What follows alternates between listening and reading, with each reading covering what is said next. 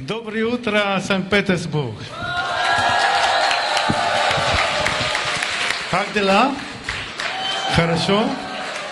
And that concludes my Russian for the moment. На этом на данный момент мой запас русского заканчивается. I'll sneak in a few words after that. Я еще потом несколько слов скажу. So be ready. Готовьтесь. I never worked so hard in my life. В жизни так усердно не трудился. How are you? All is well? Nice to see you. Все нормально, все хорошо? Рад вас видеть. I have to come all the way here to meet you. Adlipo? Как я далеко ехал, чтобы увидеть вас здесь? Okay. This is about Leon. Это все к одному человеку относится, к нему. Okay. So we shouldn't have practiced this morning because this was harder than the gym I had this morning. Мне надо было порепетировать сегодня утром по-русски. Это оказалось труднее, чем спортивная тренировка в зале. And before I forget, И пока я не забыл, a warm hand for Natalia, my translator, the wonderful and the only one. я сегодня буду работать со своим переводчиком, с Натальей. That's right. Thank you. And what, let's get to work, right? You all came here to work. Ну и давайте уже приступим к работе. Вы же для этого сегодня собрались, правда? And we are going to talk about Herbalife products, right? And for weight loss and weight control. И говорить мы сегодня будем о продуктах Herbalife, которые, естественно, предназначены для эффективного снижения и контроля веса. And understand a little bit the new trends of what is happening in the world.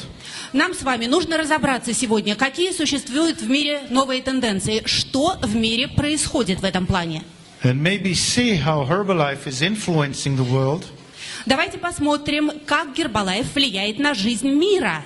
To understand how to overcome the epidemic of obesity. Давайте поймем, как мы можем бороться с захлестнувшей мир эпидемией ожирения. Because Herbalife must be doing something right. Потому что, наверное, Herbalife уже делает что-то очень правильное. If it's growing so much in the last couple of years. Если за последние 2 года компания дает такой невероятный рост. And it's probably not going to stop growing in the next 5 years to reach incredible numbers. И, вероятно, в течение ближайших 5 лет этот невероятный рост продолжится. И цифры, на которые мы выйдем, будут совершенно точно потрясающие. And if it's growing so much, it means that it's doing something right. И если наша компания так быстро наращивает обороты, значит, мы уже делаем то, что нужно. And you are all a part of it. И все это делаете вы. Being the distributors and the major form of how Herbalife works. Потому что вы дистрибьюторы, вы основная движущая сила всей нашей работы. And so let's get on, right? Ну что, поехали? How do you say next one? You say? Дальше. Дальше. Okay, next slide. That's it. So, I don't know if how I was presented, or if many of you know me, but I come from the field of elite sports medicine. Я не знаю, как мне сейчас всю эту информацию построить, потому что кто-то, наверное, уже знает, кто я такой. Так или иначе, основная моя до сих пор деятельность связана с высшего уровня спортивной медициной. And I've been in this field for 27 years now. Я в этой сфере работаю сейчас уже 27 лет. Which brings me probably to the age of 89. No, don't Это значит, если посчитать, мне сейчас где-то лет 89, да? Could be. Ну, где-то так. But, one should keep on saying, due to Herbalife product, I look much younger, right? Но, как у нас полагается говорить, благодаря продуктам Herbalife я выгляжу значительно моложе. Anyway, but having been treating world champions, Olympic champions. Я помогаю олимпийским чемпионам, лечу их, помогаю чемпионам мира. Taking care of professional tennis players, professional basketball players. Я работаю с профессиональными теннисистами, профессиональными баскетболистами. One of my patients is even your Olympic champion from Beijing Olympics. И один из моих пациентов – это российский спортсмен, чемпион Олимпиады в Пекине. A very sweet guy who's being treated in our clinic. На самом деле это не он, а она, очаровательная девушка. Она приезжала к нам на лечение в клинику. But elite sports medicine is only for the few. Но на самом деле элитного уровня спортивная медицина, конечно, предназначена для очень немногих людей, для избранных. And when you are treating Formula One cars, А когда вы лечите пилотов Формулы-1, there's only 24 of those participating in a race. вы же знаете, что их всего-то 24 человека. But it's not all the cars in the world. Но машин в мире гораздо больше. And we are here to try and make the world a better place to live in. Мы с вами собрались для того, чтобы сделать лучше весь тот мир, в котором мы живем. For the ordinary human being. И мы в этом мире живем с обычными людьми. And he will do the best for himself. И тот человек, который сделает что-то очень хорошее для самого себя, Although he will never win a world championship. он, может быть, никогда не станет чемпионом мира. But if he doesn't, Но даже если он им не станет, he'll end up being sick. он все равно в какой-то момент своей жизни может оказаться больным, Unable to move, a burden for himself and his family. он может оказаться прикованным к постели, может оказаться бременем для самого себя и своей семьи, если он чего-то важного для себя не сделает. And if we improve the lives of everyone, their ability to move, Но мы можем изменить жизнь обычных людей. Мы можем помочь им стать более подвижными. their ability to eat better, to be in a better weight, to be disease-free, Мы можем их научить лучше питаться, иметь правильный вес, to treat their diseases and the problem with the help of physical activity and good nutrition, мы можем помочь им противостоять проблемам со здоровьем и болезням с помощью физической активности и с помощью правильного питания. and this is modern sports medicine as we see it today, preventative medicine rather than just treating a few. И на самом деле это гораздо больше, чем спортивная медицина. Это медицина профилактики, которая может помочь не только избранным высочайшего уровня спортсменам, а огромному количеству простых людей. So from dealing with all that you see here on the board and treating elite athletes, being the head of Cycling Federation, sitting in the Olympic Committee, advising the Ministry of Health on sports medicine and all that, which I still do today, Посмотрите, пожалуйста, на экран. Здесь очень много всего перечислено. Но это не все, чем я занимаюсь. Я не только работал врачом олимпийской сборной. Я не только заседаю в самых разных комитетах и федерациях. Я не просто поддерживаю спортсменов, которые участвуют в Кубке Дэвиса и Кубке Федерации. Я не только занимаюсь нашими элитными велосипедистами. Все это вы можете прочесть. Да, оно все есть. Я этим действительно занимаюсь. which is many things to do in such a short life. На самом деле, это очень большая работа для моей-то короткой жизни. And I still do it as a hobby. И я по-прежнему всем этим занимаюсь. Это вроде бы хобби такое. My main interest today is trying to help the active person or the person who wants to be helped. Но сегодня основная моя задача – это помочь человеку, который ведет активный образ жизни, и человеку, который нуждается в том, чтобы ему помогли. And to improve his quality of life. And that I do, and I found that one of the better companies or bodies to do it with is Herbalife. Это такой человек, который хочет, чтобы ему помогли вести более здоровый образ жизни. И именно этим я занимаюсь, находясь в компании Herbalife. Okay? And that is why 2 years ago when they asked me to join the Herbalife NABs, 2 года назад мне предложили вступить в научно-консультативный совет компании Herbalife. I thought about it, I considered, Я подумал, поразмышлял, I checked the company, посмотрел, что из себя представляет компания, and I found out that they are doing exactly the right thing. и понял, что это компания, которая занимается тем, что я считаю правильным. So you, by sitting here, have also chosen probably the right thing to do.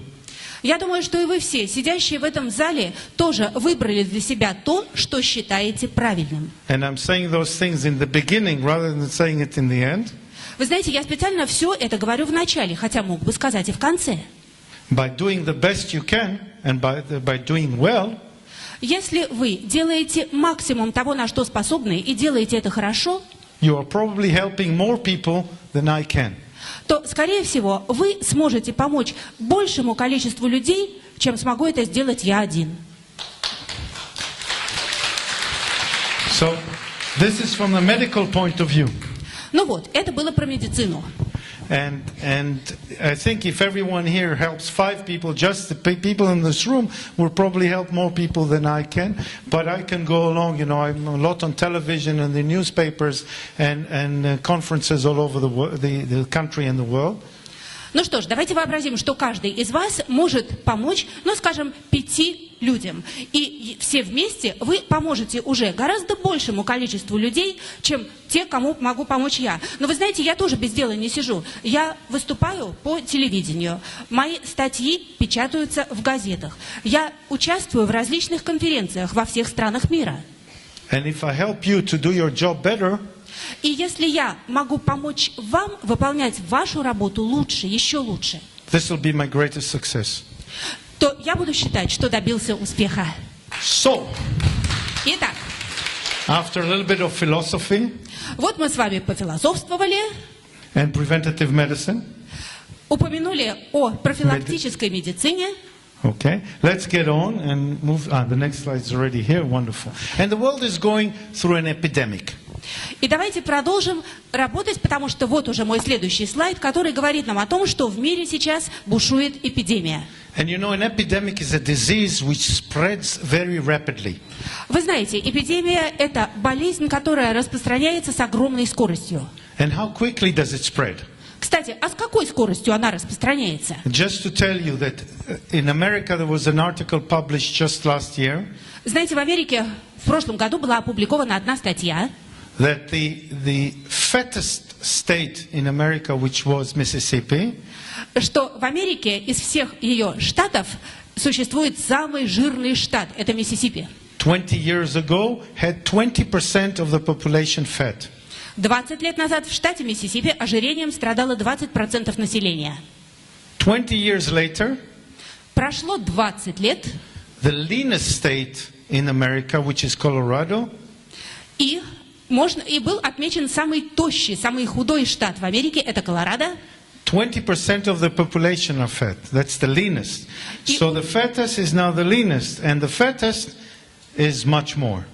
И в самом тощем штате Америки, в Колорадо, уже 20% населения с ожирением. А что же происходит в том штате, который был самым жирным? Он стал еще жирнее. And that is why America has 65% of its population overweight. В общем и целом, в Америке сейчас 65% населения имеют лишний вес. And a lot of them are children. И очень многие из этих 65% это дети. And children are the future. Дети – это наше будущее. And the future doesn't look bright. И это будущее не очень ярко выглядит. And the ministries of health and education и Министерство здравоохранения, и Министерство образования are trying to do their best in order to diminish the weight gain of children. Стараются что-то сделать для того, чтобы ожирение среди детей не так быстро росло. And their best isn't good enough. И как бы они ни старались, все равно получается не здорово. So, you know, whenever I have one of my workers come to me and say, look, I didn't do very well, but I did my best. Знаете, ко мне иногда подходит кто-то из моих подчиненных, сотрудников и говорит, ну, у меня, конечно, не очень хорошо получилось, но я очень старался. I always tell them, your best is not good enough. Maybe you shouldn't work for me. Я ему говорю, вот старались, не старались, но, наверное, старались мало. И, наверное, вам лучше работать на кого-то другого, а не на меня. But this is what's happening with the ministries. And if they can't stop it, someone else should. Примерно то же самое, похоже, происходит в министерствах. Но если они не могут остановить эпидемию ожирения, то значит, это должен сделать кто-то другой. And this is trying to help them first in the prevention. Сначала нужно помочь в деле профилактики. And then in the treatment. А потом помочь лечить уже страдающих болезнью людей. As you see, this is a world epidemic. Вы понимаете, что мы сейчас говорим о всемирной эпидемии. And this world epidemic is also in Asia, in China, in India. А всемирная эпидемия означает, что она бушует и в Азии, и в Китае, и в Индии. Also in Mexico. Кстати, и в Мексике тоже. So basically it is the epidemic and the disease of the rich countries. Так что мы видим, что эта эпидемия охватила и богатые страны. USA, Germany. Это и Штаты, и Германия. Okay, but of the poor countries. Но она же бушует и в бедных странах. So in both sides of the scale, people are gaining weight, either from too rich a food or from not enough food. И получается, что и в богатых странах, и в бедных люди все равно набирают вес. Где-то из-за того, что еды избыток, а где-то из-за того, что хорошей еды недостаток. So a bad dieta is something that you eat with poor material. Плохой рацион You питания – eat это... poor starch and you eat oil. Плохой рацион питания означает, что вы просто переедаете крахмала, вы переедаете жира. And you gain weight. И таким образом набираете вес. And someone who has no money to eat, А у некоторых людей на еду просто не хватает денег. does he have time to exercise? Но если не хватает денег на еду, может у него хватать времени на физические упражнения. Only if he works very hard in the field and trying to get his own crops. Но, наверное, с этим все в порядке у того, кто работает в поле и очень много физических усилий тратит на то, чтобы вырастить для самого себя урожай пропитания. And we'll go to the next slide. Okay. And you see here from 2000 to 2009, you can see in America, in the USA, you can see the growth of obesity throughout. It's frightening. Посмотрите, здесь приведены карты Соединенных Штатов Америки с 2000 по 2009 год. И цветом отмечены штаты, где быстро растет уровень ожирения. Эта картинка ужасающая. Okay. This is some of the slides that are courtesy of Dr. David Hibber. Некоторые из этих слайдов мы получили с любезного разрешения доктора Дэвида Хиббера. Who was in Israel this week, and we spent a few days together doing some seminars and a press interview. Он приезжал на прошлой неделе в Израиль, мы с ним провели вместе несколько семинаров, давали интервью представителям прессы. With 20 ferocious journalists. Нас окружили 20 злобных журналистов. But he's such a great person. Но вы знаете, он такой уникальный человек. And such a great scientist. Он такой выдающийся ученый. That they were all conquered by his knowledge and charm. Что все они пали под натиском его знаний и его обаяния. And he has this, the scientific thought of this company, and we are lucky to have such an enormous person, an enormous scientist, leading Herbalife's way. Действительно, он привнес в нашу компанию свои колоссальные научные знания. И нам очень повезло, что вся работа нашей компании имеет такую прочную и надежную основу в лице доктора Хиббера. So the America is in trouble. But look at the millions of cases. Next one, the millions of cases with diabetes caused by overweight. All right, around the world, and the predictions of the growth in the next 20 years. No one is getting smaller. All the cases are growing and growing and growing. Да, мы с вами уже поняли, что в Америке большие проблемы, но это далеко не все. Посмотрите на эту карту. Здесь показано количество миллионов случаев заболевания диабетом. Это новые заболевшие люди. И кроме того, прогнозируется рост этого заболевания диабета в течение ближайших 20 лет. And what is diabetes caused for in the grown-up? Caused from? Скажите, пожалуйста, а почему люди болеют диабетом? В чем причина? Overweight and overweight and overweight. Лишний вес и еще раз лишний вес. Which is causing cells to be less sensitive to insulin. Из-за лишнего веса клеточки организма становятся менее восприимчивы, менее чувствительны к инсулину. And sugar doesn't get into the cells. Сахар не поступает в клетки. And accumulates in the blood. Он накапливается в крови. And is destroying blood vessels. И таким образом разрушает кровеносные сосуды. Causing heart disease. Что, в свою очередь, вызывает сердечно-сосудистые заболевания. Blindness. Вызывает слепоту. Neuropathies. Невропатические заболевания. Traumatic ulcers which cause amputations. А травматические язвы, которые приводят в конечном итоге к ампутации. And cerebral hemorrhage and damage in the brain, stroke. И кроме того, то, что мы называем инсультом, то есть церебральные повреждения. And this is caused by obesity. И все это является результатом ожирения. And it's one of the major diseases that exists nowadays. Это одна из доминирующих в сегодняшнем мире болезней. About 13% of the Western population.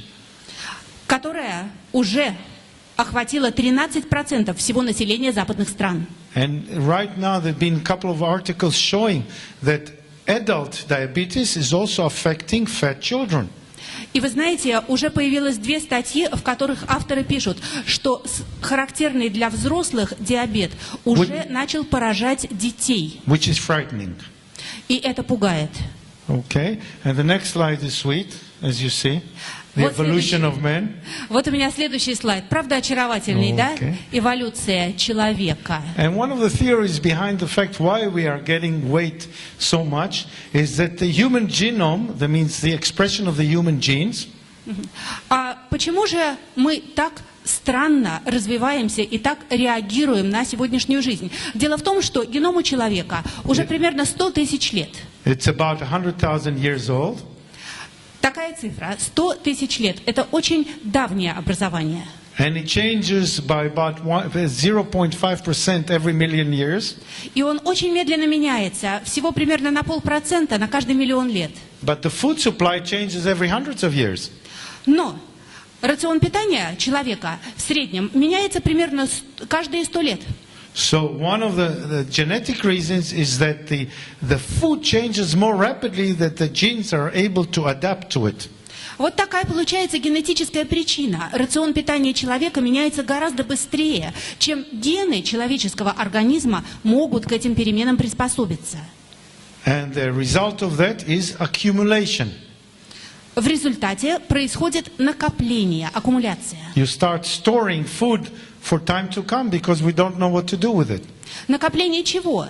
До питательных веществ в организме. Организм начинает запасать в себе еду, потому что не знает, что его ждет впереди. Do we need that much food to be stored? А нам нужны такие запасы еды в организме. Not unless we're afraid of a World War III. Ну, нужны только если мы уже готовимся к Третьей мировой войне. And hopefully it won't come. Но мы же надеемся, что она не произойдет. And maybe we're planning a trip across the Sahara Desert. Или мы готовимся пересечь пустыню Сахара. Okay, but most of us are not planning that trip, right? Но у большинства из нас это на повестке дня пока не стоит, правда? So we don't need that much storage. Значит, нам такие запасы в организме не нужны. Okay. So, next one. You can see that Russia is not failing behind. Вы знаете, что Россия, не в самом конце списка. It's in small print there, but 27% of the population, but growing. This is the slide should be remade a little bit. Россия где-то примерно в серединке, там очень мелко, я вам скажу цифру, 27% составляет ожирение нашего населения. Причем эта цифра немножечко уже устарела. And I have no doubts that the Russian population who are overweight will grow. Я абсолютно уверен, что процент людей, страдающих ожирением в России, будет продолжать расти. Unless you do something about it, Но он будет расти только если вы ничего не сделаете с этим. Okay, so now we know all the statistics and we know the problems, right? Ну что ж, мы разобрались в статистике, мы понимаем, в чем проблема. And the trouble is that there are too many research students. Проблема в том, что слишком много студентов сейчас обучаются и ведут свои учебно-научные исследования. That are showing more and more of the same. И все эти исследования показывают одни и те же, вот именно такие результаты. So now we are convinced that the world is growing into an epidemic and we need to do something about it. Замечательно. Мы уже убеждены, нам уже не нужно дополнительно убеждать, что в мире бушует эпидемия ожирения. Мы уже понимаем, что с этим нужно что-то сделать. And since we are not in control of the government's money, но мы с вами не распоряжаемся государственным бюджетом. we have to start doing things in our surroundings. Значит, мы можем что-то делать, как-то работать со своим собственным окружением. From the micro to the macro. И работать, начиная с микроуровня и доходить до макроуровня. Because the macros is big ideas and it's too big for us. Хотя, конечно, макроуровень, это предполагает уже какие-то крупные идеи, и это слишком масштабно для нас. And it's too big for most politicians, that's why we change them every few years.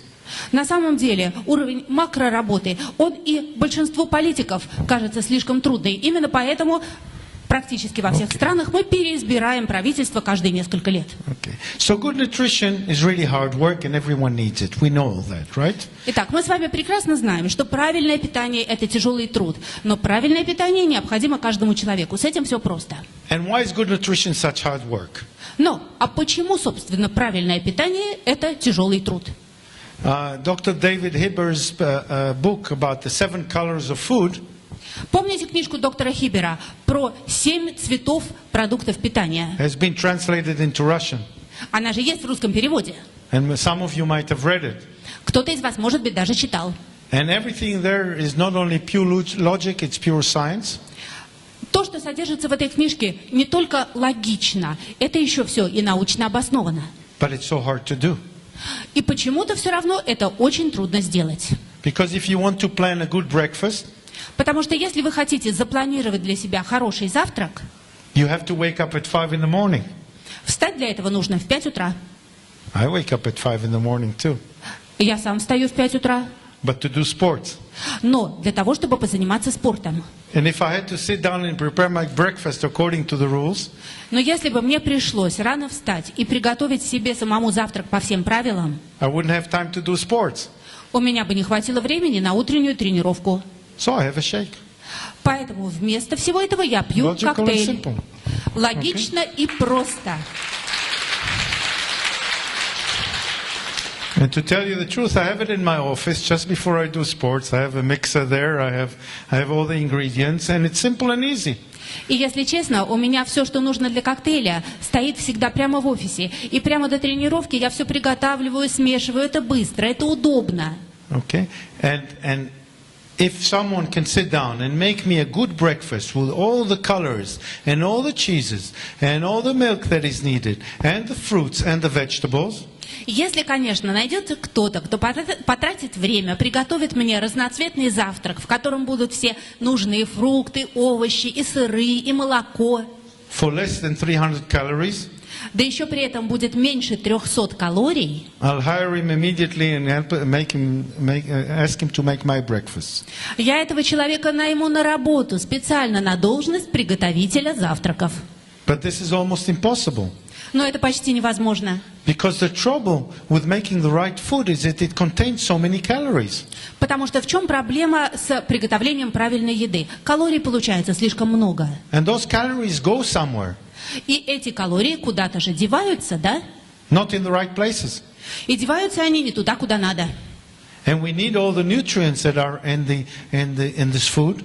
Нам же нужны питательные вещества из еды. And you probably know this slide and you know what we need.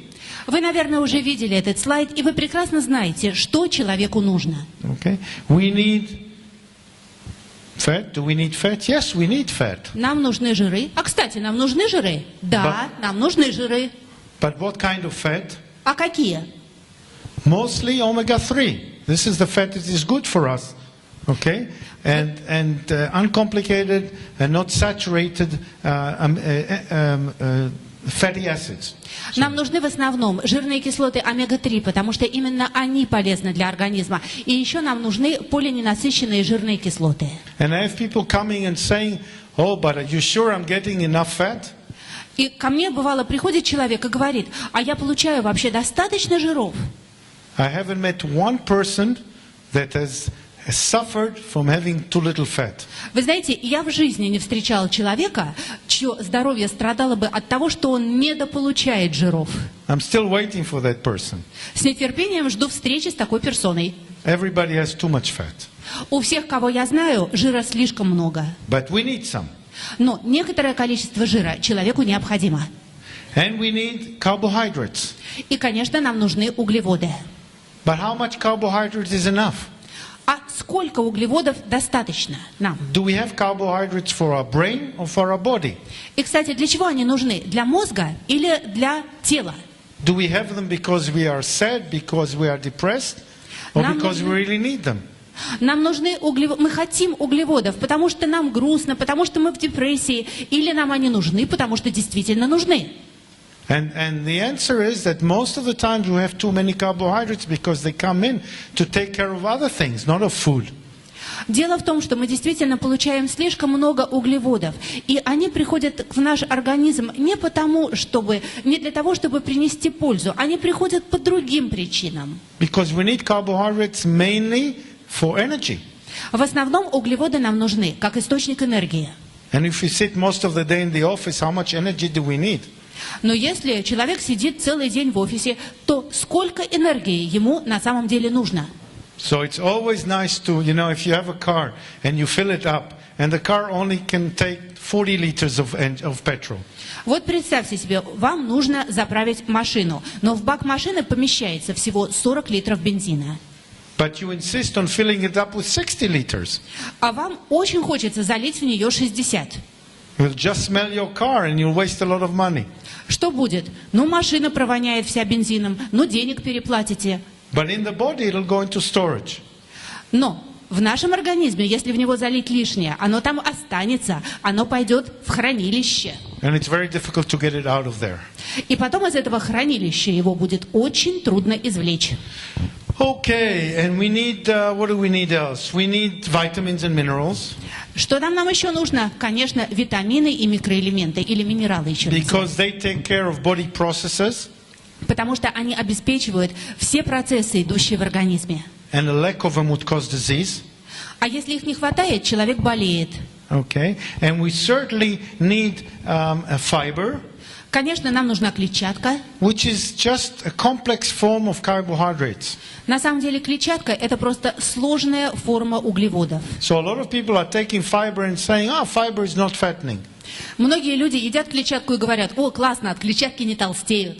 And if 1 gram of carbohydrates has 4 kilocalories in it, если взять обычные углеводы, 1 грамм, то там содержится 4 килокалории. 1 gram of fibers has 2 kilocalories in it. А в 1 грамме клетчатки всего 2 килокалории.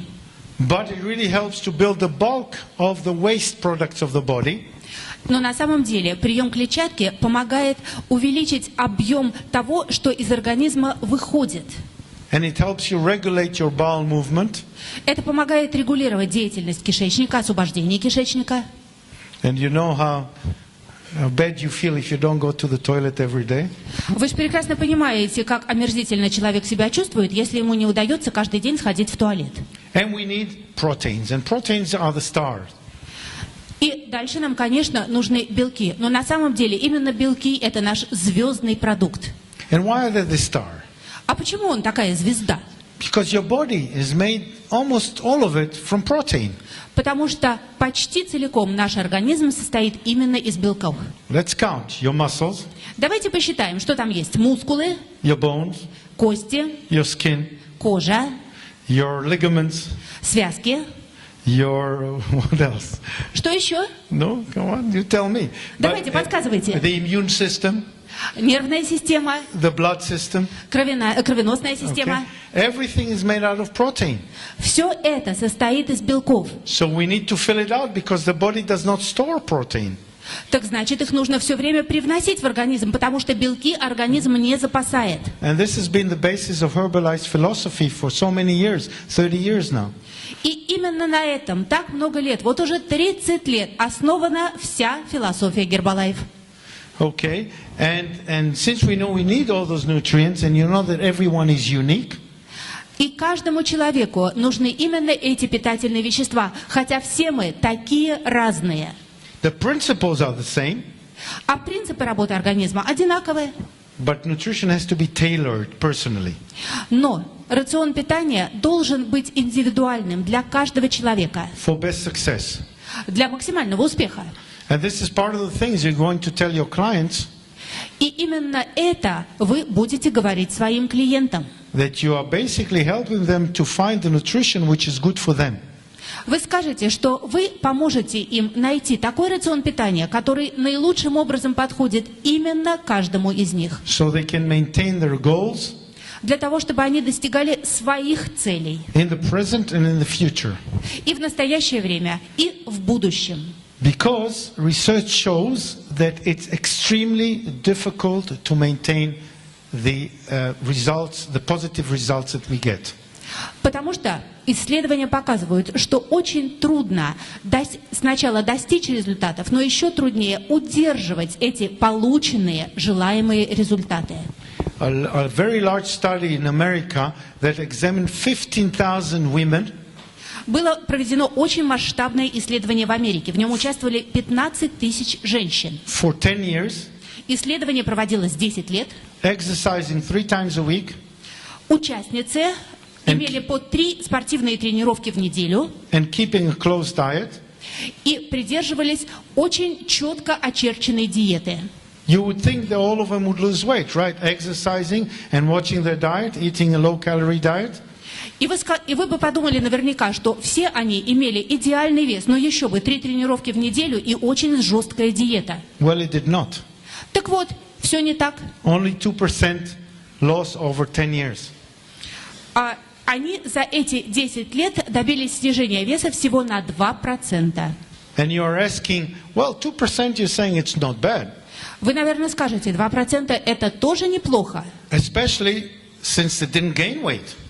Особенно если учитывать, что никто не набрал веса. But we want to lose that weight and keep it there. Но стремление-то какое? Снизить вес и удерживать его на сниженном уровне. So something else is needed.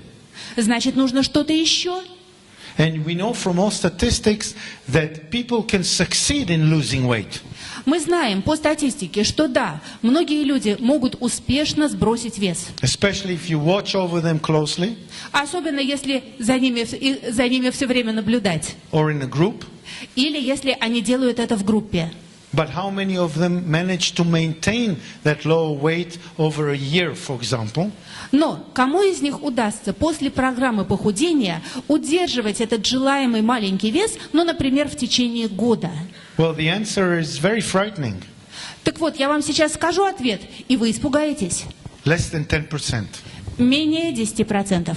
That means that 90% of people who have managed to lose weight А это означает, что 90% из тех людей, которые, да, вот они успешно похудели, will regain it within 1 year.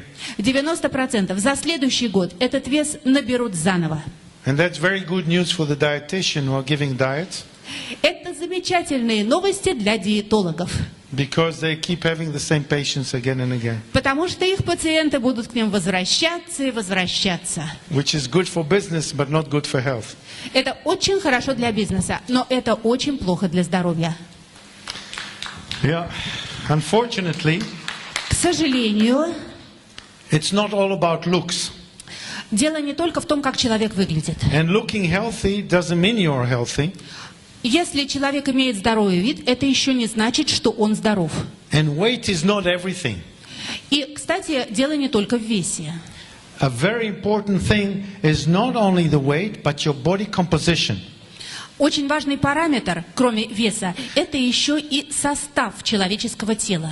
And I know a lot of you are working with Tanita scales, right? Я знаю, что многие из вас работают с весами Танита, правильно? And why are you working with those? А почему вы с ними работаете? Because they're able to show you the muscle content Потому что они показывают долю мышечной массы and the general body composition. и общий состав человеческого организма. By the way, if you have the four points, legs and hands, it's a little bit better than just the legs. Кстати, если человека на эти весы поставить на 4 конечности, то есть на руки и на ноги, а не так, как обычно ставят на ноги, то результат будет немножко лучше. And just to show you an example, those two guys over there have got the same body mass. Вот посмотрите на фотографию. 2 человека, которые имеют одинаковый вес тела. Body mass index, a 22.3 index body mass. Индекс массы тела совершенно одинаковый. And the norm is between 20 and 25. А мы помним, что норма от 20 до 25. Okay, so they're within the normal range. Так что эти 2 товарища четко попадают в норматив. But upon measuring the body fat, Но когда у них измерили процент жира, The big guy on the left Посмотрите, вот этого помассивнее слева, is a thin guy with only 9.1% fat. он-то оказался как раз тощим, потому что у него жира в организме всего чуть больше 9%. And the small guy on the right is over the limit, 21% fat. А вот у этого справа, который покомпактнее, оказалось больше 20, больше 21%. Could that be? Возможно ли такое? Yes, it could be because he has less muscles. Возможно, потому что у него мускулов меньше. And all of you, I'm sure, know a few models. Я думаю, что все вы можете вспомнить нескольких девушек-моделей. And models are known to have very little muscle mass. А всем известно, что у девушек-моделей очень мало мускулов. Because they don't like to work out too much. Потому что они не очень любят ходить в спортзал. So how can they maintain a lean appearance? Как же им сохранять такой стройный с виду организм? By not eating. Они его сохраняют, потому что очень мало едят. And this is why a lot of them are turning out to have medical problems. И именно поэтому у них очень часто бывают проблемы со здоровьем, медицинские проблемы. Okay, but for example, rhythmic gymnasts. Но если взять, например, тех, кто занимается ритмической гимнастикой, художественной гимнастикой, Are very muscly and very thin. они очень мускулистые и при этом очень тоненькие. And just last year, I remember I had 2 cases of a model who came to the office and had 28% fat. Вы знаете, у меня в прошлом году был случай. Ко мне пришла модель на прием, и у нее, у тоненькой такой, было 28% жира в организме. And a world-class artistic gymnast И ко мне пришла на прием другая девушка, гимнастка мирового класса. who had 16% fat. У нее жира было 16%. And both of them were 1.78 m, 55 kilos. И обе они имели рост 1,78 м, и обе весили 58 килограммов. So one had muscles, the other one did not. One was very healthy, the other one was not. То есть у одной из них были мышцы, и она была здоровым человеком. У другой мышц не было, и она была не очень здорова. And BMI, as a lot of people use it, is only an index of obesity. Индекс массы тела, по сути, является индексом ожирения. And I don't know if you know that. Не знаю, знаете вы это или нет. It was invented by life insurance companies. Знаете, кто изобрел индекс массы тела? Страховщики. And it is an improvement of the old method of height minus 10 for the correct weight. You remember that, some of you? На самом деле, некоторые из вас могут помнить прежний расчет. Рост человека в сантиметрах минус 10. Так раньше рассчитывали правильный для человека вес. Но потом усовершенствовали немножко, и получился индекс массы тела. So once a person, 1.80 m, had to weigh 70 kilos. То есть раньше считалось, что если у человека рост 180, отнимаем 110, получается 70 килограммов. Or else they would charge him more money for life insurance. И если у человека были дела хуже, показатель был хуже, то страховая компания за страхование жизни и здоровья брала с него больше денег. And now it's better, he has to weigh 77 kilos. Но сейчас дела немножко получше, потому что такому человеку разрешается весить 77 килограммов. But what happens if he has a little muscle mass and he weighs 85 kilos and he's perfect? А что, если у этого человека хорошие крепкие мышцы, и он весит 85 килограммов? They would charge him more money for life insurance because he's heavy. Его страховка жизни будет стоить дороже, просто потому что он больше весит. And I even remember that we had a world-level shot put and discus thrower. Я помню одного нашего выдающегося метателя диска и метателя ядра мирового класса, спортсмен From Russia. из России. And he wanted to live in Israel. Он хотел жить в Израиле. So they recruited him into the Olympic squad. Его взяли в олимпийскую команду. And any one of you who knows a little bit sport, he used to throw the shot put for 20 meters and a half, which is world level. Те из вас, кто понимает немножечко в спорте, знают, что если человек метает ядро на 20,5 метров, то это значит, что у него результаты мирового класса. Это серьезный спорт. And the discus 64 meters, which is world level. Для метателя диска уровень мастерства это 64 метра. Это And the guy мировой. was 1.90 m. Тот парень имел рост 190, with 9% fat, жира 9%, but he weighed 128 kilos. а вес его был 128 килограммов. And he wanted to join the Israeli army. И он хотел, чтобы его взяли в израильскую армию. But they said, no, you're too fat. Ему сказали, не возьмем, жирный ты слишком. And I don't know any one of you who served in the army, but if you did, you certainly want a soldier like that next to you.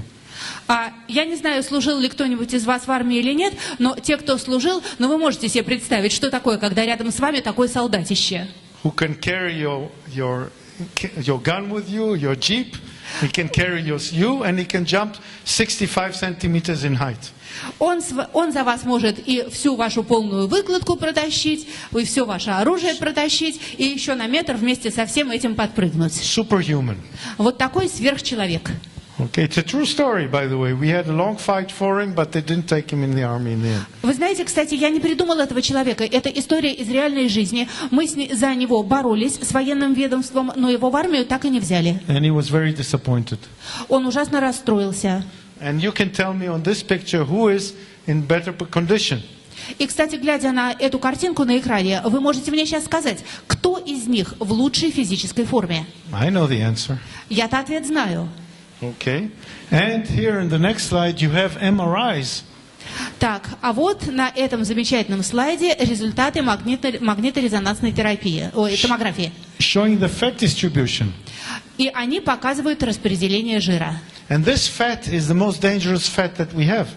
Кстати, тот жир, о котором здесь идет речь, это самый опасный жир. Because all the fat in the visceral parts of the body, in the internal parts, потому что весь жир, так называемый висцеральный, который находится внутри тела человека в области живота, is the dangerous fat. Этот жир для нас опасен. Okay? And a person can appear normal from the outside. Причем человек снаружи может выглядеть совершенно нормально. With a little tire around his belly. Ну и так на пузике небольшая такая подушка безопасности. But he contains a lot of inner fat. Но при этом у него очень много может быть внутреннего жира. Which is affecting the hormonal changes in the body. И этот жир влияет на гормональный баланс организма. And is causing all the possible diseases that you know. И он может стать причиной, ну, буквально любой болезни, о которой мы знаем. It causes heart disease. Вызывает и сердечно-сосудистые заболевания, diabetes, диабет, strokes, и инсульты, rheumatoid arthritis, и ревматоидный артрит, cancer of the breast, и рак молочной железы, cancer of the colon. и рак ректальный. I'm just testing your knowledge in medicine, that's all. Это мы проверяем, насколько переводчик владеет медицинской терминологией. And we know, and many other diseases, by the way. Но и еще многие болезни. Okay? And we know that if you reduce your total body fat by 5%, и мы знаем, если сократить общую долю жира в организме на 5%, you will reduce your internal fat то при этом содержание жира внутреннего сократится by 20%. на 20%. And this will bring you the chance, together with exercise, И если все это еще объединить с физическими нагрузками, с упражнениями, то у вас может быть of having between 40 and 60% less of cancer of the breast and cancer of the colon. сократится на 40-60% риск заболеть раком молочной железы и ректальным раком. And I've been lecturing for the Society Against Cancer. Вы знаете, я читал лекции как-то в обществе по борьбе с раком. In the last year, Это было в прошлом году. trying to convince women И я пытался убедить женщин to cure themselves from the danger of having those diseases. немножечко полечить себя от опасности когда-то заболеть этими заболеваниями. It's of course for free. It's volunteering work. Причем делал я это совершенно бесплатно. Это был такой волонтерский проект. And it's a tough job because I've just been to a convention where I had 600 women, the same amount of here. И вы знаете, это довольно тяжелая задача. Я недавно участвовал в работе конвенции, где собралось 600 женщин. Вот примерно столько же, сколько сейчас человек в этом зале сидит. Okay. All of them with cancer of the breast and the ovary. И все эти женщины имели либо рак молочной железы, либо рак яичников. And Out of those 600 women, only 2 exercised and all of them were overweight. И из этих 600 женщин регулярно физическими упражнениями занимались только 2. И абсолютно все в зале имели лишний вес. And I went up the stage Я поднялся на сцену and I told them, ladies, you're killing yourself. и сказал: дамочки, вы себя убиваете. And lucky for me, I had an eminent professor lecturing after me. И, к счастью, после меня на сцену с лекцией поднимался один очень известный профессор. And he said exactly the same things. И вы знаете, он со сцены сказал то же самое, что и я потом. And you asked me what this women should do. They should start exercising. Вы, наверное, спросите, ну и что всем этим женщинам делать? Отвечаю, срочно начинать тренироваться. And together with nutrition, И вместе с правильным питанием they should lose weight. они сбросят лишний вес. So how should they lose weight? А как им похудеть? They failed in any way they knew. Потому что они же уже все перепробовали, и у них не получилось. And do you think the Herbalife products could help them? Как вы думаете, могут ли им помочь продукты Herbalife? I'm perfectly sure they could. Вот я уверен, что да, могут. Because it's not only about the products, it's also adopting a way of life. Потому что это же не только продукты, это еще и совершенно другой стиль жизни. Во-первых, у всех у нас привычки есть. And what are habits? А что такое привычки? It's things that we do without thinking about them. Это то, что мы делаем, не думая. Right? It's getting out of bed always the same way. Скажем, человек выбирается утром из постели всегда одним и тем же движением. It's making a cup of tea the same way. Человек совершенно одинаково делает себе утром чашку чая. It's taking a shower the same way. Человек всегда одинаково принимает душ. And it's eating the same way. И одинаково ест. And many people say, I want to change your habits. Многие люди говорят, я хочу изменить привычки. But habits are embedded in your brains. Но привычки коренятся глубоко-глубоко в нашем мозгу. So our role is to create new habits because it's extremely difficult to change old habits. Изменить старые привычки очень трудно. Это будет легче, если заменить их на новые привычки, создать новые. And how do we learn new habits? А как усвоить, создать себе новую привычку? It's a question of action and reaction. Тут в действие вступают, с одной стороны, действие, акция, а с другой стороны, реакция. Why do the body do its regular habits? С одной стороны, у организма есть привычные действия, привычки. Because you do a certain action, Потому что вот вы совершаете какое-то действие или движение, it has a reaction in the brain, и на него идет отклик, так называемая реакция в мозгу. and you have compensation, you feel good about it. И дальше идет то, что называется в психологии компенсация, то есть вы довольны тем, что сделали. So this is the way to teach people to do new habits. You create a new action, Именно так же нужно действовать, когда вы учите человека создавать новую привычку. Придумываете какое-то действие, акцию, which creates a reaction так, чтобы получалась на нее реакция мозга. and satisfaction. И дальше должно обязательно следовать удовлетворение. How do we do it with habits of food, of eating? И как нам это применить к привычкам питания? You show people and you convince them, Вы показываете людям, вы их убеждаете, okay, that the new food and the new methods of eating that they're going to have что вот sуществует новый способ питания. are going to give them the satisfaction И от него они получат удовлетворение. of having a reaction on the body which is favorable. И реакция их организма будет благоприятной. But since in order to create new habits, Но мы же помним, что для создания новой привычки you need time and you need support. требуется время и требуется чья-то поддержка. This is where your role comes in. Вот тут-то и появляетесь вы. How does it work? Как схема работает?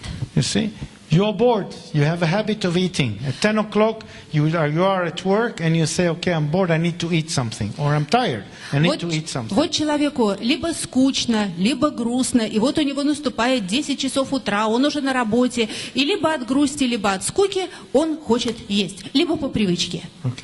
I go to the cafeteria, I go to the kiosk, Идет в кафе или в киоск, I grab myself something вот, покупаю я что-то and I eat.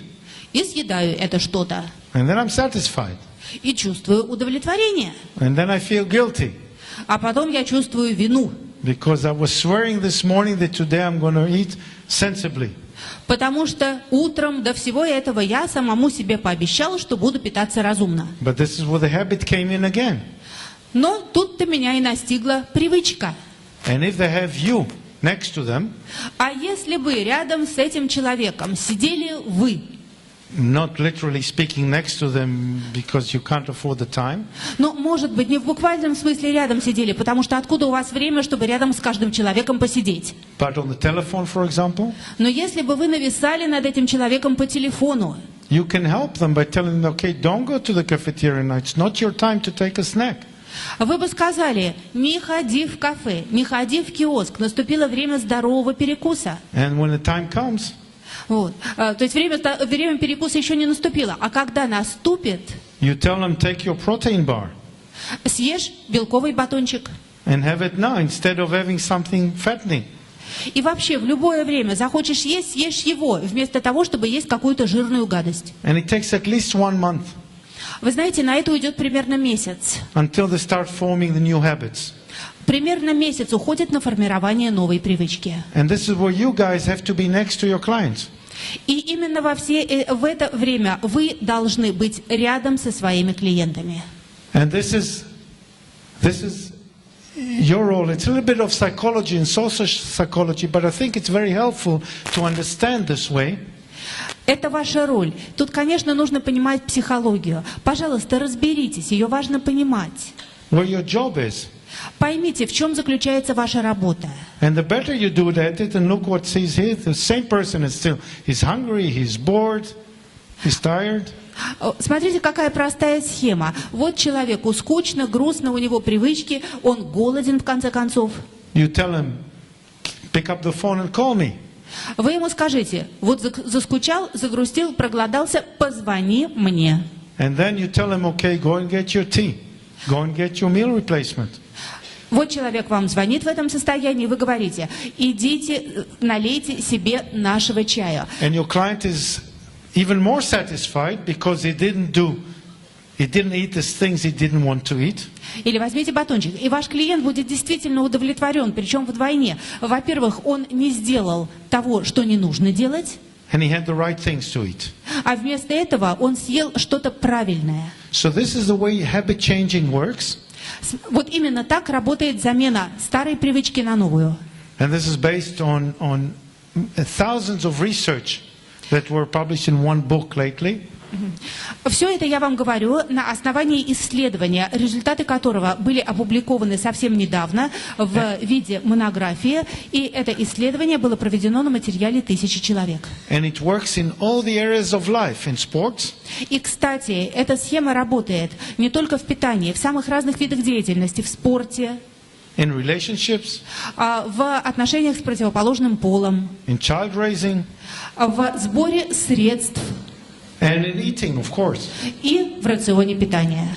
Okay? So once you are next to your customer for enough time, И если вы находитесь бок о бок со своим клиентом в течение достаточного времени, okay, once you're next to him enough time, then he'll succeed, and the better it'll be for you and for him, of course. то у человека, у вашего клиента все получится. И это будет хорошо и для него, и, конечно же, для вас. And just remember, the only problem with this method Есть всего одна проблема в этом методе. is that in times of crisis, Проблема следующая. Во времена кризиса people go to old habits. люди склонны возвращаться к старым привычкам.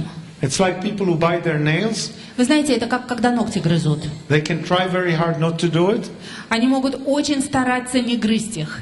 but a crisis comes and they eat their nails again. Но вот случается кризис, какой-то сбой, и все, человек вроде бы уже отвык, а снова начинает грызть ногти. And that's why the distributor system is better, Именно поэтому система дистрибуторов работает лучше. because they can call you. Потому что вам, дистрибьютору, люди всегда могут позвонить. And don't wait for them to call you, you call them. Кстати, не ждите, пока они вам позвонят. Вы им позвоните. Because someone who bites his nail, who is he going to call? Потому что когда человек сидит, грызет ногти, то, как он позвонит-то кому-то? Он занят. The manicurist? Вот. А кому он будет звонить? Маникюрше? Okay. And how much time have you got? Chief? Until when are we supposed to go? До скольки мы сейчас общаемся? Что у нас со временем? 10 minutes. Do we do questions now or at the second session? Second session. So we'll go 10 minutes more, and then we'll leave some for the second session, and then we'll do a long question answer. Where Dr. Heber was in Tel Aviv, we sat down on stage for 2 hours in front of 500 people, and we answered questions, and we had a great time. Both of them, he looked at me and said, we could go all night. I said, we could. Так, ну вот, значит, у нас сейчас с вами еще 10 минут, потом по программе положен перерыв, потом у нас с вами будет вторая часть моей презентации, и будет оставлено время на ваши вопросы и мои ответы. Знаете, мы с доктором Хибером недавно были в Израиле, в Тель-Авиве, и нам по программе дали 2 часа, в зале было 500 человек, а у нас все вопросы не кончались и не кончались, и было такое ощущение, что мы там могли остаться на сцене и в этой аудитории буквально на всю ночь. В общем, было очень здорово. So Natalia and I are going to be here all night. Так что вот мы с переводчиком здесь, похоже, тоже на всю ночь и задержимся с вами. Okay. Proteins. Итак, белки. You know that Herbalife has been claiming for 32 years, ever since it started, that protein is the most essential component of the food. Вы знаете, что все эти 32 года, что компания Herbalife существует и работает, она твердит всему миру о том, что белки являются самым важным компонентом в питании человека. And you know what? И знаете что? It's wonderful to be right. Так приятно быть правым. We always joke and we say that what is written on the hypochondriac's grave. Знаете, что у нас есть такая шуточка в компании. Знаете, что написано на могиле ипохондрика? I told you so. На ней написано: «А я вам говорил». Okay. So here we are, believing in proteins, and 30 years later we tell the world, we told you so. Так вот, мы 32 года уже знаем, что все дело в белке. И вот теперь, по прошествии 32 лет, мы гордо заявляем всему миру: «А мы вам говорили». Because research is showing the next few things. Потому что исследования доказывают следующие несколько пунктов. If you test all forms of diet, если проверить, протестировать самые разные диеты for overall success, на их общую успешность, diets based on proteins are the most successful. то диеты, либо рационы питания, основанные на белках, дают наилучшие результаты. Они самые успешные. And people will come and say hunger strikes are also successful. А некоторые скажут, ну, на самом деле голодные забастовки тоже приносят некоторый успех. But you have to be a political prisoner to do a hunger strike, right? Но для того, чтобы сесть на объявить голодную забастовку, голодовку, нужно быть, ну, скажем, политическим узником. And you feel so weak and you can't move. И в результате такой голодовки человек ослабевает очень сильно, он двигаться не может. Whereas protein diets allow you to move normally and act normally.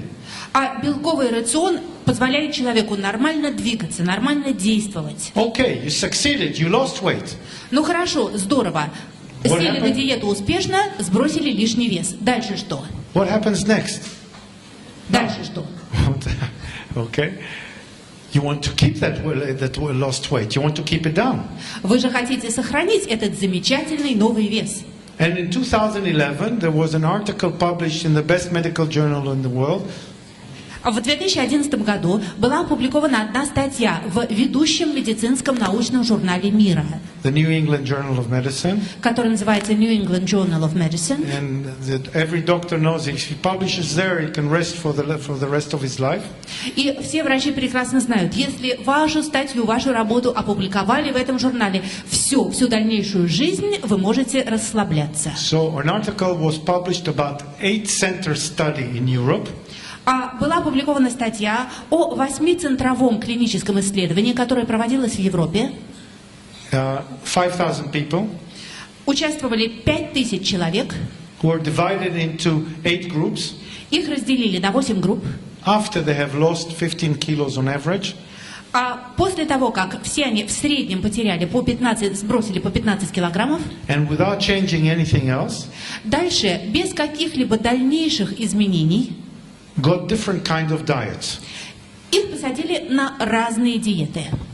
And in the atmosphere of I told you so, И вот в контексте вот этой самой фразы, а мы вам говорили, from the 8 kinds of diets that people got, из всех этих 8 групп, у каждой из которых была своя диета, only one managed to keep their weight down. только участники одной группы смогли удержать свой достигнутый вес. And that's a 25% protein in the diet. И это та самая диета, которая на 25% состояла из белка. Which is exactly what Herbalife recommends. Это в точности то самое, что рекомендует Гербалайф. No, we want to go to the previous one. This is for the next lecture. Okay, good. Thank you. Got you there. So, this was proven in a fantastic research published last year. И вся эта информация была доказана и обоснована. Результаты были опубликованы. В прошлом году было потрясающее исследование проведено. And the only way to know exactly how much protein you are giving people Знаете, как можно единственным способом узнать, сколько именно белка вы дали какому-то человеку? is by having it properly scaled. Нужно этот белок очень правильно взвесить. And if you tell a person, I'm having a steak, 300 grams of fresh filet. Вот, предположим, человек говорит, я съедаю бифштекс, это 300 граммов свежего филе. How much gram of protein is there in it? Здорово, а белка-то там сколько чистого? If we really want to know, we have to take that steak and burn it in a calorie meter. Если хочется это узнать, нужно взять этот бифштекс и сжечь его в калориферной печке. That specific steak, И этот конкретный бифштекс. because every steak is treated differently. Потому что каждый бифштекс не такой, как другие. Okay? And too late, it's already inside. Ну а как его сожжешь, если человек его уже съел? So he could have this amount of protein or another amount. We don't know. То есть на самом деле мы не знаем, сколько чистого белка человек получил после того, как он съел некий бифштекс. But that's only the steak. What about all the vitamins around it? Хорошо, это было про бифштекс. А что с витаминами? And how would you know? Как это узнать? Okay? It's simple for us, all of us sitting here. The solution is simple. Okay, a meal substitute Мы-то с вами понимаем, что решение есть, решение очень простое. Это продукт, который заменяет еду. is probably not as tasty as a good steak. Может быть, он не совсем такой вкусный, как хороший бифштекс. Although some people here would argue that. Хотя некоторые из вас, я знаю, с этим поспорят. I wonder if you can add steak to the Formula One. Интересно, как бы так объединить бифштекс и Формулу-1? Probably not. Боюсь, что невозможно. But the meal substitute is excellent to know exactly what you have put in. Но продукт, заменяющий еду, идеальный вариант для того, чтобы знать, сколько чего в нем содержится. And you can still have your meal, apart from that, at a different time of the day, because it's not only that. Причем никто же не запрещает есть обычную еду, просто не вместе с коктейлем, а в какое-то другое время дня. And as I've told one of the journalists in the previous interview, Я одному из журналистов на предыдущем интервью сказал, some of the leading sports institutes of the world вы знаете, ведущие спортивные институты мира have started using meal substitutes for athletes. уже стали давать своим спортсменам продукты, заменяющие обычную еду. Why would they do that? И зачем им это делать? Because if an athlete has to put 2 or 3 training sessions per day, Потому что если у спортсмена 2 или 3 тренировки в день, and he has to know what he's eating, и нужно точно знать, сколько он чего ест, he can't have a big steak at lunch, ему просто непозволительно съесть огромный бифштекс на ланч, because he will not have time to digest it for the next training session. потому что до следующей тренировки этот бифштекс у него не переварится. So, for example, in Australia, the Australian Institute of Sport, which is one of the most advanced in the world, В Австралии, например, существует Австралийский национальный институт спорта, один из самых передовых в мире. is giving his athletes И этот институт рекомендует своим спортсменам meal replacement продукты, заменяющие обычную еду. in the form of В форме чего? shake. Коктейля. Makes sense, no? Разумно, правда? And if it's sensible for elite athletes, И если это устраивает элитных спортсменов, it's perfectly sensible for a normal human being. то это, конечно же, очень разумное решение для обычных людей. Even more so. Даже в большей степени, чем для спортсменов. Because with a normal human, we don't have to be so exact about the quantities. Потому что обычному человеку, но все-таки не настолько важно точно, единица в единицу, знать, сколько чего съедено. And we can add a little more banana to the shake. Поэтому мы, простые люди, можем немножко больше бананов добавить в And коктейль. it'll still be okay. И все равно с нами все будет в порядке. Because if we have 20 calories more or less, it doesn't make that much difference. Потому что нам не так важно, ну на 20 калорий больше или меньше. And today we know that what has happened with elite athletes, especially in medicine and nutrition, И мы сегодня знаем, то, что происходит со спортсменами высочайшего класса, особенно в смысле медицины и правильного питания, is exactly what the general population wants. именно это то, что хочет получить обычный простой человек. Okay? And we shall make a stop here, I think, and let you get on, and I come on stage further later and explain a few more things to you. But the principle is that what has made sense some time ago И сейчас мы с вами просто прервемся и через некоторое время вернемся и продолжим с этой самой мысли. Я хочу только сказать вам вдогонку следующее. То, что какое-то время назад предназначено было для избранных, and it's wonderful to say I told you so. Это звучит сегодня, и так приятно сопроводить это фразой «а мы вам говорили». Thank you for the time, Спасибо за нашу первую сессию. and I'll see you later. До встречи совсем скоро. You know that the national sports of new brides and their mothers, National Sports of... of Знаете, new brides and mothers, есть такой национальный вид спорта, да-да, в котором участвуют молодые невесты и их мамы. is to lose weight for the marriage, Это такой национальный вид спорта, похудеть к свадьбе. and then they gain it immediately back А потом тут же все набирается обратно. because it's not a system. Потому что нет системы. The mother gains it around the waist, Причем мама потом набирает себе на талию, and the bride sometimes for good reasons. а невеста иногда набирает вес на очень достойных основаниях. Okay, and of course we're going to use also, we said the protein bars, it's a wonderful, wonderful material. Мы с вами уже упомянули протеиновые батончики. Это совершенно замечательная вещь. Because face it, it's like a candy. Потому что задумайтесь, это похоже на конфету. It's from the protein bars, and believe me, I know a lot of protein bars. Это действительно белковый батончик. Поверьте мне, я видел очень много протеиновых батончиков. It's one of the tastiest without aftertaste. И я их пробовал. Так вот, наш один из самых вкусных. У него такое замечательное послевкусие. And it's only 140 calories. How much is 140 calories? It's like a loaf and a half of bread. A piece and a half of bread. И всего 140 килокалорий. Вы знаете, чему это равно? Но это как 1,5 кусочка хлеба. So it's a wonderful filler if you're hungry and you can't control yourself anymore. Так что это замечательная такая заглушка для голода, если вы действительно проголодались и не можете себя контролировать. Okay, and all the combinations of vitamin C, of antioxidants, vitamin E, vitamin C, coenzyme Q10. И кроме того, это замечательная комбинация, куда входят и витамин С, и антиоксиданты, и витамин Е, и коэнзим 10. And as I was with Dr. Heber is extremely fine advocate of pomegranate juice. А вы знаете, я работал, как я уже говорил, много с доктором Хибером, а он замечательный пропагандист гранатового сока. Which is probably one of the best antioxidants in the world. Гранатовый сок, наверное, один из лучших антиоксидантов в мире. And I'm sure every one of you has a cup a day. Я уверен, что каждый из вас пьет по стакану в день. Or maybe not. Или нет, может быть. Not really, huh? So it's not easily found, but otherwise the pomegranate is excellent. But you have it in a capsule. If you can't go and buy every day a fresh, it has to be fresh glass of pomegranate, have a capsule instead of antioxidants. Да, но, наверное, гранатовый сок не всегда легко найти и купить. Но ладно, у нас есть капсулы. Если у вас не получается раздобыть каждый день по стакану обязательно свежевыжатого гранатового сока, то есть капсула взамен. Принимайте. Одну в день. And Nightworks is one of the biggest inventions in the last 15 years. И кроме того, есть Nightworks. Это одно из лучших изобретений за последние 15 лет.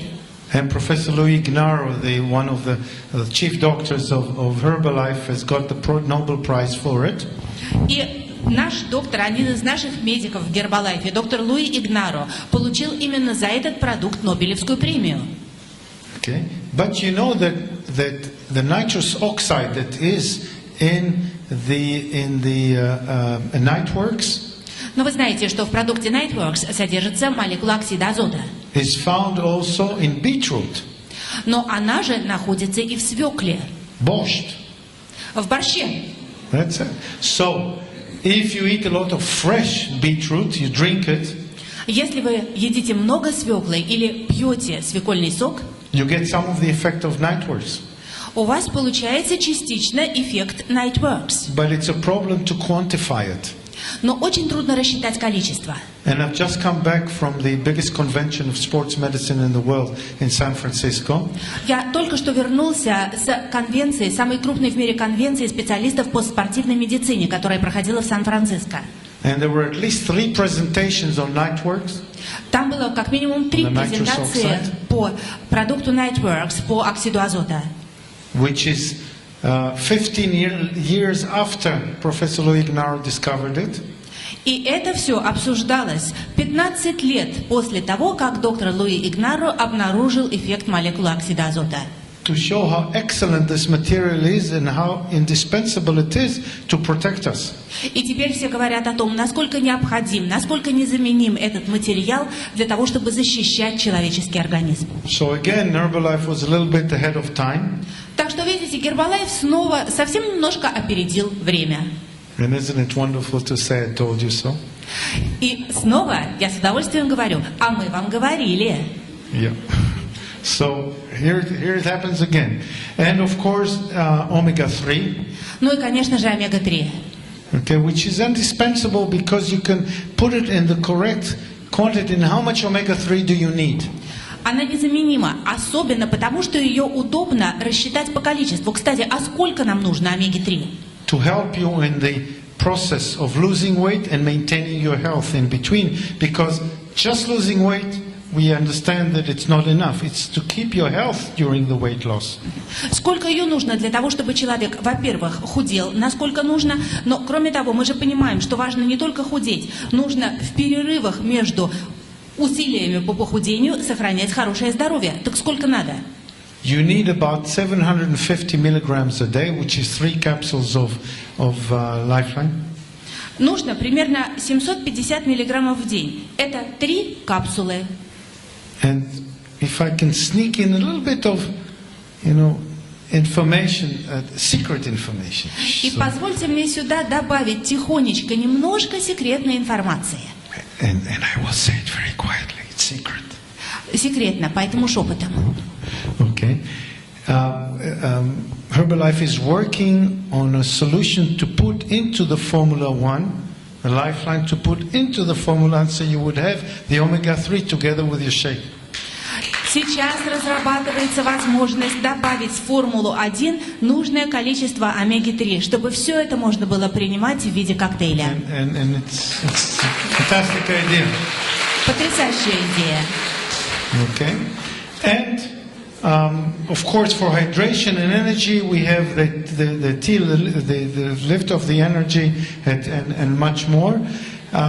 All this is needed in order to maintain a proper balanced diet, which is going to bring you to weight loss, maintenance of weight loss, and keeping your health, actually making your health much better. И, конечно же, нам нужно увлажнение организма, нам нужна качественная энергия. И для этого у нас есть продукты Lift Off и другие. И все это для того, чтобы, во-первых, сбрасывать лишний вес, потом поддерживать достигнутый баланс и при этом улучшать свое здоровье. Wonderful. Has anyone not seen this slide before? Скажите, кто-нибудь видел этот слайд раньше? You all saw it. Все видели. Yeah. Okay, but this is still so solidly correct. How we need to spend the meals in 5 meals or 5 interaction with food per day. Да, вы его видели, и он остается правильным. Здесь показано, как разбить пищу на 5 правильных приемов пищи в день. And people ask me, And what happens if I have 4 bigger ones? Меня спрашивают, а если я вместо этого поем 4 раза, но побольше? Then there is a problem with the diversity and the spikes of insulin and glucose. Тогда, во-первых, страдает разнообразие иногда, и возникает разногласие между пиками глюкозы, glucose and what else? Insulin. И инсулина. Because we want to prevent, when we are keeping our health and losing weight, we want to prevent being up and down and up and down. We don't want to be too full and we don't want to be hungry. Потому что если мы сбрасываем лишний вес, то очень важно избегать пиков состояния, очень важно избегать очень сильного крайнего голода и крайней сытости.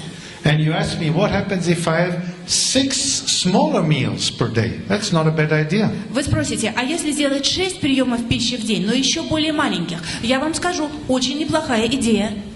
And here is just an example, and I'll go over it for a second, on how to balance your diet and have all the correct nutrients in those 5 meals. И сейчас я вам покажу, как можно сделать 5 приемов пищи и при этом сбалансировать все необходимые питательные вещества. And this is in the process of losing weight, И все это можно делать в процессе похудения or in keeping the correct weight. или в процессе поддержания нужного вам веса. And it's not the Bible, it can be argued a bit. Причем то, что я скажу, это вовсе не Библия, об этом можно спорить. Okay, and you can play with it. The nice part is that you have some flexibility with us. И что самое приятное, этот подход допускает гибкость. Тут можно играть компонентами. So a shake in the morning, and we'll explain later on, further on in the lecture, why a shake in the morning. Итак, коктейль утром. Я потом подробнее объясню, почему именно коктейль и именно утром. Is an extremely smart idea. Это совершенно гениальная идея. Yes, you could have a big meal in the morning with all the vegetables and the fruits and everything. Да, конечно, можно устроить себе утром большой завтрак, где будут и фрукты, и овощи, и все-все-все. And it happened to me this morning Именно это и случилось со мной сегодня утром in the hotel. в гостинице. And the main reason I had it И знаете, почему я все-таки все это себе позволил? is because people woke up at 4 in the morning to prepare it for me. Потому что я знал, что повара проснулись в 4 утра, чтобы все это для меня приготовить. But not everyone lives in a hotel every day. Но не каждый из нас и не каждый день живет в отеле. And if you had to wake up at 4 in the morning to prepare it, you probably wouldn't. Если бы вам самому приходилось вставать в 4 утра, чтобы приготовить себе еду, вы, наверное, не стали бы этого делать. So we need a smart solution to keep us going. Значит, нам нужно какое-то умное решение, чтобы запустить себя с утра. And to tell you the truth, it's very nice if in a house that eats a shake for breakfast. И совершенно замечательно, если в семье едят коктейль на завтрак. Which, like, if you really want to make it gourmet, Потому что его же можно сделать по-настоящему гурманским блюдом. and you waste your time while preparing it, Вот, но на это нужно потратить время. maximum 10 minutes. И время это будет 10 минут максимум. And the whole house can enjoy it. И вся семья может наслаждаться. Okay? So this is a family thing a little bit. Так что это вполне такая семейная идея. You can take turns doing it. И члены семьи могут готовить завтрак такой по очереди. But it makes sense, and I'll show you later on why it makes sense. Но это очень разумная идея, и я вам скоро докажу, почему. Okay? And then you have to break, once you had your breakfast, Ну вот хорошо, вы позавтракали. it takes about 3 hours till your sugar comes down, Пройдет примерно 3 часа, и уровень сахара в and you need to крови resupply the body. снизится, и нужно будет снова что-то в организм поставлять. And fruit sugar is excellent for that. This is why we recommend having some fruit. Для этого очень хорошо подходит фруктоза. Именно поэтому мы рекомендуем через 3 часа какое-то количество фруктов. And you're asking me, is it possible to have something else instead of the fruit, like a bar, a protein bar, or any of the sort? The answer is yes. But you need something solid in order to get there. И вы часто спрашиваете, хорошо, а можно кроме фруктов еще что-нибудь? Ну, например, батончик протеиновый. Мы отвечаем да, но важно, чтобы это была какая-то плотная, твердая пища. Okay. And then comes lunchtime. Дальше наступает время обеда. And that really depends where you work. И решение обеда зависит от того, где вы работаете. Because if you work in a factory or in an organized place, Если вы работаете на фабрике или на какой-то работе, где все организовано, most of the times there will be an organized meal. то в большинстве случаев питание организовано для работников. And I remember when I used to work at the National Institute for Sports, Помню, когда я работал в Национальном институте спорта, comes lunchtime and I was hungry. вот наступает время обеда, и я чувствую, что я голоден. Because of a habit, rather than because I was really hungry. Скорее из-за привычки, а не потому, что я действительно был голоден. And there was not once И не единожды that I finished the meal я заканчивал свою еду and I did not say, oh, I eaten too much. и никогда не говорил себе, что я переел. Because when food is placed in front of you, you eat it. Потому что когда перед вами ставят еду, вы ее просто съедаете. So this is why if you work in a control place, you want to keep your weight down and you want to start losing it, you have to find an alternative. Так что если вы работаете там, где питание организовано, и вы хотите при этом либо сбросить лишний вес, либо удерживать желаемый, нужно придумать, найти какую-то альтернативу. Because you sit there and your friends have food and you look at it and you feel like eating their food and what they're eating. Потому что иначе, вот вы приходите все в рабочую столовую, вот рядом с вами сидят ваши друзья, вот они едят, вот вы смотрите на их еду, и вы ее хотите. And there's free bread also to get the sauce. Да еще и хлеб бесплатный, и этим хлебом так хорошо подбирать в тарелке соус. So you eat too much cheap bread. Так что вы переедаете и хлеба заодно. Okay, and you drink too much and you take too much of this and too much of that, and in the end you can't move. И вы переедаете то одного, то другого, вы пьете слишком много жидкости, и в результате вам просто не двинуться. So it's a problem, and I've been to the headquarters of one of the third, I think, largest drug manufacturing company, pharmaceutical company, Eli Lilly. Вы знаете, я была один раз в штаб-квартире третьей по величине фармацевтической компании в мире, она называется Eli Lilly. And their workers have for lunch 10 stations. И вы знаете, там у работников организованный ланч, самообслуживание, где 10 столов с разными блюдами. Including 3 stations of hamburger, McDonald's, etc. И 3 из этих столов с гамбургерами, как из Макдональдса. And all kinds of meats. И самое разное мясо. And it's all free. И все бесплатно. So how can you not eat? И как в таком случае не поесть? You have to be very strong willpower not to eat when so much food is placed. It's like going to a wedding and offer a great food and not eat, stand there and not eat. You feel like a fool. Это нужно иметь колоссальную силу воли, чтобы в таких обстоятельствах не наесться. Это все равно, что вас пригласили на свадьбу, все едят очень вкусно, а вы не едите. And the best way not to fall into the trap И самый лучший способ не попасться в эту ловушку is not to be there. просто не оказываться в таких местах. So in the process of losing weight, you have to stay in your room and prepare for yourself. And this is your food. Поэтому, если вы худеете, просто не ходите в эту общую столовую, оставайтесь на своем рабочем месте и готовьте себе то, что вам нужно. And then 3 hours later, a nice fruit is also advisable. Fruit of more consistency that will take longer to be absorbed. Banana is perfect for that. Через 3 часа после обеда желательно снова что-нибудь есть. Причем какую-нибудь такую пищу, которая будет долго усваиваться желудком. В этом случае идеальный вариант – банан. And then, of course, in the evening, a nice meal with the family, but based on things which will be not so greasy. And the house has to cooperate. If you're in the process of losing weight, it serves no purpose. I have a good friend, she's trying to lose weight. And her mother thinks the only way to her heart is through cooking. Ну и, конечно, наступает время ужина. Большинство людей ужинают с семьей, все это хорошо, здорово, но очень желательно есть полезные вещи. И пусть семья вас поддерживает, потому что я знала одну семью, где дочка худела, а мама вот ее не поддерживала. So she comes home to visit her mother and she gets all the food that she really loves. Потому что и тогда дочка приезжает в гости к маме, а мама ее вкусненьким. And she can't lose weight. И дочке все никак и не похудеть. So I told her, don't visit your mother. Я сказал дочке, ну все, не езди к маме в гости. She says, this is impossible. Она говорит, ну невозможно это. So I told her, tell your mother, if she really loves you, make me some dietetic food.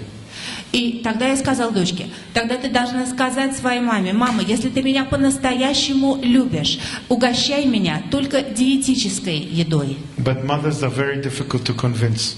Но мамочек убедить в этом очень трудно. Problem. Такая проблема. Problem. And then, once you've eaten a meal which the house cooperates with you, and make a nice low-calorie fish or lean meat together with some fresh vegetables, which will be fine for everyone. Nobody needs to sit after dinner and lie down and not move anymore. И если ваша семья вас поддерживает, то проблема ужина решается очень просто. Можно приготовить нежирное мясо или нежирную рыбу с овощами. Это всем понравится, это всем будет вкусно. И после ужина не нужно будет сидеть откинувшись и держась за набитый живот. Wonderful. And you had this, and you didn't go to sleep, and at 10 in the evening you're still hungry. What happens then?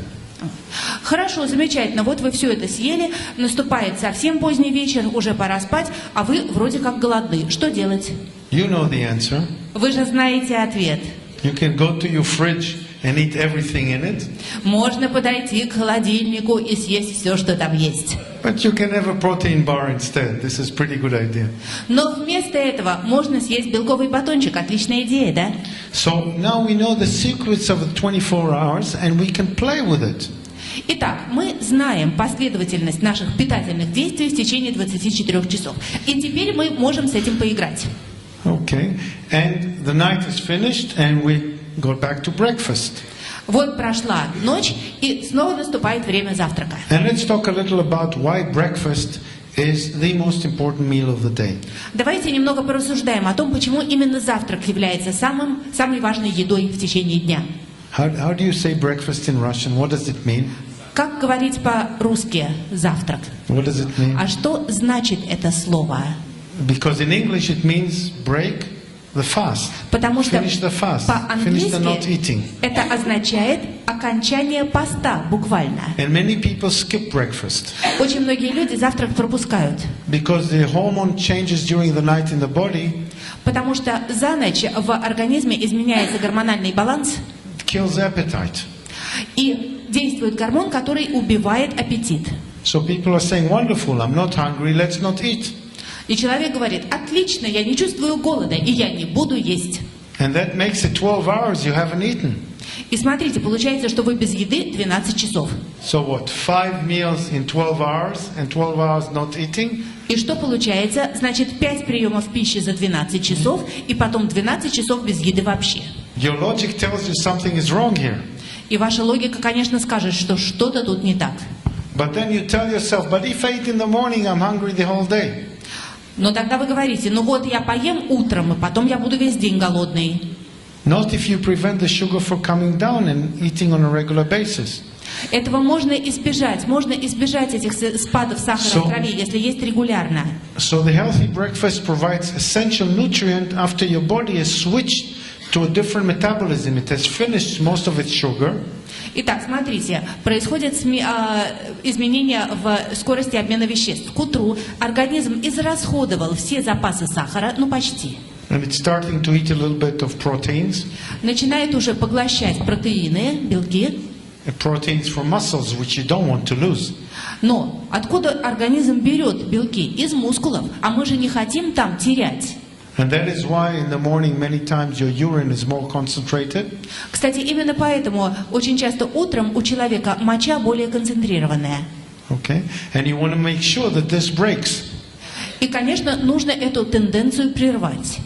Okay? And we know also that people who don't eat breakfast, Мы знаем, что те люди, которые вообще не завтракают, from research that has tested them in the mornings, было проведено исследование, в ходе которого проверялось состояние человека по утрам. for example, like students in schools and high schools and in university have less cognitive ability. Проверялось большое количество студентов и школьников на когнитивные способности по утру. So we know why we should eat breakfast. И эти способности были сильно уменьшенные, поэтому мы знаем, что завтракать нужно. And let's see what your body needs for breakfast. Посмотрим, что организму нужно на завтрак. Okay, quite a lot. Нужно много.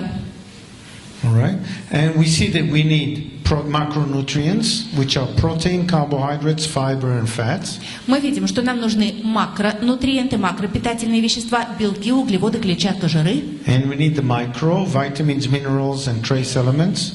И нам нужны микропитательные вещества, витамины, минералы и микроэлементы. Okay, and we need water, of course. Ну и вода, конечно. Okay, and to produce all that in one meal is, again, a very difficult job. You have to live in a hotel, right? Объединить все это hotel. в одном приеме пищи очень-очень трудно. Для этого нужно жить в гостинице, причем в очень хорошей. And why do we need all this? А почему нам нужно все это? Okay, because our body uses all the macronutrients during the night. Потому что в течение ночи наш организм израсходует все запасы макронутриентов. And in the morning, many times we wake up without fuel. И очень часто утром мы просыпаемся, а топлива в организме нет. Now let's give you a question which is difficult to answer. Сейчас я вам задам вопрос, ответить на который очень трудно. How many of you exercise early in the morning? Кто из вас занимается зарядкой рано утром? Wonderful. Do you eat before you exercise? Скажите, а вы завтракаете перед зарядкой? Most of you don't. And still you exercise nicely. И все равно зарядку-то вы делаете очень славненько. True. That means your body still have the reserves. Это значит, в организме резервы еще есть. And the reserves mainly lie in the fat stores. И эти резервы, как правило, находятся в виде запасов жира. And a lot of cyclists, for example, after the rest period, Вы знаете, например, многие велосипедисты после отдыха start the morning training very early начинают утро с очень ранней тренировки to get rid of the excess fat. для того, чтобы избавиться от лишнего жира. So it's not such a bad idea. Так что идея не самая плохая. Okay, but once you finish it, Но смотрите, как только вы закончили зарядку, your body will not allow you to run on fat storage. ваш организм уже не допустит использовать ваши запасы жира дальше. And you need to replenish that lost energy. Вам нужно восполнить затраченную энергию. So it is possible to exercise still and the body has its reserves. Так что да, утром физические нагрузки возможны, организм имеет резервы. But if you wanted to run, let's say 20 kilometers in the morning without eating anything, Но если вы захотите устроить утром 20-километровую пробежку, ничего не съев, most chances are that you'll collapse on the way. Шансы велики, что в середине дистанции вы просто свалитесь. Unless you fuel yourself up during the run. Если во время пробежки не заправитесь чем-нибудь. You lose a lot of water during the night. Кроме того, за ночь организм теряет много жидкости. Mainly through the respiratory system, Прежде всего через дыхательную систему, but also through the kidneys. но также и через работу почек. And as a proof, once you wake up, Доказываю, вот вы просыпаетесь you need to go to the toilet to urinate. И чувствуете необходимость пойти в туалет, избавиться от жидкости. Because your bladder is full. Потому что мочевой пузырь полон. And the water or the urine in the bladder can't be used by the body. А та моча, которая уже скопилась в мочевом пузыре, организмом никак использоваться не может. So you're missing fluid. Это значит, в организме уже не хватает жидкости. And you have to replenish that. И ее нужно восполнить. Okay? And one little coffee is not enough. И одной маленькой чашечки кофе для этого недостаточно. So you need, how much do you need? You need at least half a liter. А сколько жидкости нужно? Как минимум пол-литра. And you'll see where it adds up to in the end. И вы знаете, что будет дальше. Okay, what are the common breakfast choices? Какие обычно люди едят завтраки? One, of course, is no breakfast. Но вариант первый – это вообще отсутствие завтрака. Most people, if given the chance, will opt for a carbohydrate-based breakfast. Большинство людей, если им дать возможность выбора, выберут углеводный завтрак. Cakes, bread. Булочки, хлеб. It's so tasty in the morning, isn't it? Такие вкусные, особенно утром, правда? Yeah, and we tend to have a little bit too much of it because we're hungry. Once we had the first piece of bread, it opens the channel for the others. И обычно мы таких вещей переедаем. Во-первых, потому что мы утром голодны, а во-вторых, как-то вот съешь один кусочек вкусного хлеба и совершенно не замечаешь, как переходишь ко второму.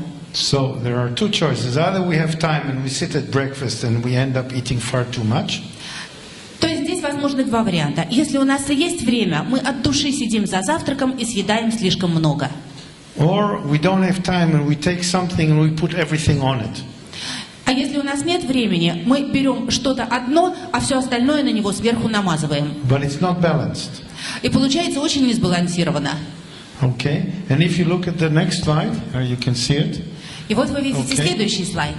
If you have no breakfast, Если вы не завтракаете, you have a surge of insulin, you have unbalanced materials in your body, у вас происходит всплеск инсулина, потом у вас все разбалансируется в организме. and if you have carbohydrates-based breakfast, А если вы едите углеводный завтрак, you have a surge in carbohydrates, it'll jump up, a peak. в первом случае происходит падение инсулина при отсутствии завтрака. Если углеводный завтрак, инсулин быстро повышается. And you know the role of the insulin is to put the carbohydrates into the cells. А вы знаете, что инсулин в теле выполняет определенную функцию. Он доставляет углеводы в клетки, внутрь. And if you are not diabetic, И если вы не диабетик, more carbohydrate means more insulin. то большее количество углеводов означает большее количество But инсулина. insulin lives longer than carbohydrates. Но инсулин действует и живет дольше, чем углеводы. So once it puts all the carbohydrates into the cells, Вот смотрите, инсулин доставил все углеводы внутрь клеток. it's still in a high level in the blood, Но и сам инсулин никуда не делся, его в крови по-прежнему много. and it keeps bringing the sugar level in the blood down. И он продолжает действовать на уровень сахара в крови, он его снижает. So you will be hungry again because you have low blood sugar. И вы снова очень скоро почувствуете голод именно из-за низкого уровня сахара крови. And we know that the basics for even life is to have small changes in the body. А мы знаем, что жизнь получается длинная и качественная, если параметры в организме меняются незначительно. We call it in medicine homeostasis. В медицине мы это называем словом гомеостаз. The body wants to stay as stable as possible.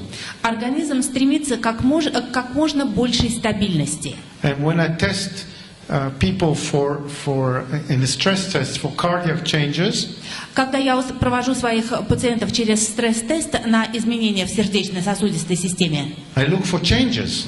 я отслеживаю именно изменения. Because the best compliment I can pay to a patient Знаете, какой лучший комплимент я могу сделать своему пациенту? is to tell him your test is boring. Я ему могу сказать: скучно на ваш тест смотреть. And the worst thing you can tell a patient А самое худшее, что можно сказать пациенту, is to look at him and say, oh, very interesting. это посмотреть на графики и сказать: ой, как интересно происходит. Interesting for me, very not interesting for the patient. Это мне интересно, а ему-то совсем не здорово. And the same thing about homeostasis, you want to keep the body without big changes, because big changes mean stress. То же самое про гомеостаз. Гомеостаз – это хорошо, когда изменения минимальны, потому что когда вы видите вот все эти пики и падения, это означает, что организм испытывает стресс. And long-term standing stress, a lot of stress causes very bad changes in the body. А длительный и сильный стресс вызывает в организме очень нездоровые изменения. Okay, and we'll keep going. What are the changes that do not produce what we need? Итак, мы давайте посмотрим, как избежать нежелательных изменений. What do they do to you if you make the bad choices of not eating or eating too much carbohydrates? И что будет изменяться в нашем организме в худшую сторону, если вы вообще не будете завтракать или будете завтракать слишком углеводными продуктами? Okay, we said you will have a constant feeling of hunger. В этих случаях у вас будет постоянное чувство голода. And the explanation with the insulin shows you why, because you're telling, but I ate a lot. Why am I still hungry? И если вы по-прежнему удивляетесь, почему такое возможно, почему я голоден, хотя я довольно много съел, вспомните, мы только что с вами разговаривали про инсулин, вот поэтому. Remember that because high carbohydrates is going to mean in a short time low carbohydrates. Потому что большое количество углеводов очень быстро приводит к снижению этого количества. And then of course if your carbohydrates are low, you crave for sugary snacks because you need instant sugar.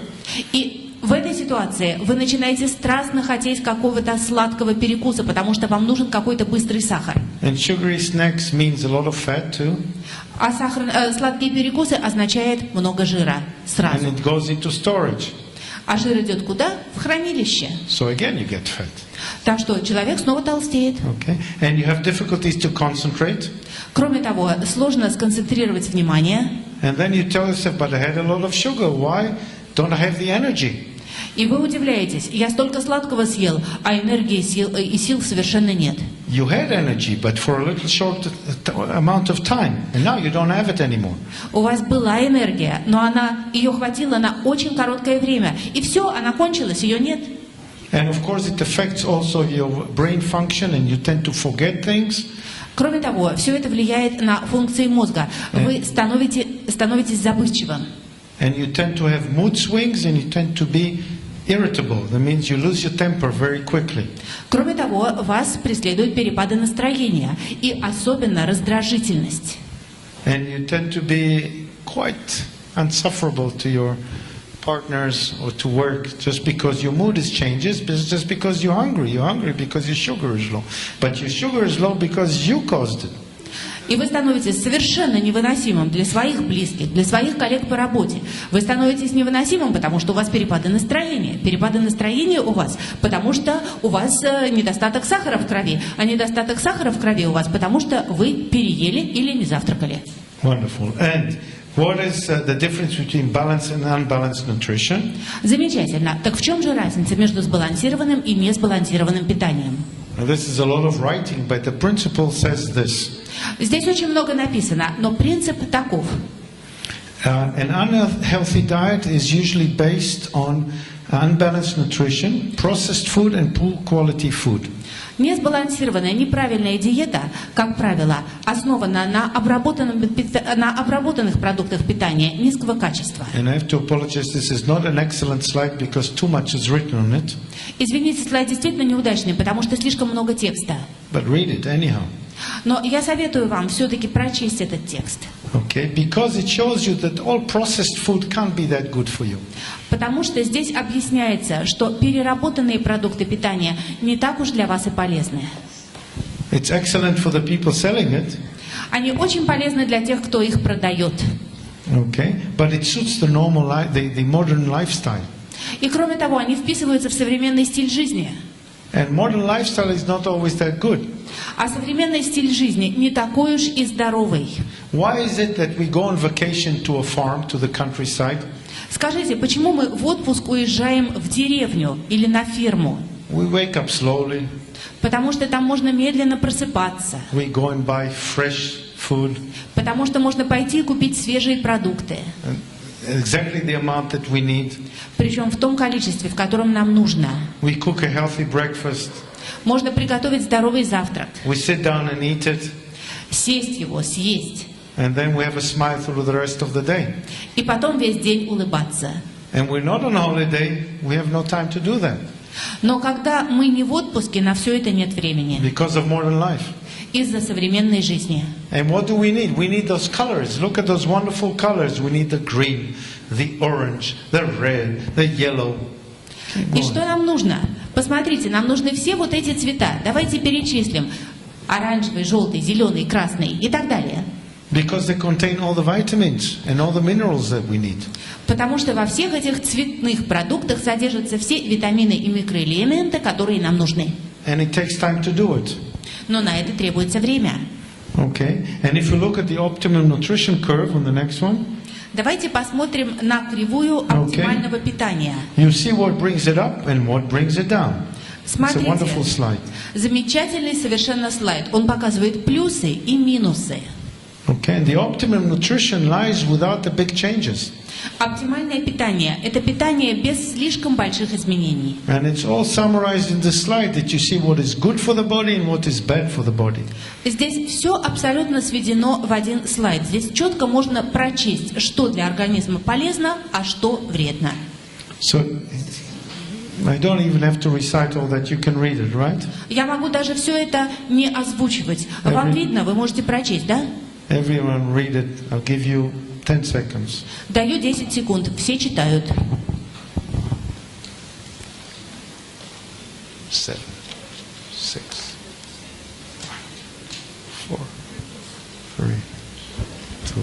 I'll leave it on for us for a couple of seconds so you can see what is good for your body, and you know all that. There is not one person in the room that doesn't know all that, but to see it in front of you emphasizes for you.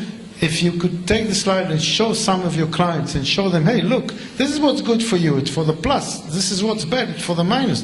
Let's see how much you have from each one in order to keep a balanced diet. И пока вы дочитываете, я говорю, что вы, конечно, все это знаете, в этом для вас нет ничего нового, может, вы и слайд раньше видели, но когда вы лишний раз на это смотрите, вы это лучше понимаете, запоминаете, и потом вы сможете это же сказать вашим клиентам, вот что для вас полезно, вот что для вас вредно.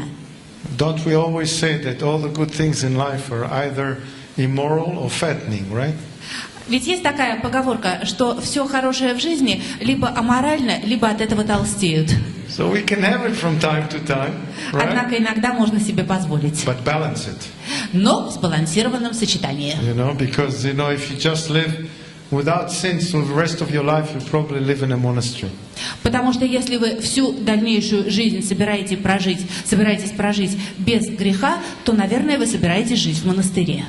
And what is the relations between a healthy breakfast choice and a balanced nutrition? Итак, какова связь между сбалансированным завтраком и сбалансированным питанием? And the total of balanced nutrition begins at breakfast. Сбалансированное питание начинается с завтрака. It should provide at least a quarter of your daily requirements.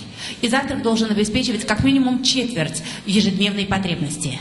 And if I put it in parentheses, и если написать в скобках, did we say that about the morning shake, that it provides a quarter of your daily requirement? Разве мы с вами не говорили, что коктейль дает именно четверть ежедневной потребности в питательных веществах? Завтрак должен обеспечивать вам именно такую потребность. Okay, and it has an additive effect, the choices that you make for breakfast. И кроме того, то, что вы выбираете себе на завтрак, дальше имеет так называемый накопительный эффект. Not to have it at all, or have it based on full carbohydrates. А если вы выбираете отсутствие завтрака или углеводный завтрак, have long-term effects. Будет иметь свои долгосрочные последствия. Okay, so Herbalife is coming. Yeah, wonderful. So you have some sign of what is happening here. So the Formula One is actually an excellent choice, and you all know that, because it is making your life easy. Ну вот, собственно, мы дошли до продукта как такового. Здесь информация, которую вы уже, конечно, очень хорошо знаете. Добавим только, что Формула-1 делает вашу жизнь проще. And you're asking me, okay, I'm staying in a good hotel, away from my everyday life. Вот вы говорите, ну отлично, я приехал в замечательную гостиницу, я далек от своей повседневной жизни. And it pleases me a lot to go down and have a regular breakfast. И мне очень приятно спуститься в гостиничный ресторан и съесть обычный завтрак. Sure, why not? Почему бы и нет? Have it. Ешьте. But get back to the certain rhythm after that. Но после этого возвращайтесь к своему привычному ритму жизни. Okay, and the Formula One has got 17 grams of proteins. В Формуле 1 17 граммов белка, over 20 vitamins and minerals. более 20 витаминов и минералов, Useful fiber, of course. полезная клетчатка, конечно. 217 calories together with milk. 217 калорий уже вместе с молоком. Okay, and it's a balanced meal in 2 minutes. You all know that. И это сбалансированная еда, которую готовить 2 минуты. Вы все это знаете. So let's compare it with common breakfast choices. Давайте сравним это с традиционными вариантами завтраков. Okay, so that's it. I don't know if it exists already in St. Petersburg, this breakfast, but I see it all over the world. Я не знаю, дошел ли вот этот вариант завтрака до Санкт-Петербурга, но я его наблюдаю во всех уголках мира. I cannot understand at all Я совершенно не могу понять, why people would drink while walking from a paper cup почему люди на ходу пьют из бумажного стаканчика and eat an industrial thing that looks like a cake и жуют некий предмет промышленного производства, с виду напоминающий кекс. while walking or driving. Причем все это либо на ходу, либо за рулем. And it has no pleasure in it, Удовольствия никакого. right? We know it's not nutrient, it's not healthy. Just to say that I had to eat, so I ate this. Мы прекрасно понимаем, что это не полезно, это не питательно. Человек это ест, потому что нужно было что-то съесть. So it has no taste and no nutrients, Смотрите, вкуса никакого, пользы никакой, and it's 570 calories. зато калорий 570. Well, that's a lot. Это много. That's a lot. And now with all the new mixture of all kind of frappe and coffees and stuff like this, it's 800 calories.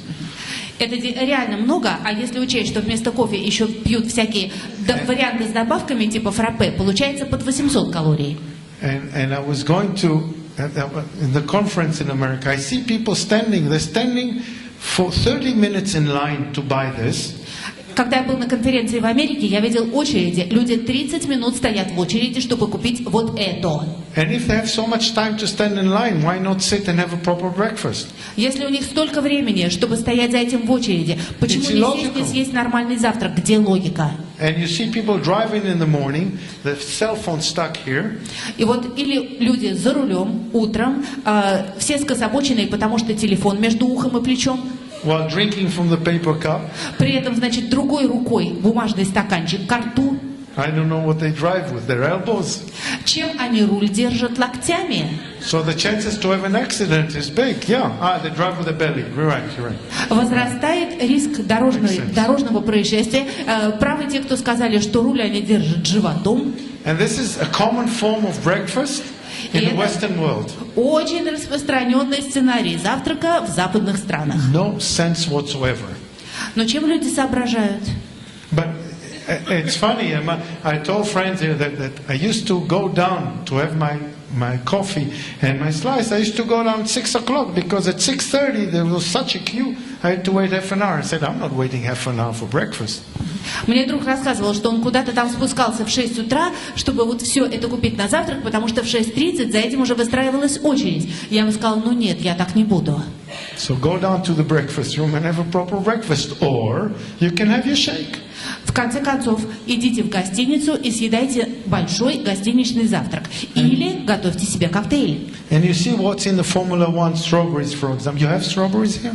Посмотрите, что содержится в Формуле 1 со вкусом клубники. У вас клубничный вариант здесь есть, да? So that's a full meal for 217 calories. Это полноценная еда, в которой 217 килокалорий. It's better. It's got everything in there. Она гораздо лучше, в ней есть все, что нужно. And you can take it on the way with you. И ее, кстати, можно взять с собой. Makes sense. Разумно. For the busy person. Разумно для занятого человека. Okay. And some people have this kind of breakfast. Некоторые съедают вот такой завтрак. Today in the hotel there was also this. I look at it and say, woof, to put this in the morning inside. В отеле сегодня у меня был такой вариант еды. Я на все это посмотрел и сказал сам себе, нет, вот с утра все вот это вот в себя загружать, нет, то это преступление. Terrible, and you can have again. You see, this is 780 calories and with 41 grams of fat. Это ужасно. Это почти 780 калорий. Это больше 40 граммов жира. But you go all over Europe and you find this kind of breakfast. It's certainly here. Но по всей Европе куча людей съедают именно такой завтрак. И я знаю, что и у вас тоже. I can't understand why. You see, you have more calcium in the Formula 1. You have more iron in the Formula 1. You have more fibers. You can read it and see what's more in the Formula 1 compared to this typical breakfast. Я совершенно этого не понимаю, потому что посмотрите, сколько всего в Формуле 1. В ней больше и витаминов разных, и белка, и клетчатки, и микроэлементов, и гораздо меньше калорий. This is a very typical breakfast for England, for Germany, and for America. А то, что слева, это очень типичный завтрак для жителей Англии, Германии и Америки. We say suicide starts in the morning. Я бы сказал, самоубийство начинается утром. Okay. And well, your decisions start in the morning, and when you decide, there's a saying, you are what you eat. And if you decide to eat pure fat for the morning, this is what you're going to be. На самом деле, я бы сказал, что все решения начинаются с утра. Есть такая фраза: ты есть то, что ты ешь. Вот если человек решает наесться жирного с утра, вот жирным он и будет. Okay. And you can have regular water. Кроме того, можно пить обычную воду. And water is excellent. Вода – это прекрасно. Okay, but you can have improved water. Но можно пить улучшенный вариант воды. And that's why you have the herbal tea concentrate. Именно для этого у нас и существует концентрат травяного чая. It's, it tastes better than water. You can drink more of it. И вкус приятнее, чем у простой воды, и выпить можно больше. It's got some energetics in it, Включены энергетические компоненты. usually through caffeine. Обычно это кофеин в том числе. And let me tell you, if your customers ask you about caffeine, doesn't it have caffeine in it? You should know that. Кстати, когда ваши клиенты спрашивают, есть ли в этом напитке кофеин, и вы должны им ответить, то вам необходимо знать следующее. Coffee is back on top. Back on top? Back on top. Now it sits up top in the scale of the good things. Вы знаете, кофе вернулся на ведущие позиции. Кофе снова считается полезным. There have been so many articles published in the last year За последние годы опубликовано столько статей, that have shown that coffee is excellent to prevent strokes, в которых доказано, что кофе предупреждает инсульты, arrhythmias in the heart, помогает бороться с аритмией, it increases your metabolism, увеличивает скорость обмена веществ and plays a part in preventing even some sort of cancers. и частично помогает предотвращать некоторые виды рака. So if people ask you, yes, but it's got coffee, you say coffee is excellent for you. И если люди будут говорить, что «Ой, у вас там кофеин содержится», вы говорите, доказано, кофе – это полезно. Today we became firm believers in coffee because so much medical evidence is there to show it. И сейчас мы снова стали приверженцами кофе, потому что очень массивные медицинские доказательства свидетельствуют о его пользе. And when coffee arrived in Europe in the 16th century, В XVI веке кофе появился в Европе it was considered to be medicinal. и считался лекарством. So now it's back on top. Так что сейчас он вернулся на лидерские позиции. Okay. And we have a lot of stuff in Herbalife that is on aloe vera concentrates. Вы знаете, что у нас в Herbalife есть еще много чего, в том числе и концентрат алоэ. But it depends on which part of the plant. Нужно понимать, что этот напиток можно делать не из любой части растения. And the one that Herbalife uses is from the good part of the plant, Herbalife использует полезную часть растения, where the concentration is better and the material, the ingredients are more active. там, где большая концентрация активных веществ, и эти вещества более полезные, чем в других частях растения. Up to the point where 96% of the drink is from aloe vera gel. На самом деле 96% всего этого напитка – это гель алоэ вера. And you're asking, is this good or is it not good?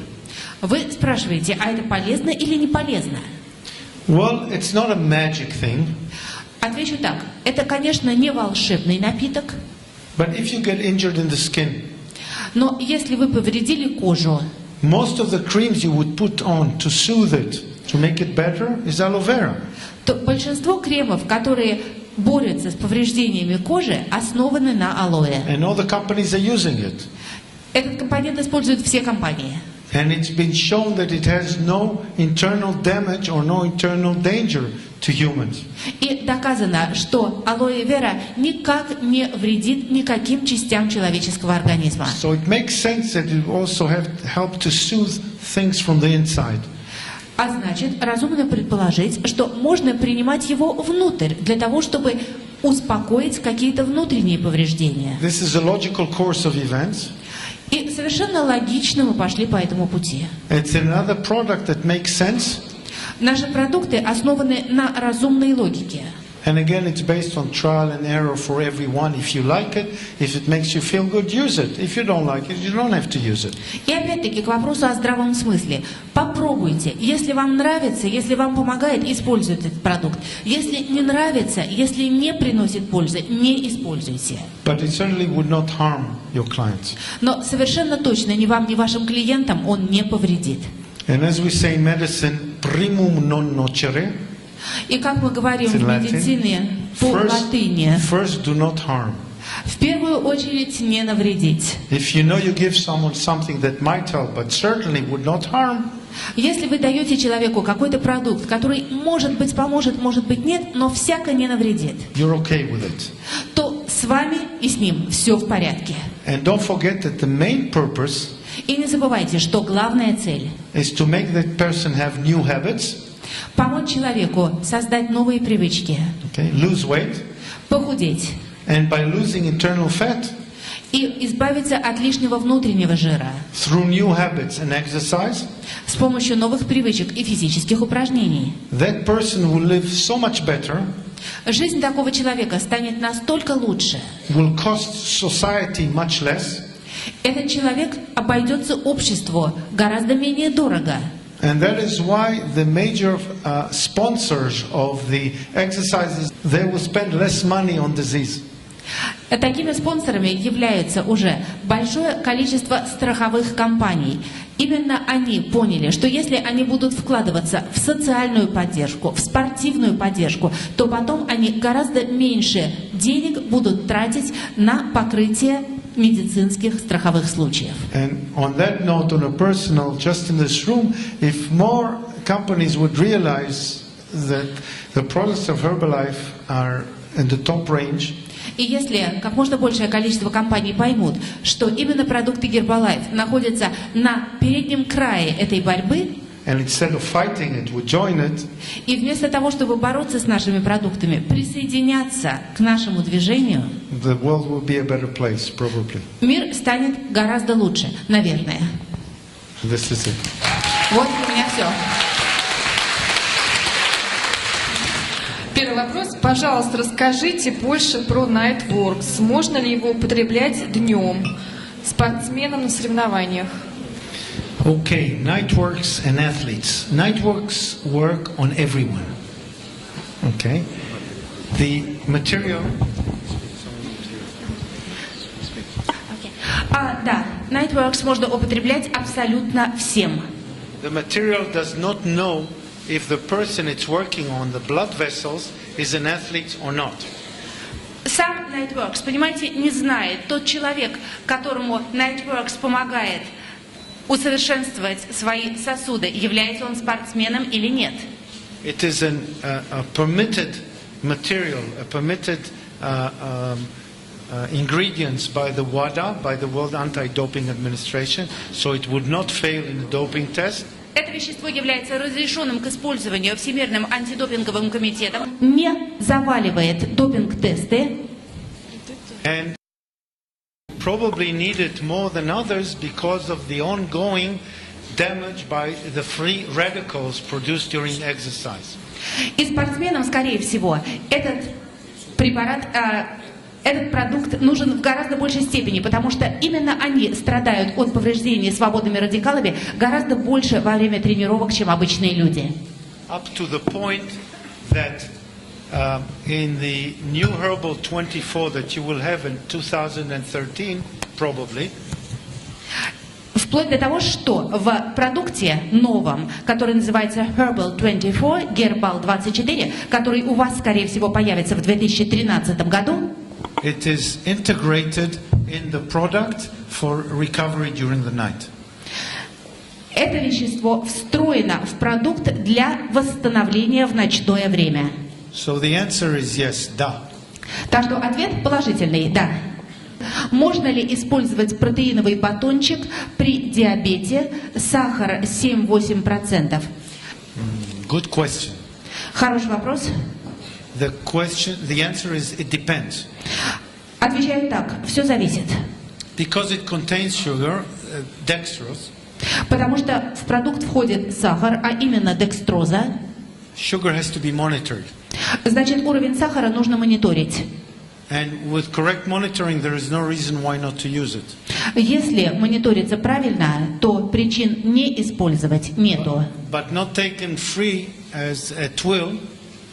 Not taken Но- free whenever one wants it. Но нельзя принимать этот баночек в любых количествах, сколько захочется, когда захочется. But rather before exercise, together with usually insulin. Но до тренировки и лучше вместе с инсулином. or when someone's blood sugar is dropping down in order to increase it a bit. Или если у человека идет понижение сахара для того, чтобы немножечко его поднять. But it will do it moderately, Но батончик это сделает в умеренном режиме. not in a big burst, Не будет такого резкого подъема. over a prolonged period of time. И действие будет растянуто во времени. So the answer is yes, if you do it carefully under monitoring.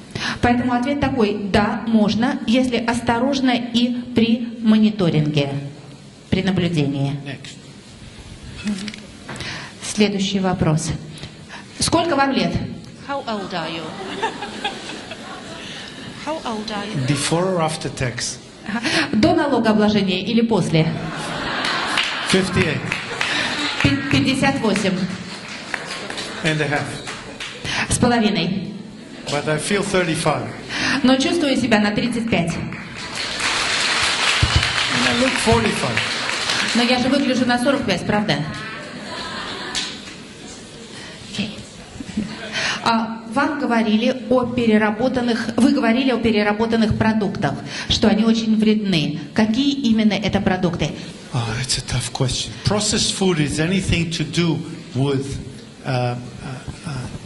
putting different kinds of food together.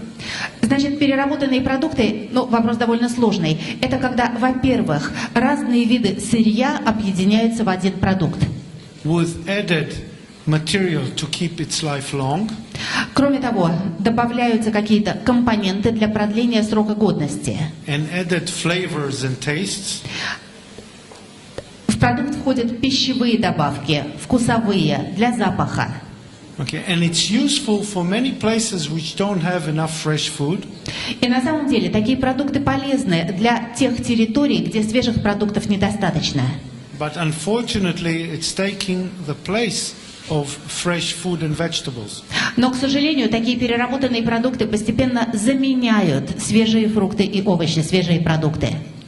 So this is what we call industrialized food, not something that is like a cucumber. Cucumber is not a processed food. Это мы называем промышленной или переработанной едой, в отличие от, например, огурца. Огурец – это не переработанная еда. But if it comes out of a package, and it looks like a cucumber, and it tastes like a cucumber, but it is not a cucumber, it's processed food. Но если вы берете некий предмет, который находится в упаковке, он с виду похож на огурец, он на вкус как огурец, но огурцом не является, вот это классический пример переработанных продуктов. Сейчас на рынке много спортивного питания. Чем отличаются продукты Herbalife, их преимущества? This is, again, an excellent question. Еще один отличный вопрос. Okay. First of all, you hear about it tomorrow. Ну, во-первых, вы услышите об этом завтра. But the major advantage of Herbalife products is that they are monitored. Основным преимуществом продуктов Herbalife является то, что они производятся под наблюдением. Quality control is probably amongst the best in the world. Наш контроль качества, вероятно, один из лучших в мире. And did you know that from any batch that you get, И знаете ли вы, что по каждой партии продукта, которую вы получаете, some is being kept for if anything goes wrong, they should know what happened to this batch. в компании остается образец, небольшое количество. И если потом с каким-то продуктом из этой партии происходит что-то у кого-то не так, то всегда можно вернуться к образцу и проверить его. And in Spain, they tried a drill recalling one of the products. А в Испании они как-то попробовали вызвать из сети распределения один из продуктов. And there was a 98% recall rate. И возможность отзыва продуктов, отслеживания, была все 98%. Which is unheard of. Это неслыханно. So the company has excellent quality control. Whatever is in the box is there. Так что в компании великолепный контроль качества. Если на этикетке написано, что внутри содержится то-то и то-то, там содержится именно это. It is confirmed for the use of athletes. А все наши продукты утверждены на использование спортсменами. The quantities are measured. Все количества замеряются. So it helps the athlete know what he's taking and regulate the regimen of the quantity of his food. То есть спортсмен точно знает, что именно он принимает, и таким образом он полностью контролирует свой режим использования этих продуктов. And yes, it might cost a little bit more, И да, наши продукты могут быть немножко дороже, but you certainly pay more for products which are much better. но это совершенно естественно платить дороже за те продукты, которые лучше. Okay, because you know the saying that they say, I'm not wealthy enough Вы знаете, как люди говорят. to buy on sales. Знаете, есть такая поговорка: мы не настолько богаты, чтобы покупать на распродажах. Because if you have enough money, you buy and you throw. Потому что иначе получается, вы покупаете и выбрасываете. So we'd like to believe, and basically in the quality control, there are machines which exist in no other companies. Each machine costs over $1.5 million. Мы действительно верим в наш контроль качества. У нас есть один масс-спектрометр, который стоит на рынке сейчас примерно $1,5 миллиона. Так вот, у нас он работает. Mass spectrometer and gas chromatography, it's called. И газохроматографию он делает также. They use it only in the best research lab, and here it's used for quality control of regular products. Такие устройства используются вообще-то только в ведущих научных лабораториях мира, а у нас это используется для контроля качества нашей продукции. So your answer to this question, why use Herbalife product for athletes, is very simple. You can sum it in 3 words: because they're better. И поэтому, отвечая на вопрос, почему наши продукты подходят для использования спортсменами, ответ такой: потому что они лучше. Next. Следующий вопрос. Почему у спортсменов при большой мышечной массе бывает высокий уровень висцерального жира? That would happen only in the professions of power. That is shot putter, sometimes discus thrower, sometimes hammer throw, but only in power fields. Normally, if you talk anything about football player, basketball player, all sports or personal sports that would have very low visceral fats, and the percent fat would usually range between 8 and 12.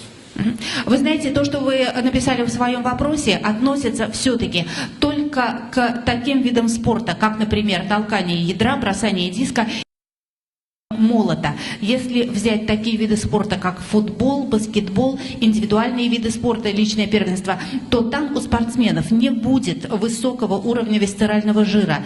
Там у них будет висцеральный жир на уровне 8-12% только. And another reason is because they do very little aerobic training. И есть еще одна причина. Такие спортсмены имеют очень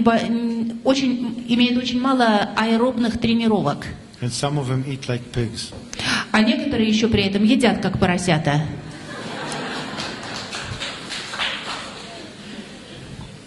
Next. Следующий вопрос. Как правильно составить программу для спортсмена? Что нужно учитывать? First, it starts by calculating how much they spend Ну, во-первых, надо посчитать, сколько они чего расходуют per day of training, together with their basal energy expenditure. При этом нужно учитывать и затраты энергии на тренировки, и базовые ежедневные затраты энергии. Which form of training they do. Далее посмотреть форму тренировок, какие это тренировки. Aerobic versus power. Либо это аэробные тренировки, либо силовые. And the more power they do, the more protein they need. Чем более силовыми являются тренировки, тем больше нужно белка. And the more aerobic they do, they need a mixture of protein and carbohydrates. Если тренировки являются аэробными, то требуется смесь белков и углеводов. And the way to do it is basically to sum up the calories, divide it into 5. Как рассчитывать? Просуммировать все калории, разделить на 5, Divide the protein in 5, разделить белки на 5 and give them the meals accordingly. и, соответственно, разбить на приемы пищи. Don't worry about the fat, И о жире можно не беспокоиться. because they burn it. Они его сожгут. Okay? And the way to play with it Как можно с этим поиграть? is according to the taste of the athlete. Ну, во-первых, сообразуясь со вкусом спортсмена. Okay? And to make sure that he takes all the portions, because if he doesn't take a portion, then he would not have enough. И проследить, чтобы человек съедал все порции, потому что если все порции не будут съедены, он просто не получит достаточно питания. And if he eats too much, don't worry about it, he'll burn it later. Если он съест больше, чем в программе, не беспокойтесь, он все потом сожжет. So I can't give more than those general recommendations because every case is specific. Я, видите ли, выдаю такие довольно общие рекомендации, и ничего к этим рекомендациям прибавить не могу, потому что каждый случай индивидуален. And make sure that the major meals are post-exercise, within 30 to 40 minutes after exercise. Важно, чтобы основная еда была обязательно хотя бы 30-40 минут после тренировки. Next. Я люблю коктейль «Формула-1», 500 мл молока и 9 ложек «Формула-1», 1 ложку «Формула-3» и завтракаю так каждый день. Это является программой набора веса. It's a program to gain weight. Да, это является программой набора веса. You can have it twice a day И это можно есть дважды в день to gain weight. для того, чтобы набрать вес. Если формула-1 на воде белка будет меньше, Yes. да, Formula 1 with water will have less protein. We'll probably have about 10 to 12 grams of protein. да, если формула-1 на воде белка действительно будет меньше, его будет примерно 10-12 граммов. However, you can choose to add to it fruits that have little proteins in them. Но можно, если хотите, добавить немножко фруктов. Во фруктах тоже будет протеин. Okay, and that'll increase it. And you can Тогда будет немножко больше. and you can add some protein powder to it to even it out and bring it up to 15 or 20 grams. И кроме того, если вы хотите довести, скажем, до 15-20 граммов, можно добавить немножко белкового порошка. Okay. А чем вредна каша на завтрак? Okay. It's not that cereal is not completely not okay, Не в том дело, что каша на завтрак так уж вредна. but don't forget where cereal comes from. Но не забывайте, откуда каша вообще появляется. It comes from a big push of the cereal companies. Каша появляется благодаря колоссальным усилиям компаний, которые производят злаковые. In the 1950s, В 50-х годах and they had to add a lot of things to it in order to make it more tasty because of competition. стали добавлять во всякие кашные полуфабрикаты кучу всяких вещей, чтобы было повкуснее. So think of it this way, it's tasty. Значит, рассуждаем так. Это дело вкусное. If you put it in a bowl and you add milk to it, Если вы кладете хлопья в миску, наливаете молоко, nobody can have the 20 grams that they recommend. You usually have about 6 times more, I think.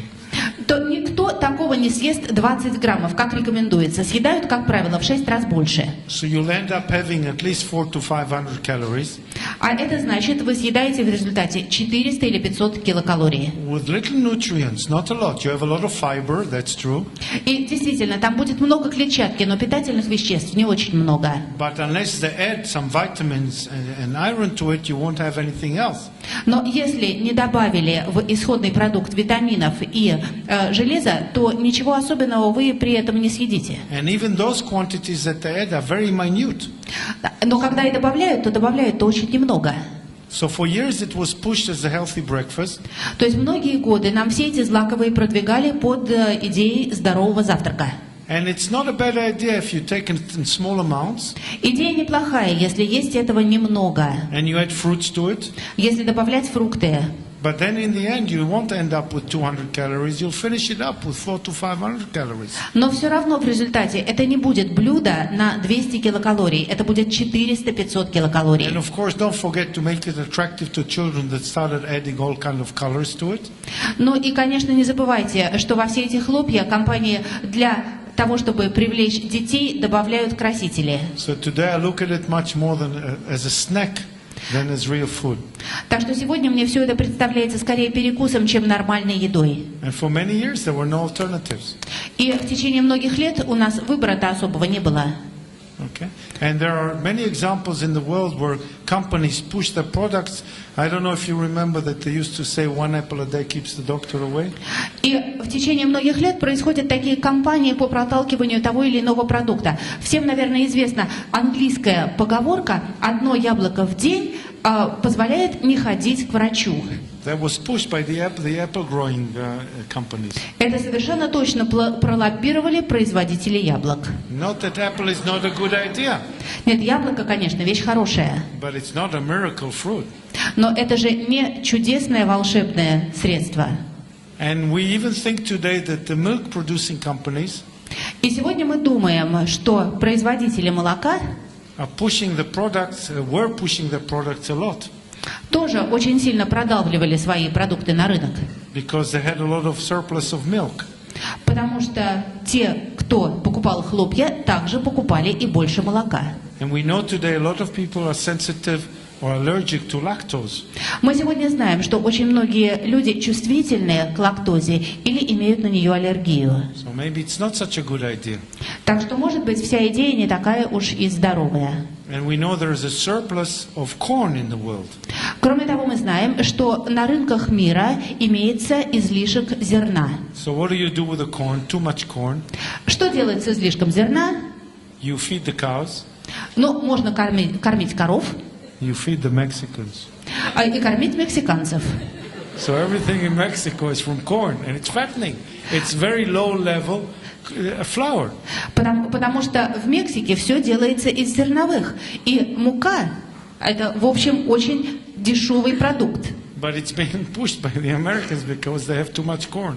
Но Америка толкает все это в сторону Мексики, потому что у них избыток. So be a little bit critical about things that are being pushed by commercials. Так что, пожалуйста, относитесь с изрядной долей критицизма к тому, что навязывает реклама. And before anyone shoots me from the big company, I shut up. И пока никто из такой крупной компании не вошел в зал и не пристрелил меня, я заканчиваю отвечать на этот вопрос.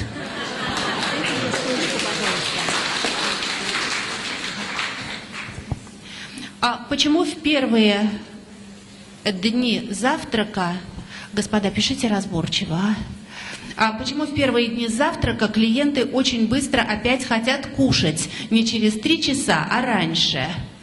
It's a change of habit. It's new habits. And new habits, we said, take about 3 to 4 weeks to form.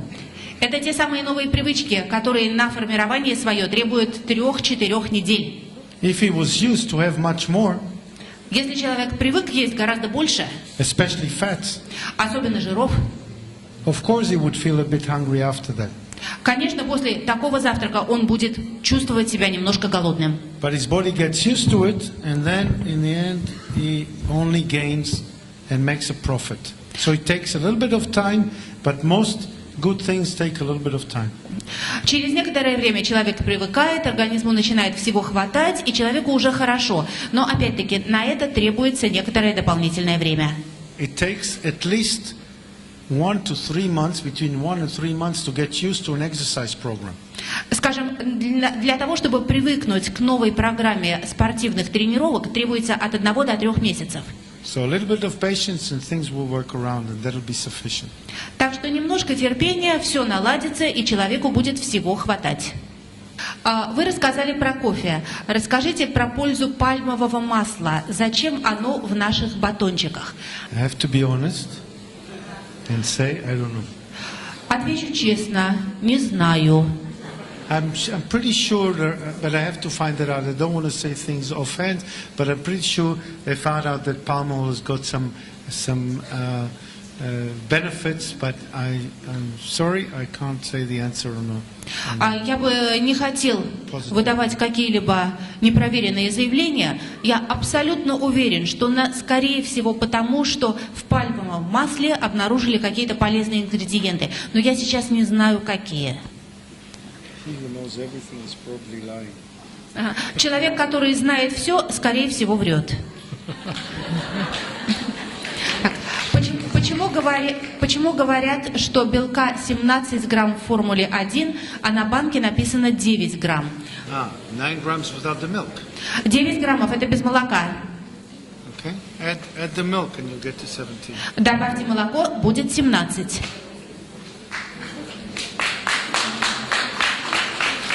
Последний вопрос на сегодня. Согласны ли вы с тем, что жиры омега-3 не усваиваются без омеги-6? It is It is a delicate balance between omega-6 and omega-3.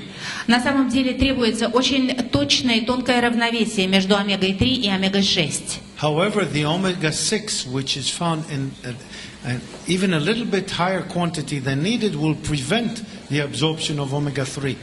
Но на самом деле, если омега-6 находится в продукте в количестве несколько превышающем необходимое количество, то да, она действительно препятствует всасыванию омеги-3. So we do need their presence in minute amounts.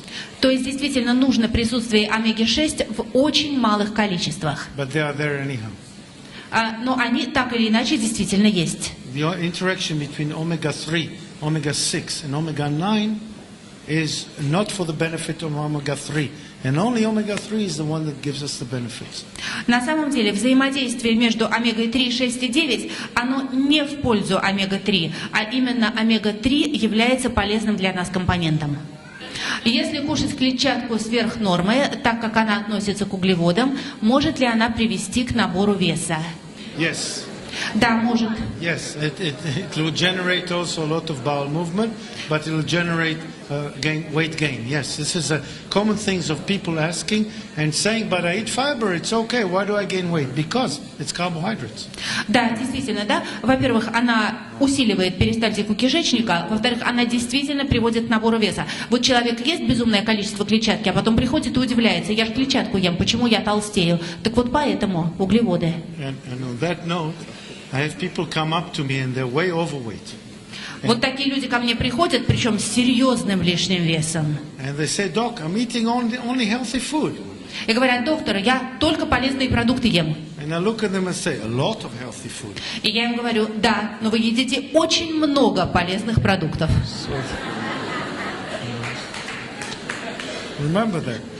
Так что помните об этом. One before last. Так, предпоследний вопрос. Какие лучше продукты для сжигания жира? Не падает висцеральный жир, хотя все установлено в норме. Я правильно прочла почерк? Нет, не остальное, нет. Хотя вес установился в норме. Matches. Спички. Okay. Look, we said that the weight is not everything. The weight is just misleading. Мы же с вами говорили, что вес это еще далеко не все, и вес часто вводит нас в заблуждение. It's the body composition that matters. Имеет значение именно соотношение разных компонентов в теле. Eat less carbohydrates and exercise much more. Ешьте меньше углеводов и занимайтесь больше упражнениями. There are some products which help to burn fat. Да, существуют продукты, которые помогают сжигать жир. But they can cause a lot of damage. Но они много чего в организме разрушают. Caffeine and exercise will probably solve the problem. Скорее всего, проблему можно решить сочетанием кофеина и физических нагрузок. But the only thing in the world that you can't have enough of is exercise. Но единственное, с чем невозможно переборщить, это физические упражнения.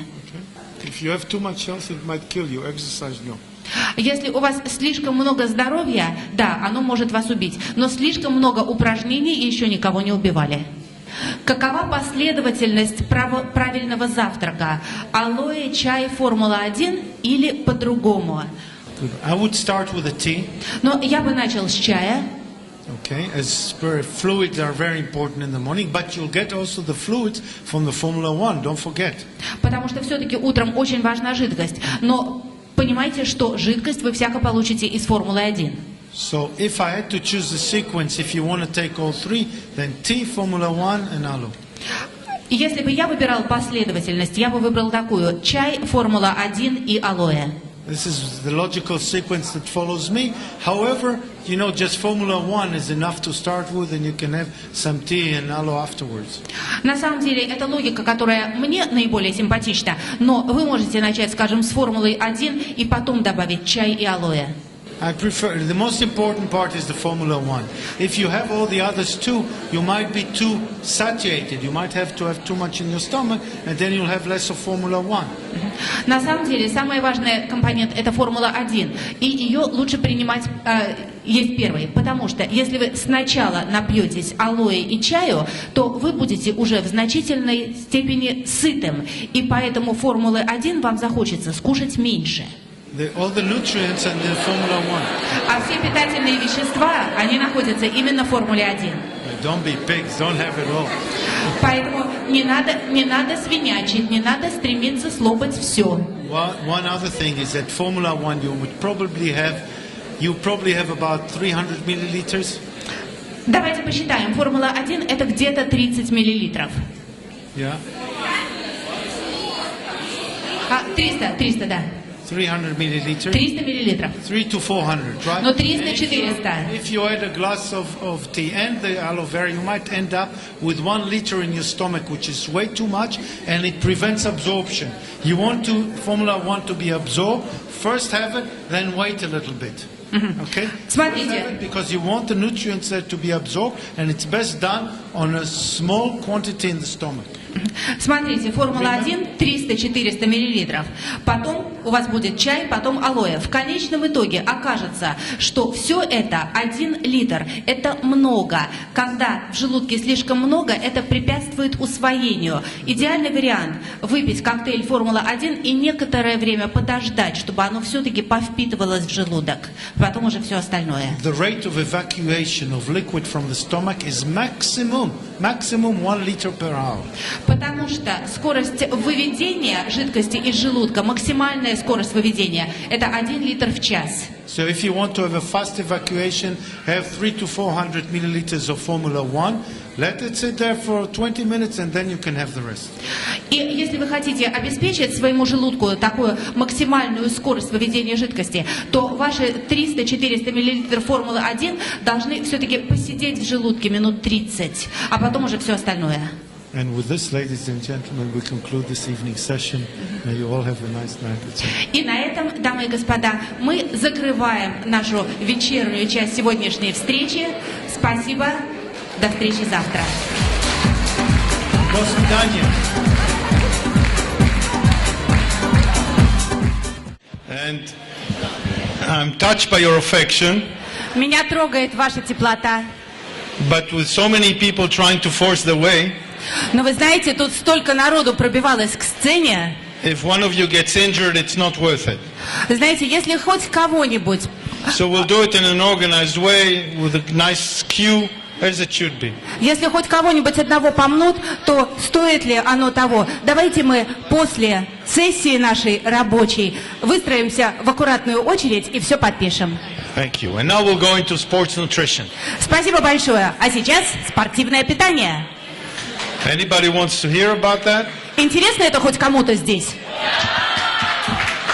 Only 10 people, the rest can leave.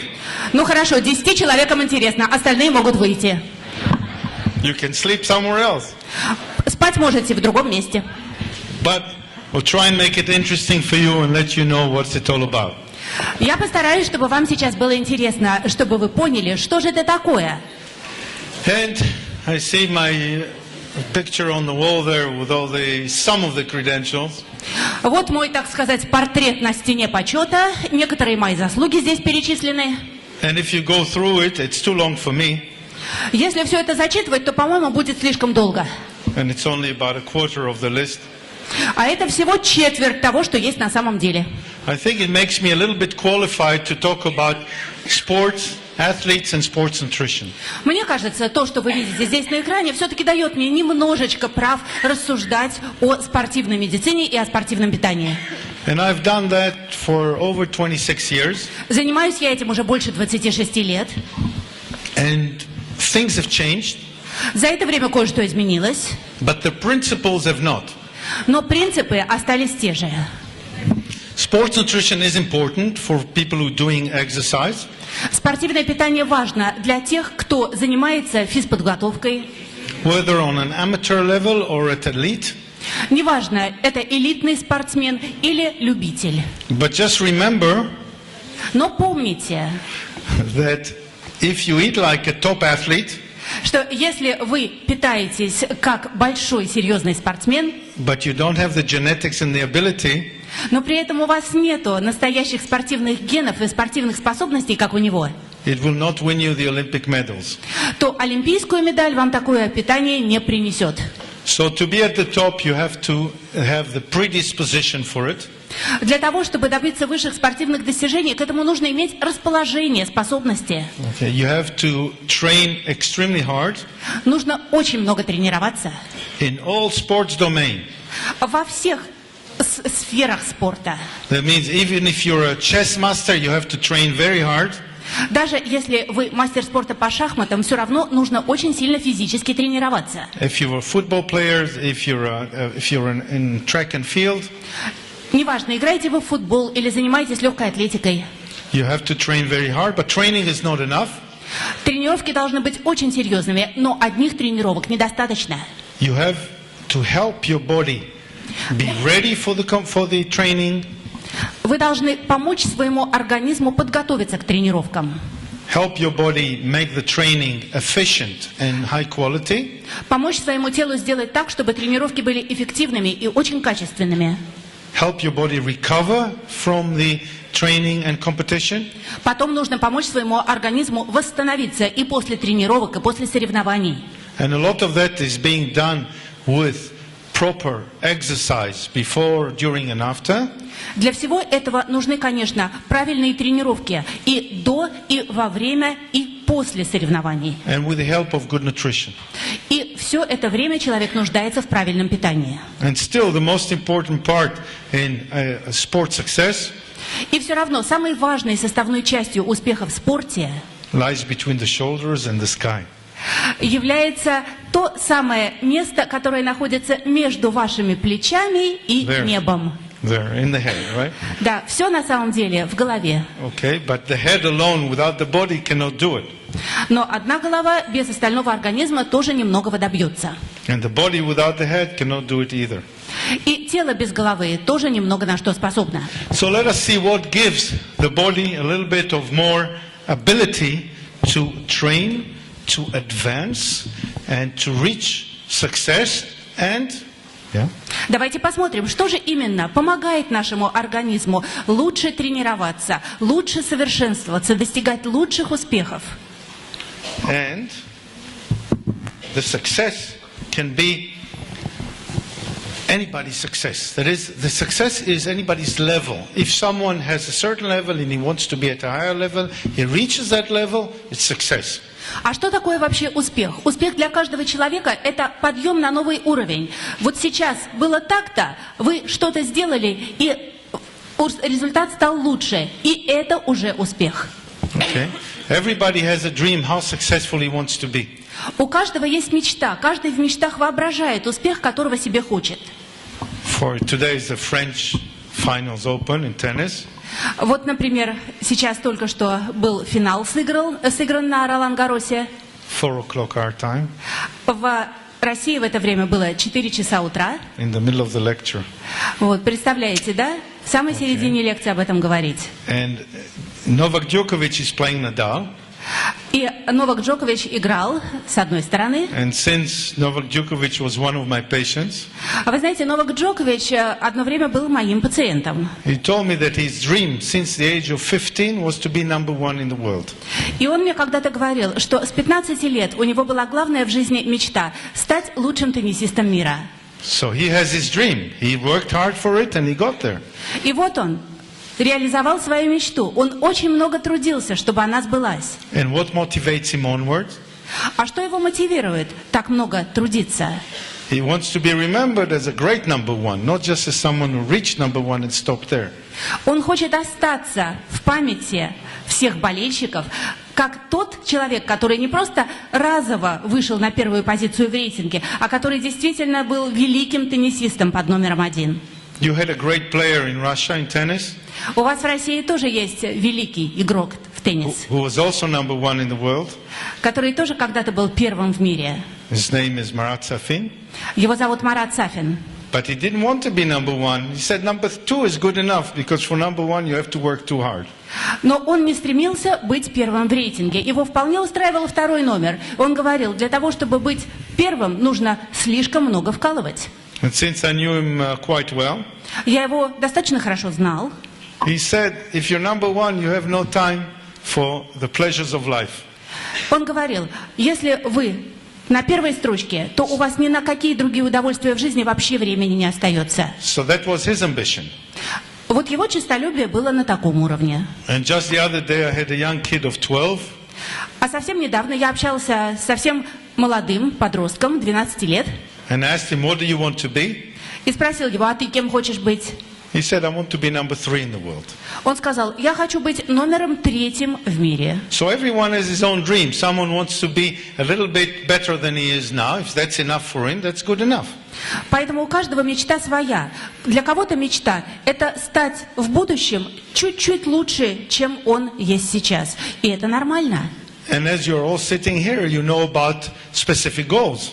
Вот вы сейчас здесь все сидите, и у каждого есть известная вам своя цель.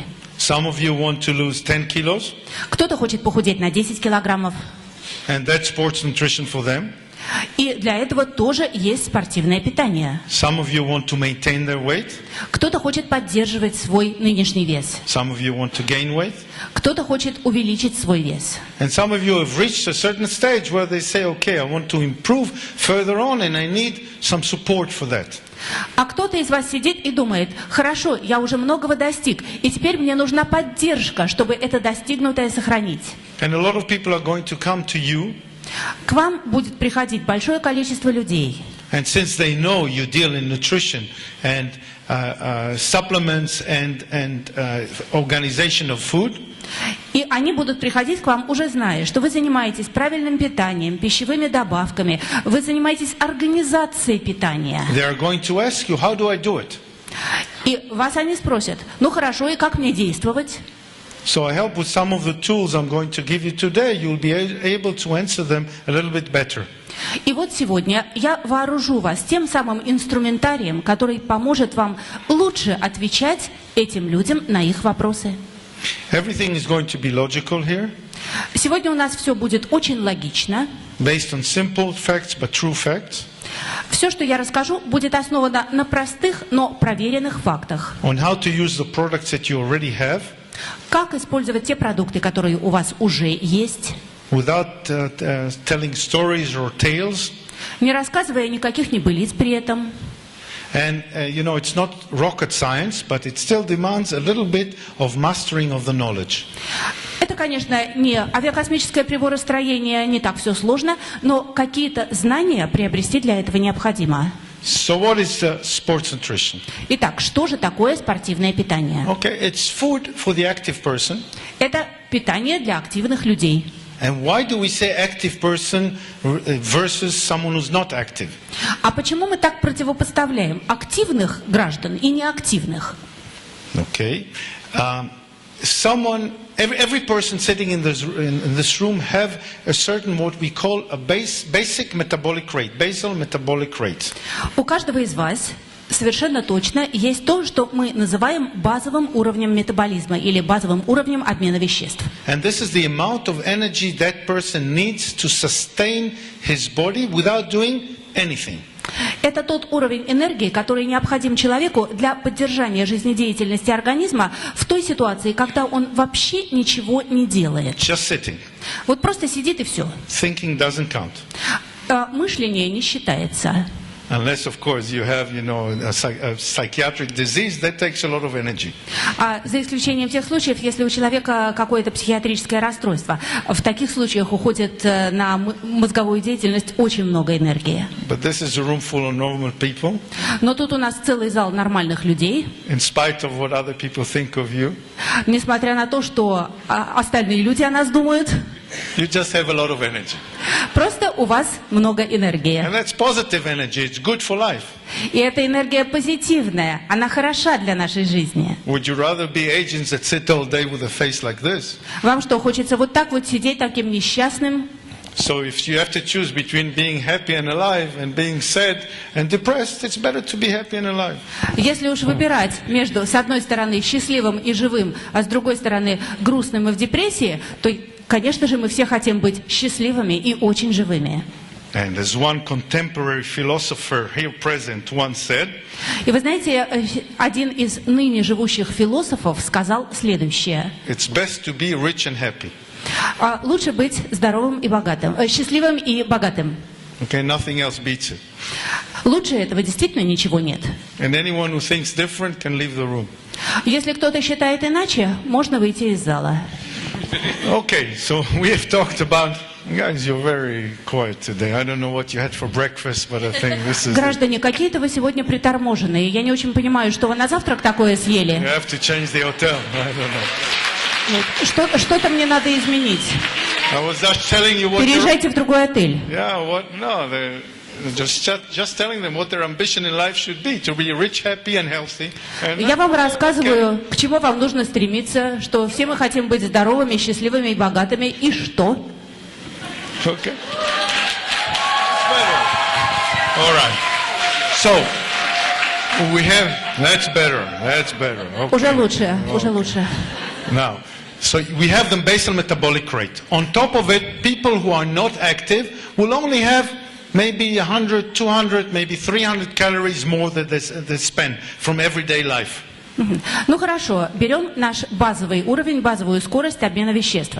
Если человек сидит, если человек хоть что-то немножечко делает, то ему потребуется дополнительно 100, 200 или 300 килокалорий. But when you are active and you do sports, Занимается спортом, you spend much more.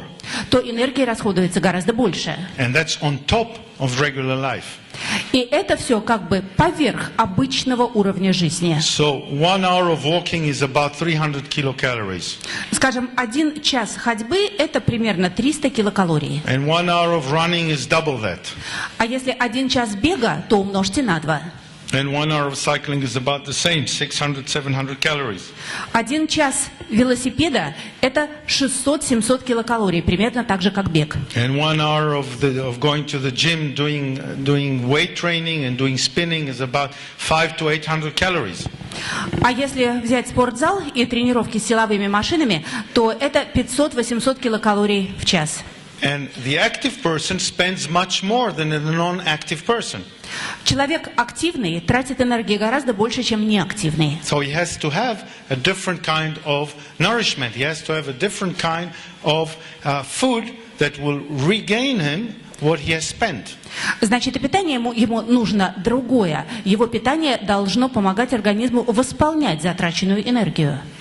And if you don't give it that amount of food, you're probably going to lose weight. Если такому человеку не дать еды столько, сколько нужно, то он начнет худеть. Which is excellent up to a certain stage. Что здорово, но лишь до определенного уровня. But beyond that, it's too much. Но если вес снижается ниже полезного уровня, то это уже перебор. And you will have no strength to train or to go on your everyday life. У вас просто может в такой ситуации не хватить сил для того, чтобы тренироваться дальше и для того, чтобы вообще жить своей обычной жизнью. So food for the active person has to be calculated and given in a different way. А это значит, что еда для активных людей должна быть просчитана. And the principles are quite the same for amateurs or professionals. Причем принципы совершенно одинаковые, что для любителей, что для профессионалов. It's a question of quantity and sometimes quality. Вопрос лишь в количестве и иногда в качестве. And I know everyone in the room wants to ask, if we take the professional athlete's food, is it good for us? Я знаю, что у каждого из вас сейчас на языке вертится вопрос. Вот если взять еду, питание для профессиональных спортсменов, а нам, простым людям, она тоже полезна? Well, nobody died from better food. Но еще от еды лучшего качества никто не умирал. I don't see anyone suffering if he drives a nice BMW instead of a Skoda. Я как-то еще не видел, чтобы кто-то сильно страдал, если ездить на BMW вместо Шкоды. So better is best. Чем лучше, тем лучше. True. Правильно? So the same way that we look at professional athletes and say we want to have what they are eating. Вот мы смотрим на спортсменов-профессионалов и хотим питаться так же, как они. We want to have the same medical care that they are having. Мы хотим получать ту же самую медицинскую помощь, что они. We don't mind at all having the same training regimen, but a little bit on a lower level. Мы совершенно не возражаем иметь тот же самый режим тренировок, что у них, ну просто с меньшей интенсивностью, немножечко. Because if it's good for them, it's good for us.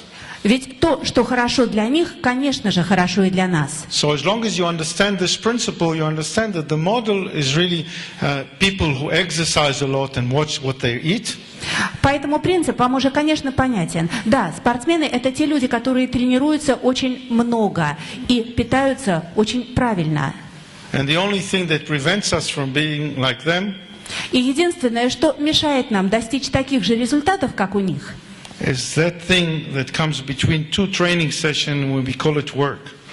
это то самое, что приходится на период тренировок. И название этому – работа. So work is, it prevents you from training. Remember that. Мы все But it работаем, allows you to train. и это мешает нам тренироваться так, как профессиональные спортсмены. Okay, and when we look at food before Итак, говоря о питании, мы смотрим на питание до тренировки, to prepare us for activity. питание, которое подготовит нас к физическим нагрузкам. Because we want to have our muscles charged, so they'll have enough energy in them in order to allow us to do what we want to do in that training session. Мускулы нужно зарядить энергией для того, чтобы этой энергии хватило на всю тренировку. We want to have it during exercise. Нам нужна энергия и во время тренировки. Why? In order to allow us to prolong the activity and to keep it at the high level that we want to for a longer period. Зачем? Затем, чтобы этой энергии хватило на весь период тренировок, чтобы тренировка на всю свою длину была нужной для нас интенсивности. And once we finish the exercise, it's not that we fold our clothes, we throw them into the washing machine, say that's it. Now we have to recover. Но тренировка, да, конечно, она заканчивается, мы снимаем с себя спортивную одежду, швыряем ее в стиральную машину, и что, на этом все заканчивается? Нет, нам нужно восстановиться. Because we want to be ready for the next exercise session. Ведь мы хотим быть в нормальном состоянии для следующей тренировки. Which could happen the same day, the day after, or 2 days after. Которая может быть и в этот же день попозже, или на следующий день, а может быть через 2 дня. And we don't want to suffer from the effect of exercise which might make us painful at night or the day after. И мы совершенно не хотим, чтобы либо ночью после тренировки, либо на следующий день у нас все болело. So food plays a part in that too. А в этом питание тоже играет некоторую роль. Okay? And we also think about what we eat. After recovery, we have recovered. Now we are waiting for the next training session. In the meantime, we go to work, we sit with our family, watch TV, we go and have fun. But we also have to think about what we eat so we won't be too heavy for the next session. И после тренировки, когда бы у нас не была запланирована следующая, мы живем своей нормальной жизнью. Мы идем на работу, мы общаемся с семьей, мы проводим какое-то время дома, смотрим телевизор. Но, имея в виду следующую тренировку, мы думаем о том, что мы будем в это время в промежутке есть, чтобы не оказаться ко времени следующего визита в спортзал слишком отяжелевшими. And to sum the previous slide up, it's before, during, after, and in preparation for the next, which basically covers us the whole day, and it repeats itself in cycles. It's exactly like life. You wake up in the morning, you go to work, you come back from work, you go to sleep, you wake up in the morning.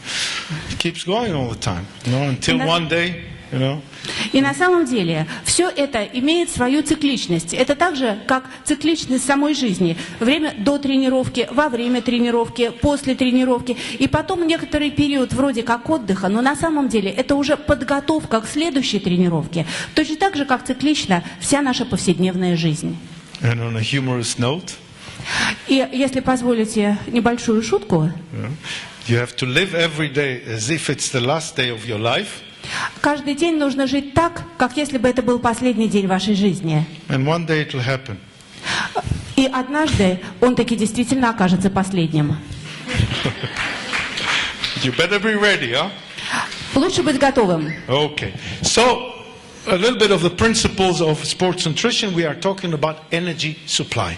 Итак, когда мы говорим о принципах спортивного питания, мы прежде всего обращаем внимание на снабжение организма энергией. Energy is what makes you go diesel, right? Энергия – это как топливо для нас. Now, what is energy?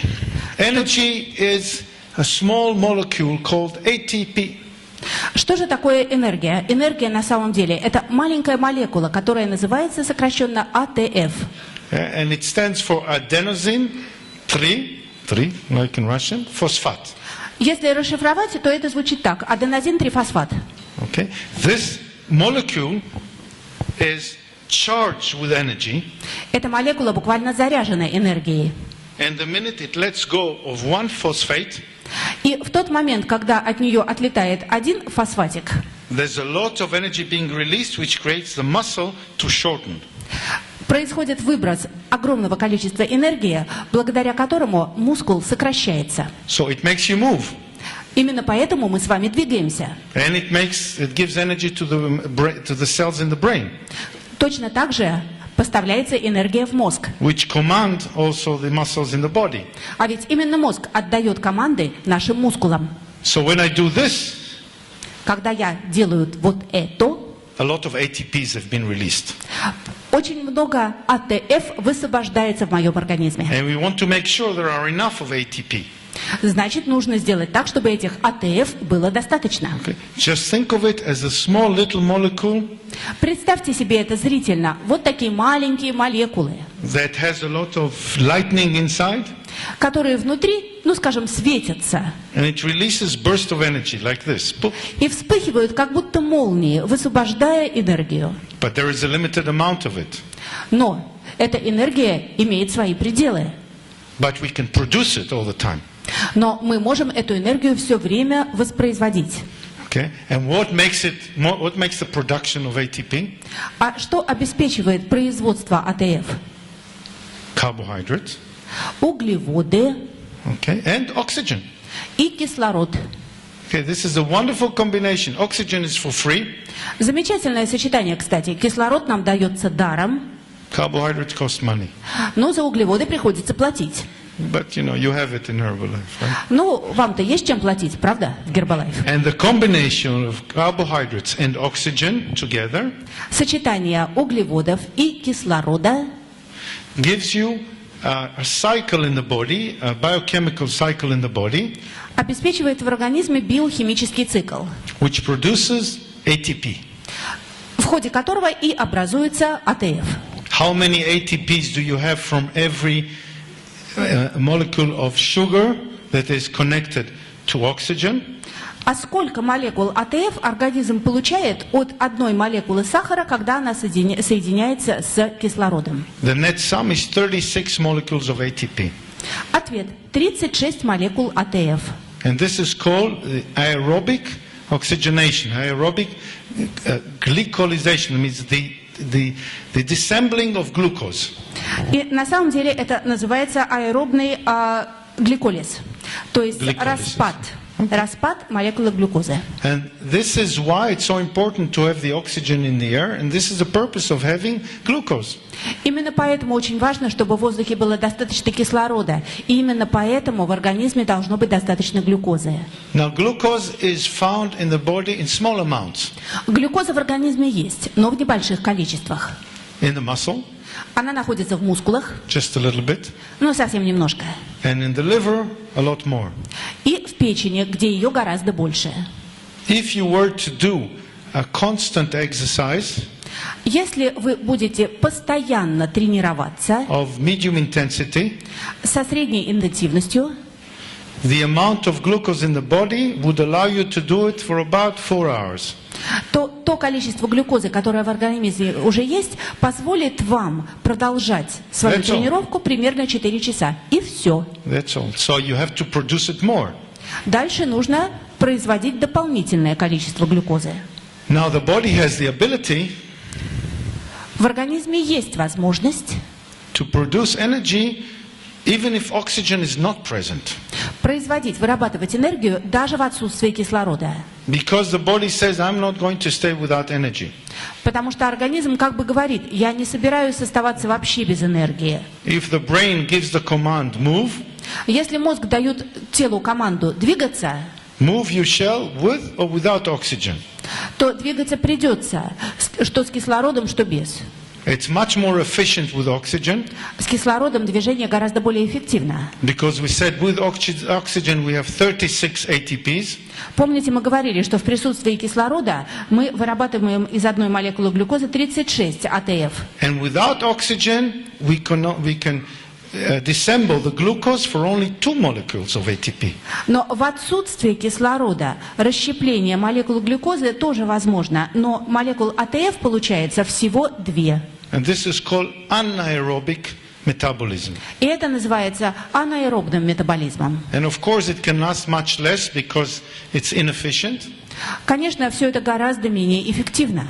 And if you were to do an activity only on anaerobic metabolism, which are very difficult things to do, И если вы хотите заниматься физической активностью только на основе анаэробного метаболизма, то, во-первых, вам будет очень трудно. you will have energy for only about 2 minutes. И энергии у вас хватит примерно на 2 минуты. Now this is all scientific, I know, but it's not very complicated. Я понимаю, что я объясняю сейчас все-таки научные вещи, но согласитесь, это не очень сложно. I could show you all this in biochemical terms and you know, it will be too complicated even for me to look at. Я мог бы вас сейчас загрузить этим на уровне серьезной биохимии, но мне самому было бы достаточно сложно все это рассматривать. But the take-home message is, Но основная идея такая. you need carbohydrates in order to bring energy. Человеку нужны углеводы для того, чтобы вырабатывалась энергия. You need oxygen to produce that energy. Человеку нужен кислород для того, чтобы эта энергия вырабатывалась в организме. And if you don't have enough glucose and oxygen, you're in trouble. И если в организм не получает достаточно глюкозы и кислорода, то начинаются проблемы. Now there are some bad news and some good news. И сейчас у меня для вас 2 новости, одна хорошая, одна плохая. Okay? The good news is the body can produce its own glucose. Хорошая новость. Наш организм способен сам вырабатывать для себя глюкозу. From glucose that was metabolized. Из той глюкозы, которая образовалась в результате обмена веществ. So if you have glucose that went on a chain like this, it got disassembled and produced ATP. Now it goes into another cycle and reproduces glucose. То есть та глюкоза, которая была уже расщеплена, образовались АТФ, дальше она идет как бы на второй цикл и производит новую глюкозу. Some of you might have heard the name of the cycle. It's called the Krebs cycle. The person called Krebs. Может быть, кто-то из вас слышал, как называется этот цикл. Он называется цикл Кребса по имени ученого. And if the rate of metabolism of glucose is too fast, И если такой глюкозный обмен или глюкозный метаболизм идет слишком быстрыми темпами, such as happens without oxygen, а это может происходить, если нету кислорода, the product is what you all heard probably about, and it's called lactic acid. то Lactate. образуется продукт, название которого вы, наверное, все знаете. Это лактат или соли молочной кислоты. Lactate is in the muscle. It gives you muscle pain. When you do exercise and your muscles start to hurt, it's because of the lactate. Молочная кислота скапливается в мышцах. Всем вам знакома боль после физических нагрузок. Это вот как раз из-за молочной кислоты. And it's a sign that you work too hard. И такая боль в мышцах является признаком того, что вы перетренировались. But it's a good form to make you become better. Но на самом деле это полезно, потому что таким образом вы совершенствуетесь. And the body is also a bit of a genius because it can produce energy from fat.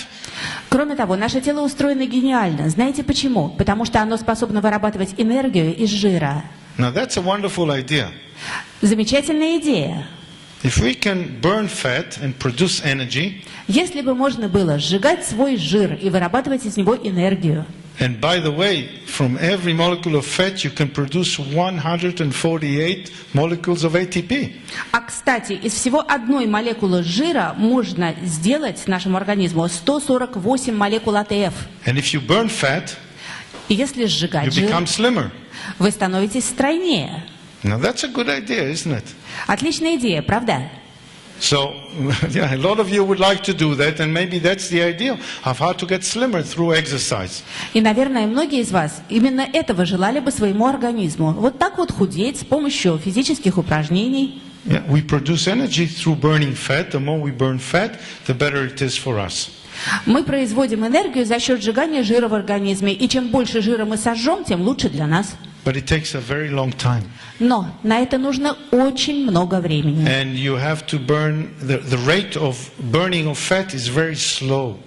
Скорость, с которой жир в организме сжигается, очень мала. So you have to do, if you want to lose fat, you have to do very long exercises for 2 or 3 hours. Если вы хотите таким образом сжигать свой жир, то тренироваться нужно действительно очень долго, 2-3 часа.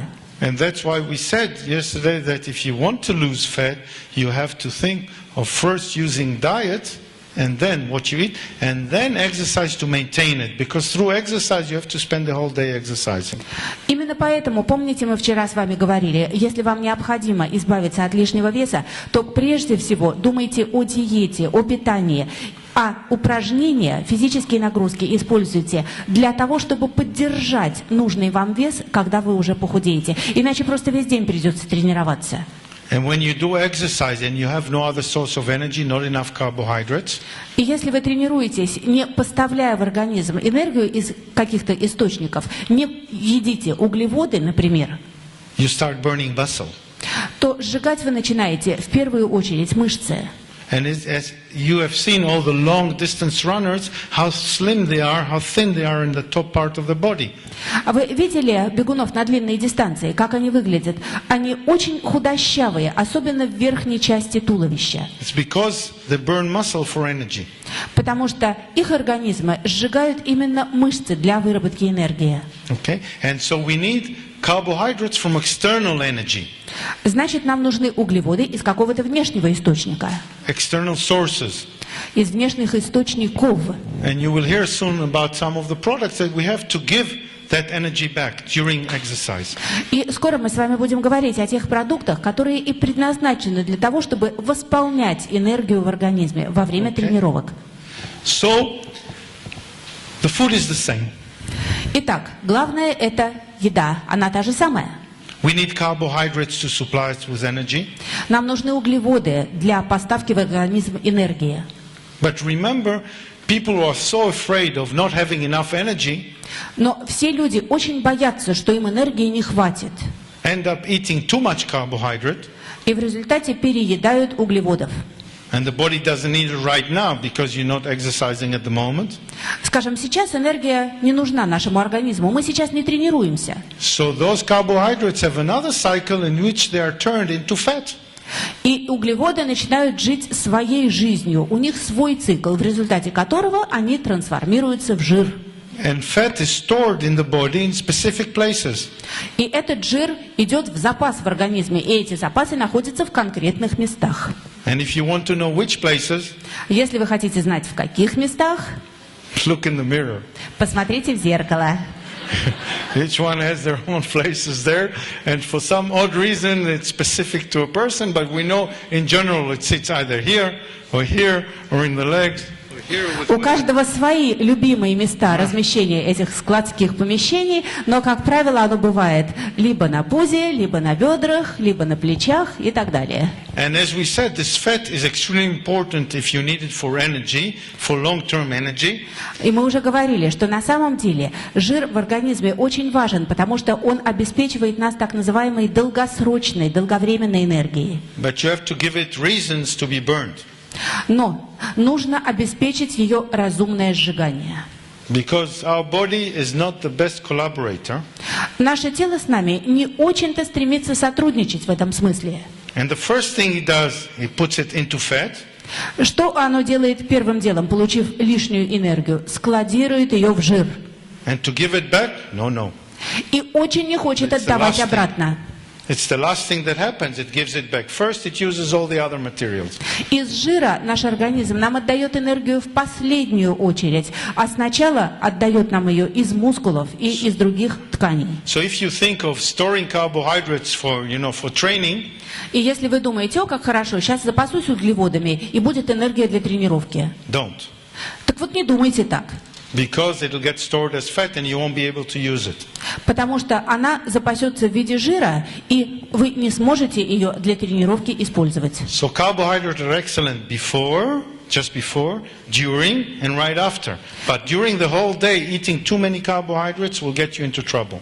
Углеводы – замечательная вещь, если их в небольших количествах есть до тренировки, во время тренировки и сразу после тренировки. Но все остальное время дня с ними нужно обращаться очень осторожно. Because it's not sitting there waiting to be burned by oxygen.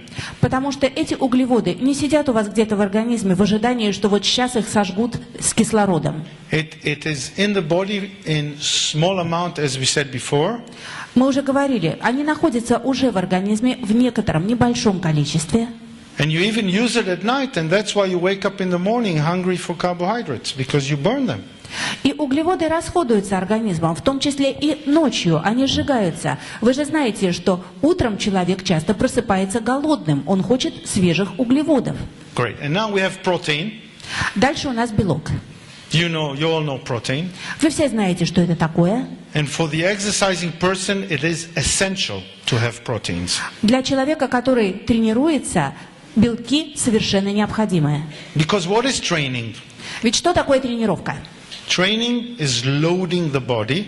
Тренировка – это нагрузка на организм. And the response of the body is to get stronger to respond to that load. Чем организм отвечает?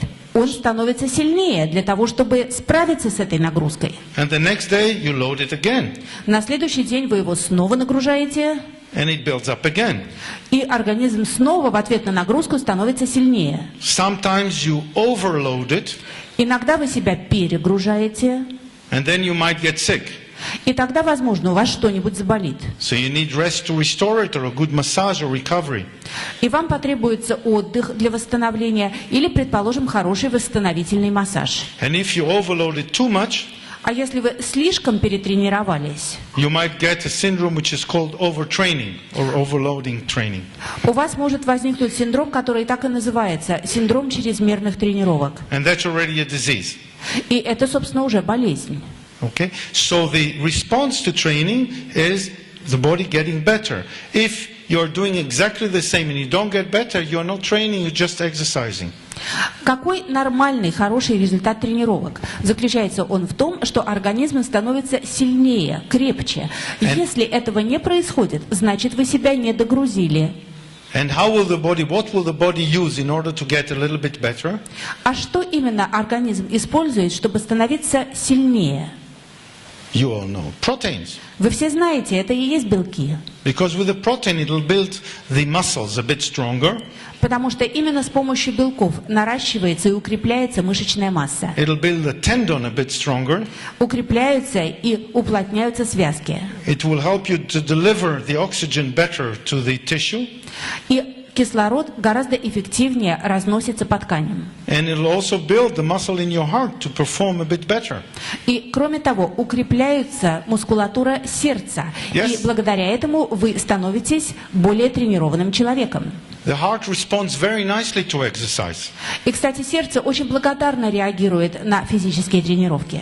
And let me bore you with some numbers. Можно я вас сейчас загружу немножко цифрами? A normal person Обычный человек has a cardiac output of about 5 liters for men. имеет кровеоборот примерно в 5 литров. Это если мужчина. Okay, which are made of 70 milliliters of blood ejected. В это входит 70 миллилитров крови, которая выбрасывается в систему. Times 70 times per minute. И это нужно умножить на 70 раз в минуту. The normal heart rate is 70 times per minute. Pluck, pluck, pluck. Потому что обычный показатель пульса у человека – это 70 ударов в минуту. What happens if you train? Что происходит при физической тренировке? Anybody here trains? Кто-нибудь здесь вообще тренируется? Yeah? That's all? И все? No, what about the others? А остальные что делают? Oh, this is no good. Так, не здорово, не We здорово. have to get the fitness guys here and make everyone train after the session. Нам надо сюда после нашей сессии привести тренеров и устроить тренировку. But anyone who trains knows that the first thing that happens Но любой человек, который таки тренируется, знает, что первым делом происходит что? Herbalife is a company of good nutrition and healthy, active lifestyle. So you have to exercise, guys. Herbalife – это компания, где сочетается правильное питание и здоровый, активный образ жизни. Товарищи, все на тренировку. It's an example to your clients. You can't be not exercising. Вы должны быть примером для своих клиентов. Вы не имеете права не тренироваться. Every day. Каждый день. Almost every day. Почти каждый день. Okay, so people that exercise know that their heart rate, their heart rhythm goes down with exercise. И те, кто действительно занимается тренировками, знают, что если человек тренируется, то от этого скорость сердцебиения снижается. So instead of being 70, it becomes 55 per minute. Вместо 70 она становится 55 ударов в минуту. But they still need 5 liters. А крови все равно нужно 5 литров. So what does it mean the heart does? It contracts better because the muscle is stronger. Что это означает? Это значит, что сердце лучше, сильнее сокращается, потому что в сердце укрепились мышцы. And now it gets out 90 milliliters of blood instead of 70. И сейчас с каждым ударом пульса сердце выталкивает в кровеносную систему уже не 70 миллилитров крови, а 90. It becomes a better heart. То есть сердце становится более здоровым. And it will live longer. И проживет дольше.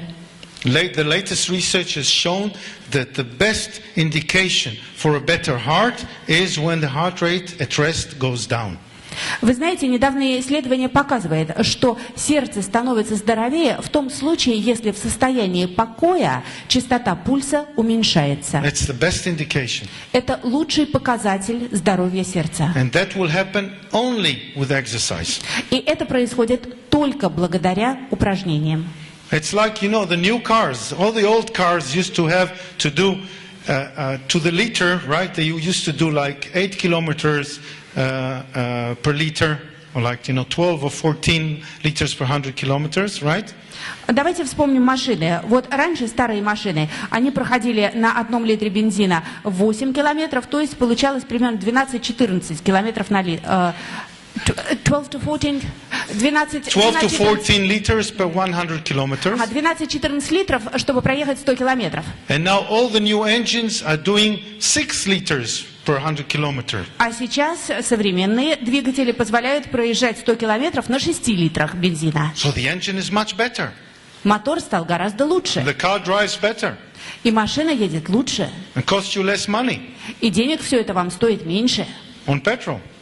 Денег за бензин. Exactly the same as the heart. It costs less money, it lives longer, and it's more efficient.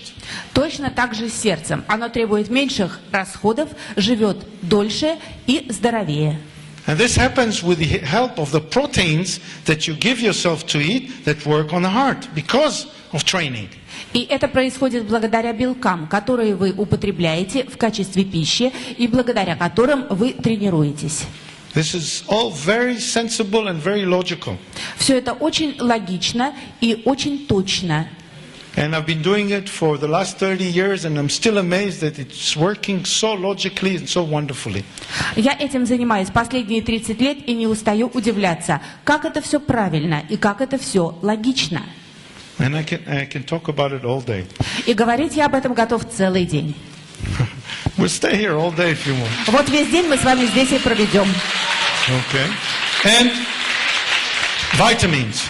Теперь витамины. We need those vitamins for all the circles, the biochemical circles in the body.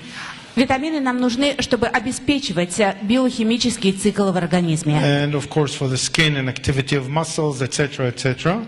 Витамины нужны и для кожи, и для деятельности мускулов, и для всего остального. And minerals for the function of muscles again. Кроме того, нам нужны микроэлементы, они же минералы, они тоже нужны для мускулов. And all that would not work without water. Но все это не будет работать, если не будет воды. Because losing just 5% of your total body water Если человек потеряет всего 5% той воды, которая есть в организме, will cause your body to stop functioning. организм перестанет функционировать. And 7% А At 7%? 7%, could be a funeral. Потеря 7% может привести к похоронам Of the one that lost it, you know. того человека, который эти 7% So the жидкости потерял. body is very fragile with respect to water, and you'll see what we have to allow us to use it properly. Так что организм очень чувствителен к потерям жидкости. И сейчас мы с вами скоро разберемся, как эту жидкость правильно восполнять. Okay, and as people train, Когда люди тренируются, their muscle grow, мышцы растут. and ladies, you can be quite calm about it. Your muscles will never grow to the size of bodybuilders. И, девушки, вы можете не беспокоиться. Ваши мышцы никогда не станут такими, как у бодибилдеров. And a lot of girls are saying, I don't want to train, I don't want to lift weights, I don't want to run because it makes me big and not feminine. Многие девушки и дамы говорят, я не хочу тренироваться, я не хочу бегать, я не хочу качать железо, потому что у меня вырастут огромные мускулы, и я перестану выглядеть It женственно. does not happen. Этого не будет. If you lose weight and strengthen your muscles with training Если and вы nutrition, сбрасываете вес и при этом наращиваете мышцы благодаря тренировкам и правильному питанию, your curves will become better and much more attractive. ваши линии тела станут гораздо более привлекательными. At least for most men, and surely should be in your eyes, which is more important. Во всяком случае, для большинства мужчин и для вас самих, что гораздо более важно. And I haven't seen one man yet that said, I don't want to be well-defined with strong muscles. И я еще не встречал ни одного мужчину, который не хотел бы иметь четко очерченные контуры тела с мускулами. So training and protein will allow you to do that. Вот всего этого и можно добиться путем поедания белков и тренировок. And as your muscles grow, your structure becomes stronger.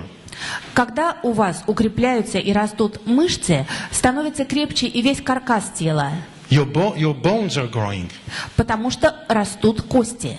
And as you all know, bones is the most dynamic organ in the body. А вы, наверное, знаете, что кости – это самая динамичная часть нашего тела. It gets destructed and rebuilt all the time. Костная ткань все время частично разрушается и частично строится заново. And you know, in weightlifting, you have the weightlifter lift up the weight and put it on his claviculas. Вспомните, как выглядит человек, который поднимает тяжести. Вот он поднимает, тягает эту гирю и ставит ее на плечо. And we have X-rayed his claviculas, and they are 3 times bigger than a normal person. А мы провели рентгеновское исследование его трицепса и увидели, что трицепс этот в 3 раза больше, чем у нормального человека. Because they have to support the weight, so they come up with a solution. Потому что эту мышцу нагружают этой гирей, вот мышцы и находят для себя какое-то решение. And when he stops training, they get smaller. Но Back to если the same такой человек, condition. когда такой человек перестает тренироваться, его мышца возвращается в обычное состояние. So, and the bones are also made out of proteins, you know that, proteins and minerals. Кроме того, кости, как мы помним, состоят из минеральных веществ, а значит, им нужны витамины и минералы. So that allows us to build our body and prevent, for example, at a later age, to prevent osteoporosis. Таким образом, потребление белков помогает нам выстраивать свое тело, делать его сильным и, кроме того, в более позднем возрасте избежать остеопороза. And we know also that people who train and are in better shape, they are in good shape, И мы знаем, что люди, которые тренируются, остаются в гораздо лучшей форме физической. their immune system gets better И у них иммунная система крепче. and they are less sick. Они просто меньше болеют. And if they are sick, they get better much quicker. А если они и заболевают, то гораздо быстрее выздоравливают. And women who are in top shape Женщины, которые находятся в идеальной спортивной форме, have better pregnancies. Лучше переносят беременность. And they recover much faster after delivering the baby. И гораздо быстрее восстанавливаются после родов. I don't know if it makes the child a better athlete, but why not? Я не знаю, становится ли их ребенок более спортивным в результате, но хуже всяко не будет. But they keep a flatter abdomen. Но у девушек остаются плоские животики. They have less internal problems, у них меньше проблем с внутренними органами, and they are ready to get back to life much sooner. и они гораздо быстрее возвращаются к привычной жизни. So working on the immune system and working in pregnancy Так что уделять внимание своей иммунной системе и уделять внимание своему организму во время беременности, you need the proteins. все это требует белков. And what is the recommended daily allowance of protein? Какое же потребление белков рекомендуется на день? I'm sure you all know that the recommendation are between 0.8 to 1 gram per kilogram body weight. Вы наверняка знаете эту стандартную рекомендацию от 0,8 до 1 грамма белка на 1 килограмм массы тела. But it's really not enough. Но вообще-то этого мало. And for the non-active, we recommend 1 to 1.2. Для людей неактивных мы рекомендуем от 1 грамма до 1,2. And the active person should have at least 1.2 to 1.4 gram per kilogram body weight. Для человека, живущего активно, как минимум от 1,2 до 1,4. And the serious athlete should have at least 1.4 to 1.6. Для людей, которые занимаются спортом серьезно, от 1 грамма и 4 до 1,6. But the rule is not at once. Но по правилу не сразу, не за один прием. Spread it during the day. Нужно это разбить на приемы пищи в течение дня. No more than 25 grams to 30 grams per meal. Не более чем 25-30 граммов за один прием пищи. Although the body can sustain certainly up to 50 grams. Хотя организм выдерживает, конечно, до 50 грамм за один прием. And this is the more serious athletes or professional athletes would certainly take above 1.6 gram per kilogram body weight. Но если брать уже очень серьезных профессиональных спортсменов, то они едят белка как минимум 1 грамм и 6 на килограмм веса, но на самом деле обычно больше. And what is the major advantage with protein? Каковы основные преимущества, которые дает такое потребление белка? Well, there's little storage of protein. The body doesn't know how to store the protein. Организм белки не запасает, просто не умеет, поэтому запасы белков в организме очень малы. So that means it doesn't turn into fat. А это значит, что белки не преобразуются в жир. But the problem is that you have to supply your body every day with protein. Но проблема в том, что организм нужно снабжать белками каждый день. So you have to make sure that every day you have about 25% protein in your diet. Поэтому в вашем ежедневном рационе должно обязательно содержаться 25 примерно процентов белков. And if you find out that you can't supply it only from regular food, и если вы понимаете, что с помощью обычной пищи это обеспечить не удается, because how much fish can we eat? потому что сколько человек рыбы может съесть, Okay. Then you take it through supplements. тогда принимайте добавки. Easy solution for the active person who is busy. Это решение для того человека, который ведет здоровый, активный образ жизни, но при этом занят. Okay. And what about fat? А что у нас с жирами? Okay. And you'll see soon, once I finish talking about this, I'll integrate it through the products that we have here and see how much we have to give of everyone. But I'm keeping it to less to keep your attention up. Я сейчас рассказываю по компонентам, но потом мы посмотрим, как это все трансформируется в обычную еду и как ее распределять по дню. Я сейчас просто хочу привлечь именно к этому ваше внимание. Because if I gave you the recipes in the beginning, you would all go. Если я вам начну давать рецепты кулинарные в самом начале, вы запишете рецепты и уйдете. So food is in the end. Поэтому про еду потом. Okay. What are the daily needs for fat? Итак, ежедневная потребность в жирах. There are no specific daily needs for fat. No one came with saying you have the minimum that you have. What? There is no specific. Okay. There was actually a question. Would you like to take it now? About the percentage. Of what? When you say 30% of what? Up to. Of the total nutrition. 30%. Sorry. Yeah, the calories. The calories or the volume or the amount. Yeah. The question was whether how much what is the percentage of fat in the total nutrition? In calories, it's up to 30%. Значит, вопрос был, 30% рациона выраженного в чем? В калориях или в объеме? В калориях, то есть 30% от общей калорийности. But no more than this, because and most people I probably would not find one person in this room that has less than 30% of his nutrition from fat. Я думаю, что в этом зале не найдется ни одного человека, у которого в ежедневном рационе питания жиров меньше 30%. Очень трудно этого достичь. Because fat is everywhere. Потому что жир буквально везде. Yeah, it's on the shelves, in the kitchen, out of the kitchen, inside our body. Он находится и на наших кухонных полках, и за пределами наших кухонь, и внутри нашего организма. And I haven't found someone who died from not having enough fat. Как-то я еще не встречал человека, который бы умер от того, что не доедал жиров. Okay, so it's like, you have to think of it that people are saying, oh, but I have to have fat in my food. Okay, Люди часто говорят, мне обязательно нужен жир в моем питании. Да, нужен, но не более чем достаточно. But fat is important, and we needed the good kind of fat. Жир действительно важен, но это должен быть так называемый полезный жир. And the bad kind of fat is everywhere. Margarine, trans fat.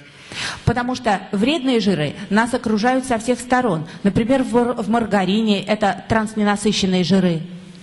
Just remember that if you have to compare between margarine and real butter, butter is better.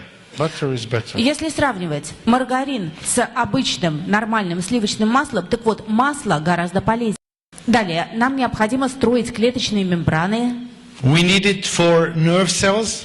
Для этого нужен жир. Он нужен и для нервных клеток. We need it for absorption and we need it for the brain. Он нужен для усвоения питательных веществ в организме и для работы мозга. And if we have to separate all kinds of fat, omega-3 is probably the most important. Если разделить жир на разные типы жиров, то самым важным будет омега-3. And we said yesterday that we have to have at least 750 milligrams of omega-3 per day. Помните, мы вчера говорили, что каждый день нам необходимо как минимум 750 миллиграммов омега-3 в день. But here, if you want to take 1 gram, you want to take 1.5 gram, it's okay too, but it might give you some side effects. Можно, собственно, и 1 грамм, и даже 1,5 грамма, но могут быть побочные эффекты. Especially diarrhea. But this is still, if you can support it, it's not a problem having more. Например, может возникнуть диарея, но если ваш организм нормально переносит большее количество омеги-3, то значит оно для вас нормально. Okay, and from fat we go on to vitamins. Так, жир разобрали, переходим к витаминам. And there is what is called the recommended daily allowance of vitamins. Существует то, что принято называть рекомендуемая суточная потребность в витаминах. It's usually in milligrams or in international units. Выражено это обычно в миллиграммах, либо так называемых международных единицах. And if you have much less from the recommended daily allowance, если не добирать эти нормы, you might suffer from diseases, то вас могут настигнуть болезни. which are called vitamin deficiency diseases. Они так и называются – болезни витамина дефицита. So, for example, from the lack of vitamin C, you get rickets. Rickets is the disease which affects the bones. Например, от недостатка витамина С у человека образуется рахит. And the lack of which one? Vitamin D. Vitamin D is important today. It gives you heart. If you have less of it, it might give you heart attacks and strokes. А еще очень важен витамин D. Если человек не добирает витамина D, то это чревато инфарктами и инсультами. And osteoporosis. И тем же остеопорозом. Okay. So you need those vitamins. Так что витамины нужны. And it can harm your activity also. И кроме того, они влияют на активность. And you can get it, as we said yesterday, from 5 different colors of food. Помните, мы вчера говорили, что витамины мы можем получить от еды различных 5 цветов. But if I cite Dr. Heber, Но если процитировать доктора Хибера, So you take a tablet, you have a little bit more, the body gets rid of it, no harm done, but you know for sure you are covered. вы можете принять таблетку, и даже если при этом у вас образовалось слишком много витаминов, то от излишка организм вполне избавится, так что вреда все равно не будет. А вы будете знать, что все необходимое вы точно приняли. So I admit, instead of starting to calculate what I have to eat all day, I pop up a tablet of multivitamin per day and apply it, Don't worry about it. Мне самому гораздо легче заглотить мультивитаминную таблетку, чем весь день высчитывать, сколько какой пищи я съел и каких витаминов я получил, а каких нет. Together with omega-3. Ну и, конечно, вместе с омегой-3. Okay? And you have to remember that if you want vitamins from food, it has to be fresh. И не забывайте, если вы все-таки хотите получать витамины из пищи, то продукты должны быть свежими. And I've even seen a research paper, I don't know who went into the trouble of examining it. Я один раз читал статью по результатам исследования. Уж не знаю, кто озаботился такое исследование проводить. That if you cut vegetables with a knife, Но там говорилось, что если овощи резать ножом, you lose vitamins inside. то теряется часть витаминов. So, you have to eat it straight up. It's not practical. Let's put Поэтому it this way. грызть нужно целиком, что, мягко выражаясь, непрактично. Okay, and what about minerals? Так, что у нас с микроэлементами? And we know and we see about minerals. Again, the recommended daily allowance is that all the tables which are being published. По ним тоже есть таблицы, они все опубликованы, и в них прописано, какого минерала сколько нужно в день. And how much you should have out of magnesium and calcium and zinc and selenium, all kind of minerals that exist in the body and help the body. Во всех этих таблицах прописано, сколько человеку в день нужно миллиграммов марганца, магния, кальция, цинка, селена и каким частям тела все это необходимо. And it's really getting so complicated that even rocket science is easy compared to this. И получается настолько сложная картина, что даже авиаприборостроение кажется проще. So, instead of breaking my head all the time and saying, okay, if I eat this, I have this milligram of calcium and this, I need the zinc here, and calcium might interact with the zinc and might prevent the absorption, so I have to have it at this time. I can't sit the whole day, so I'll pop up a multivitamin inside, It's easy, it's simple, and it's probably quite efficient.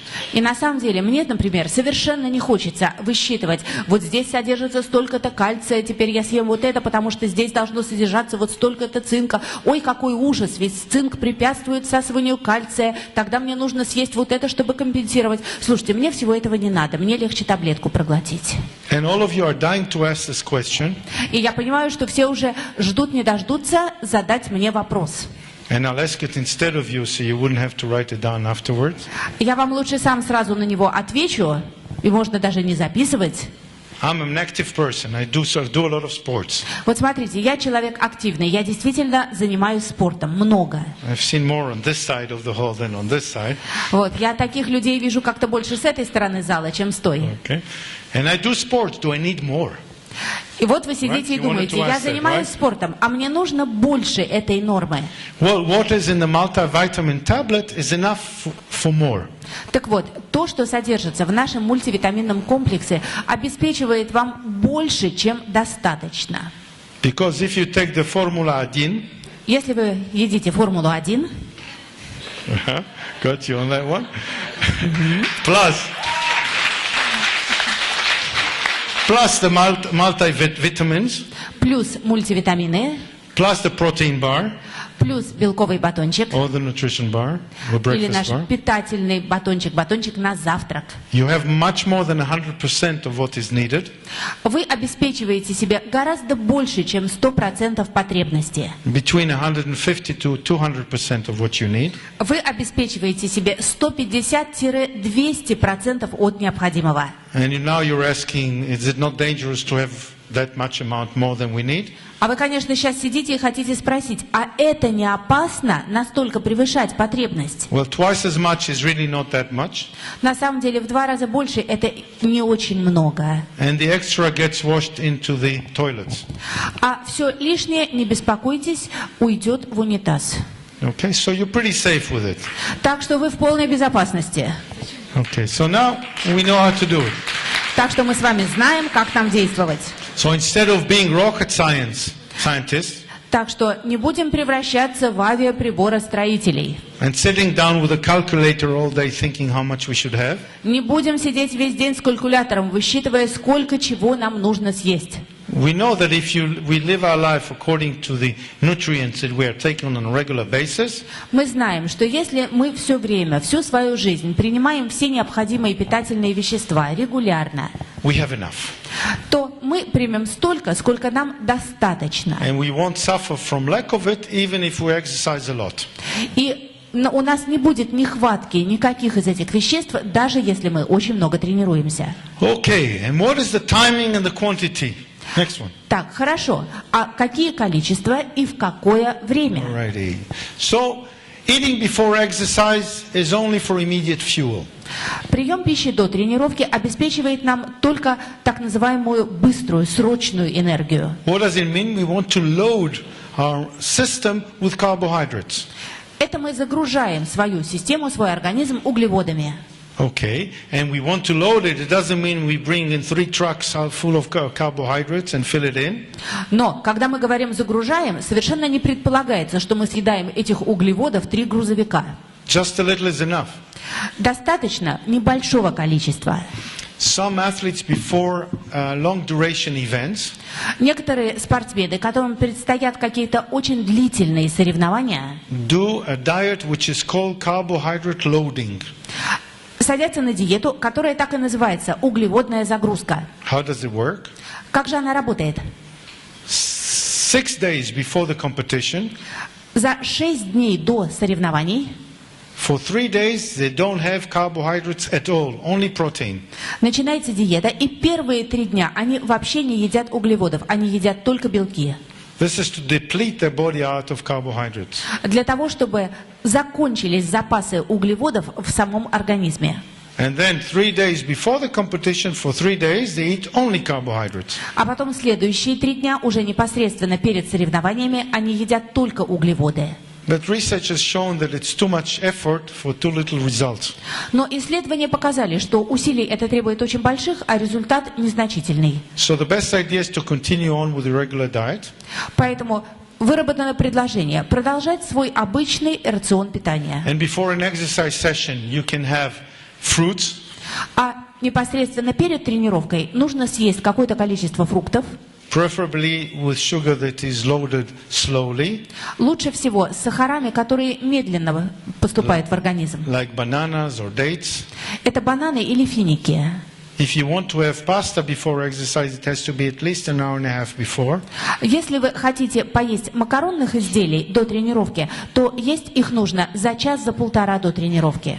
But research has shown that you can also have protein before exercise. Но теперь есть исследования, которые показывают, что перед тренировкой можно есть также и белки. So it's not a bad idea to have a protein bar before you exercise, like 20 to 30 minutes before. Белковый батончик за 20-30 минут до тренировки – это отличная идея. It'll keep you a good energy supply during the exercise on a slow level. Smart idea. Из этого батончика энергия будет высвобождаться постепенно и обеспечит вам как раз всю вашу тренировку. Okay. And during exercise, Теперь, во время тренировки. we used to think that only carbohydrates help.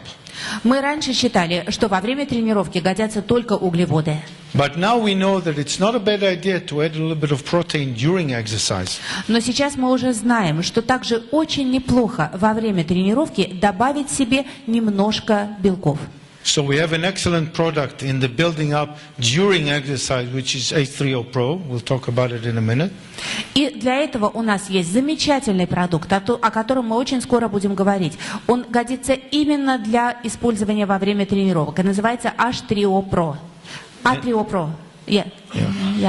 Да, H3O Pro. Yeah. And if you need something else during exercise, you have it together with protein bar. И если вам не хватает его на время тренировки, вы чувствуете, что нужно что-то еще, объедините его с белковым батончиком. Okay. And right after exercise, remember you have what we call the Windows the window of opportunity. А после тренировок имеет место то, что мы с вами когда-то назвали окном возможностей. And during the 40 minutes after exercise, Это те самые 40 минут после тренировки, what you eat will go into the muscles. в течение которых все, что вы съедите, пойдет в мускулы. And it'll help them recover better, И мускулы лучше восстановятся, prevent damage, они будут не повреждены okay, and help you get ready for the next exercise session. и помогут вам постепенно подготовиться к следующей тренировке. Why is that? Почему же такое происходит? Because during rest, people sitting here, the amount of blood that is going to the muscles and the skin is about 5 to 10% of your cardiac output. Потому что в эти 40 минут то количество крови, которое поступает во все ваши ткани, и в кожу, и в мускулы, на 5-10% превышает обычное количество. Normally it's about 5%, but it's a little hot in the room, so we're perspiring a bit. А сейчас, конечно, в комнате жарко, поэтому мы понимаем, что в таких условиях, когда тепло, организм немножко больше потеет. Where's the rest going? А куда девается остальная энергия? Every minute, 20% of your blood flow goes to the kidneys. Каждую минуту 20% вашего кровотока отправляется в почки, 5 to 10% go obligatory to the brain. 5-10% в обязательном порядке, я надеюсь, направляется в мозг. Hopefully, for the people who are awake. Я на это очень надеюсь. A lot goes to the digestive system, Довольно большой процент отправляется в пищеварительную систему, to the endocrine system, в эндокринную систему, to the respiratory muscles, and to the heart. а в мышцы дыхательной системы, respiratory muscles and heart, the heart, Heart, right? yes. Да, и в сердце. Мгм. Yeah, heart. Heart. Here. Да, где-то здесь. And during exercise, 90%, between 85 and 90% of the blood flow will go to the muscle and the skin. Но когда вы не сидите, а тренируетесь, в 85-90% кровотока направляется в мышцы и кожу. And that means that the digestive system and the kidneys are almost shut down. А это означает, что вся пищеварительная система и почки практически выведены из действия. And that is why you mostly do not need to go to the toilet. Именно поэтому, как правило, во время тренировки вам практически не хочется в туалет. Unless you're a woman, but that's psychological. Разве что женщины являются исключением, но это психологический фактор. Because I have women partner in cycling, and every 5 minutes they have to stop to pee. Вы знаете, у меня есть партнерша по моим велосипедным тренировкам. Так вот, каждые 5 минут нужно остановиться, чтобы она пописала. So we have to find bush all the time. Вот мы все время ищем, где кусты есть. But this is psychological. It's Но really это женская психология. they have nothing to urinate. It takes them 2 seconds and they're ready. So what's the big deal? Потому что на самом деле жидкости у нее нету для этого процесса. Буквально 2 капли и все. Now, when you finish exercise, Так вот, когда тренировка закончена, for the next 45 minutes, потом наступают 45 минут, still about 50% of the blood flow goes to the muscles. в течение которых по-прежнему примерно 50% всего кровотока направляются в мышцы. So if you eat during this time, food gets absorbed, И если в это время вы что-то съедаете, то пища усваивается организмом, and instead of getting into the storage, it goes straight to the muscles. и вместо того, чтобы отправляться в хранилище в нашем организме, питательные вещества по-прежнему направляются прямиком в мышцы. And it replenishes your muscle with glucose and И protein, восполняют в мышцах запасы глюкозы и белка. and gets you ready for the next exercise session, И таким образом вы уже быстро готовы к следующей тренировке. and you don't get fat. И не толстеете, не жиреете. Straight into there. Okay? Now, we want to have frequent meals Далее, мы считаем, что принимать пищу нужно часто, to make sure that all the ingredients are there in our blood and in our organs, для того, чтобы все нужные ингредиенты регулярно поступали в нашу кровь, в наши органы. and we won't suffer from spikes of hypoglycemias, Для того, чтобы у нас не было пиков и провалов в гипогликемическом индексе. okay? Nothing will go into storage. И чтобы ничто не отправлялось в запасники. Okay, there's a small magic number Есть такая маленькая волшебная циферка. that if you eat meals smaller than 400 kilocalories, Если каждый ваш прием пищи меньше 400 килокалорий, you will probably use it all. то все эти калории, скорее всего, будут израсходованы. Okay, so you won't get fat if you eat very small quantities every time. То есть, если вы едите маленькими порциями, вы, скорее всего, никогда не And растолстеете. you'll have enough energy for sports. И энергии вам хватит, в том числе и на спорт. Okay, and what about supplements? Так, а что у нас насчет добавок? You know that we have supplements, antioxidants. Вы We have знаете, что у нас есть разные пищевые добавки и антиоксиданты, and many other supplements with minerals and vitamins. и многие другие. Это и витамины, и минералы. Okay, so what are the indications to take them? Каковы же показания, когда их нужно принимать?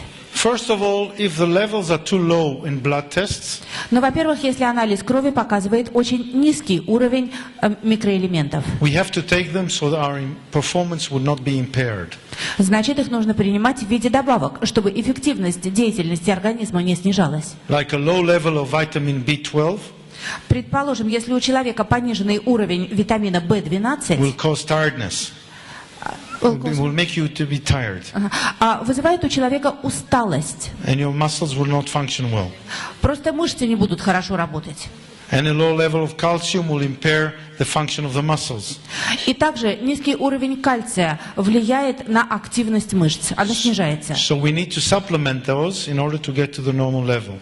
Вот все это организму нужно восполнять для того, чтобы он действовал на обычном уровне. But is more better? Но вопрос, а больше означает лучше? Well, some materials, some amino acids, and some energy substances Некоторые аминокислоты и некоторые энергетические вещества, да. if you give a little bit more of them, your performance might improve. Если немножечко увеличить их количество, то да, организм будет работать эффективнее. So, for example, if you have creatine, Возьмем, например, креатин. it builds energy in the muscle, which allows you to lift more weights and become stronger. Он дает мышцам энергию, благодаря которому, скажем, человек может поднять больший вес, мышцы становятся сильнее. More arginine, some amino acids, if you take more of them, will make you function a little bit better in regards to energy. Некоторые аминокислоты, например, аргинин, действительно прибавляют вам энергии, и деятельность организма становится эффективнее. And vitamin B complex improves the function of muscles. И также комплекс витамина группы В повышает эффективность работы мышц. So what are the Herbalife solutions for before, during and after? Итак, каковы же решения Herbalife для периодов до, во время и после тренировки? Okay, and what is available? Что у нас для этого есть? Drink. I'll have to look for a bush. Ну, сейчас мне придется кусты искать. Okay. This is why women don't drink during exercise. They don't want to pee. Именно поэтому женщины не любят пить во время тренировок, чтобы не искать где. Next one. Так, следующий. Next. Okay, and we have Formula One, which is an excellent supply for active people, for sports. Итак, у нас есть Формула-1, которая является замечательным источником энергии для активных людей и для спортсменов. And I know most of you are saying, what's the big deal? We take it anyhow. Вы скажете, ну о чем вообще мы говорим? Мы и так едим Формулу-1. But you know what? Messi takes it too. Так знаете, Лионель Месси тоже ее ест. Why does he take it? Because it supplies the energy needs. Почему? Ну, наверное, потому что она удовлетворяет его потребность в энергии. So this is again an example. If it's good enough for you, it's good enough for him too.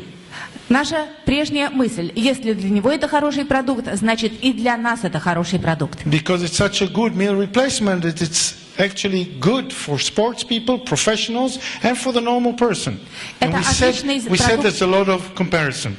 Это отличный продукт-заменитель еды. Он годится, как мы уже с вами давно поняли, и для спортсменов, и для профессионалов, и для любителей, и для нас, простых людей. Okay, so the Formula One will still stay in the basis, and you're saying, how or when can I take it before exercise. Хорошо, Формула-1 остается нашим базовым продуктом питания. А за какое время до тренировки ее нужно принимать?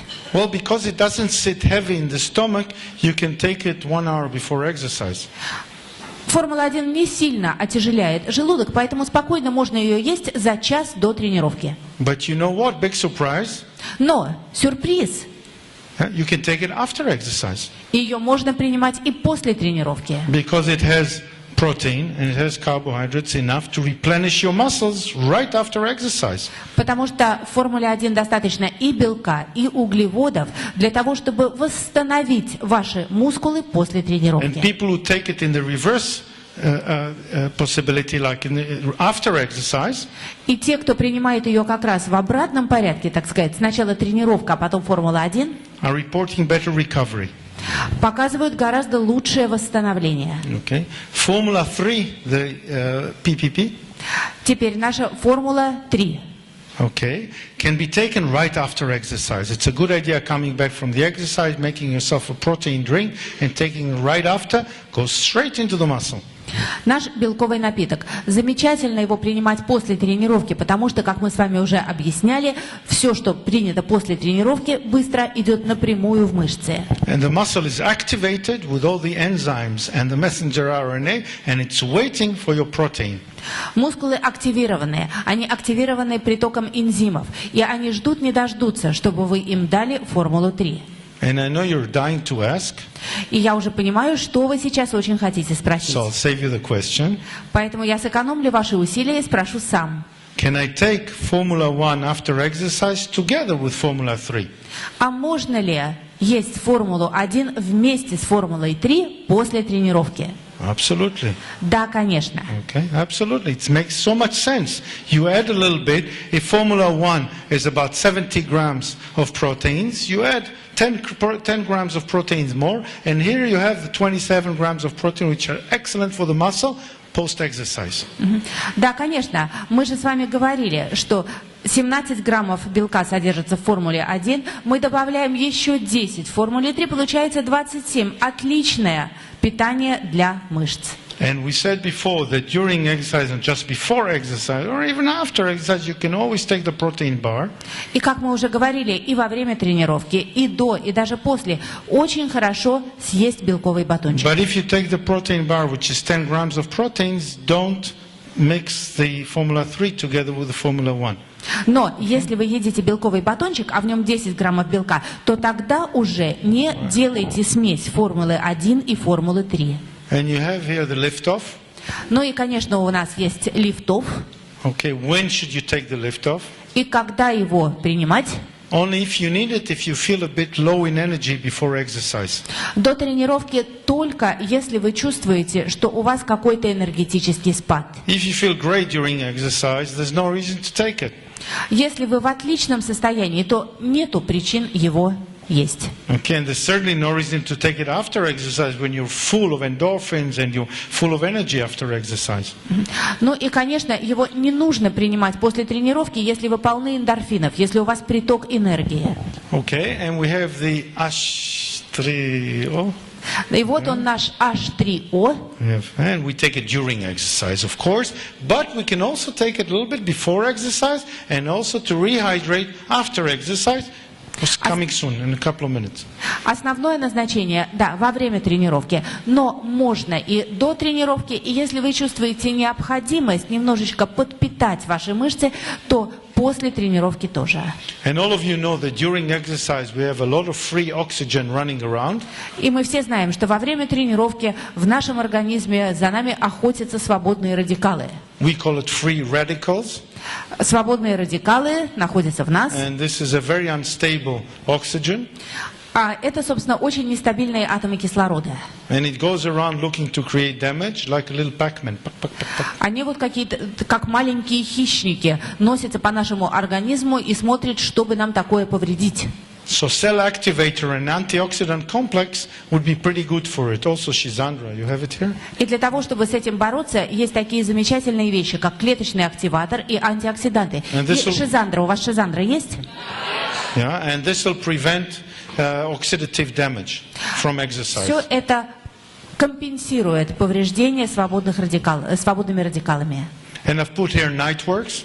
Я сюда поставил и Nightworks. Major importance to prevent late effect or late damage of exercise, and it's not to be taken during exercise or right after, it's to be taken later to do the work at night. Конечно, его ни в коем случае не нужно принимать ни во время тренировки, ни сразу после. Нужно принимать значительно позже тренировки для того, чтобы ваш организм восстановился в течение ночи. And it's getting more and more important in the last few years with a good few research paper that is showing how important the nitrous oxide is. И на самом деле в последние годы опубликовано несколько исследований, которые показывают, насколько замечательно работает молекула оксида азота, что делает продукт Nightworks все более и более важным для нас. So, Итак, next one. We got it already? No. Yeah, we do. Okay. So, proper nutrition during games. One is to improve performance, and the second, to shorten recovery time. Итак, полноценное питание во время тренировки или упражнений нужно. Первое, для повышения эффективности всего этого. И второе, чтобы сократить сроки восстановления. Is there anyone here who is competing or is a professional athlete? Скажите, среди вас есть кто-то, кто является спортсменом-профессионалом, кто участвует в соревнованиях? Only if you know. But, okay, one. Good. Но один есть. Anyone here that has clients which are competitive athletes? А клиенты, которые являются спортсменами, участвуют в соревнованиях, клиенты такие у вас есть? Okay, that's a bit more. But this is a good crowd, and you know, next year, the end of next year, when you'll have more material of Herbalife to offer those customers, I'm pretty sure you'll have more and more customers of serious athletes that will certainly use it. Those materials are meant for serious athletes and professional athletes, but too much speaking, huh? Но к концу года, как вы знаете, у нас будет увеличено количество продуктов, которые вы сможете предлагать таким клиентам, которые являются серьезными спортсменами, возможно, соревнующимися спортсменами. Продуктов прибавится, а значит и клиентов таких прибавится. And those will be very good clients because they consume it every day, because they train every day. И это будут очень хорошие для вас клиенты. Они будут есть такие продукты каждый день, потому что тренируются они тоже каждый день. And all of them are taking products. И все они едят продукт. So for them, if you offer them better products than other products, they will have it. И если вы в добавлении к уже тем продуктам, которые они едят, предложите им новые продукты и лучшие продукты, они им тоже понравятся. So just to show you, a professional football player will burn 500 kilocalories during warm-up. Смотрите, профессиональный футболист сжигает только во время разминки 500 килокалорий. Will burn 1500 kilocalories during the game. Далее, во время футбольного матча он сжигает 1500 килокалорий. And if he plays overtime during a match, another 500. Если назначен овертайм, он сожжет еще 500 So килокалорий. during a game, he will burn between 2000 and 2500 kilocalories. Значит, за одну встречу он израсходует от 2 до 2500 килокалорий. That's a lot. Это много. You have to add to that his normal basal metabolic rate, which is about 2000. Добавьте к этому количеству его обычный стандартный метаболизм. Это еще примерно 2000 килокалорий. Plus what he needs for living, which is another 500. Плюс то количество килокалорий, которые нужны для обычной жизни. Это еще 500. So this is 5000 calories for one day. Вот мы и получаем 5000 килокалорий на один день. This is almost impossible to give back unless you have specific things to help him to get it back. It's almost impossible to get back from food. Такое количество практически невозможно получить из пищи. Нужно обязательно чем-то это дополнять. Unless you have, of course, cream and cake and all this, but this is not food. This is empty calories which go straight into fat. Ну, конечно, 5000 килокалорий можно набрать с помощью кремовых тортов, но это, мы же понимаем, это не еда, это пустые калории. Оно все идет в жир. Okay? And during that game, the muscle glucose and glycogen will decrease between 40 and 90% of the total amount that it has. Why this range? Yeah, go ahead, sir. Во время тренировки сокращается на 40-90% и уровень глюкозы в организме спортсмена, и уровень гликогена. Okay. The range is because it depends on the position in the field. The goalkeeper will burn less. Почему такой большой разброс от 40 до 90? Это зависит от амплуа футболиста, потому что вратарь, конечно же, расходует меньше энергии. But someone running in the middle of the field will burn a lot. А кто-то, кто носится по центру поля, сожжет гораздо больше. And about 50% of his muscle fibers will be empty of glucose and glycogen. И примерно на 50% мышечная ткань такого спортсмена будет иметь меньше глюкозы и гликогена. And if you give, as you see the last paper there, if you give 52 grams of carbohydrates during a game, и по последним исследованиям, это в самом низу слайда, абзац, если человек получает 52 грамма углеводов незамедлительно перед игрой, it improves performance in the last 15 to 30 minutes of the game. То в течение последних 15-30 минут эффективность действий такого спортсмена будет гораздо выше. Okay, and if you see the next graph, you can see that with proper nutrition, и вы видите на этом графике, что при правильном питании you can keep the muscle glycogen up. Можно поддерживать на высоком уровне гликоген в мышцах. And performance will be improved. И тогда эффективность действий спортсмена будет выше. Okay, and which is exactly what we need, because players with a poor performance in football or any other sports, as the game progresses, their ability goes down. If their nutrition needs are in good condition, they will keep their performance. And this makes a difference between winning and losing. А это именно то самое, чего нам нужно добиться. Ведь если спортсмен недополучает питательных веществ, его эффективность снижается, а это совершенно не то, к чему он стремится. Если она остается на нужном уровне, то он может играть эффективнее. Но если оно повышается в течение времени, в нужный момент, то именно это и обеспечивает разницу между спортсменом, который выигрывает игру, и спортсменом, который проигрывает игру. Okay, and if you look at this next slide, we see what is the difference in glucose. If you just give regular glucose, смотрите, какая разница бывает между разными видами глюкозы, которые человек принимает. Вот есть обычная глюкоза. Okay, you can ingest it to a lower level than if you give glucose combined with fructose. Она дает совершенно определенный уровень. Если вы объединяете фруктозу и глюкозу, вы видите, что уровень совершенно другой. And yes, I know you're dying to ask. И вы, конечно, уже готовы задать вопрос. If this is right, do we have glucose and fructose in the Herbalife products? And the answer is, of course, yes. Если это так, то, а есть ли у нас в Herbalife такие продукты, которые сочетают в себе фруктозу и глюкозу? Ответ – да. Okay, and so you'll have a much better product, which you'll see in a minute. У нас есть уже продукт гораздо лучший, и через минуты вы его увидите. Okay, and water consumption during exercise, and that'll all bind to the H3O.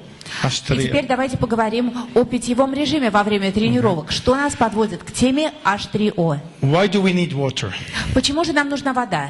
Because the water makes up your blood. Потому что вода – это составная часть крови. And the blood conducts the hemoglobin. Вода является проводником гемоглобина. Which brings the oxygen into the cells. А он доставляет кислород в клетки to produce energy. Для производства энергии. And like in the radiator of the car, и точно так же, как в радиаторе автомобиля, we need the water to cool down the body. Вода нам нужна для того, чтобы охлаждать наш организм. Okay, so the water in the body is served as heat conductors. То есть вода в организме является проводником тепла. To take the high temperature which is produced during exercise. Для того, чтобы компенсировать ту высокую температуру, которая образуется от физической активности. Out of the body. И выводить этот температурный излишек из организма. This is done with the help of perspiration. Это происходит через пот. where the water conducts the heat from the inside part of the muscles into the outer part of the skin. Когда человек потеет, именно жидкость выводит чрезмерную тепловую энергию из мышечной ткани наверх, на поверхность, через кожу. And by the way, one of the reasons you're all wearing breathing shirts during sports И, кстати, почему мы все во время спортивных тренировок носим так называемую дышащую одежду? it's weaved in a special way that actually takes the water molecule and bring them out to the surface. Потому что эта одежда изготовлена из ткани с таким переплетением нитей, по которым жидкость поднимается из внутренних слоев ткани к наружным.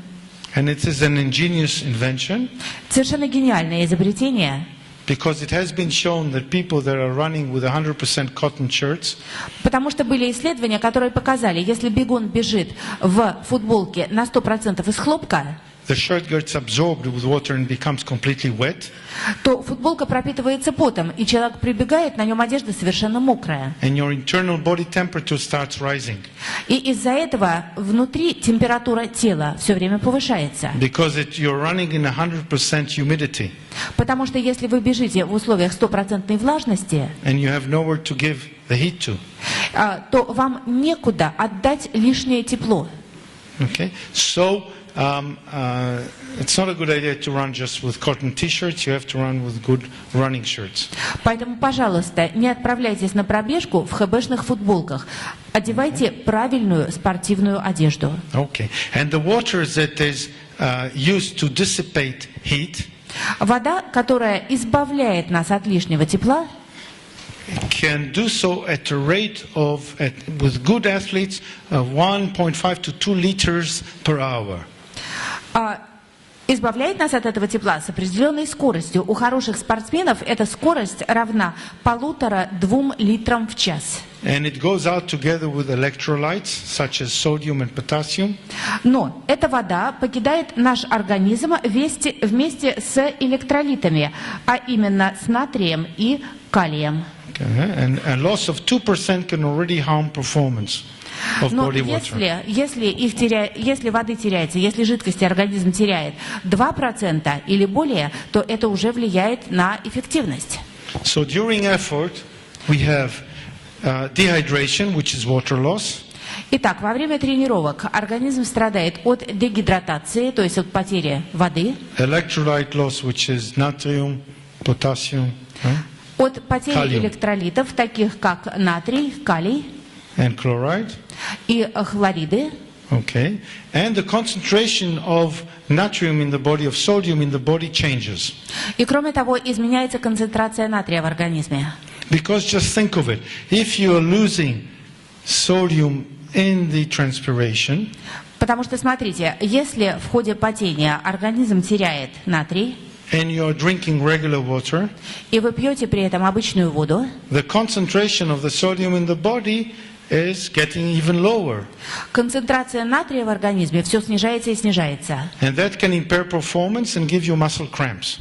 И из-за этого, во-первых, вы просто будете хуже тренироваться, скажем, медленнее бежать, и кроме того, у вас могут начаться судороги в мышцах. And it can cause fatigue, and it can cause you to be less adherent mentally to the exercise. Это вызывает, конечно же, усталость, и вам в мыслях начинает все меньше и меньше хотеть тренироваться. So replenishing this water is essential. Поэтому нужно восстановить, конечно же, и водный баланс.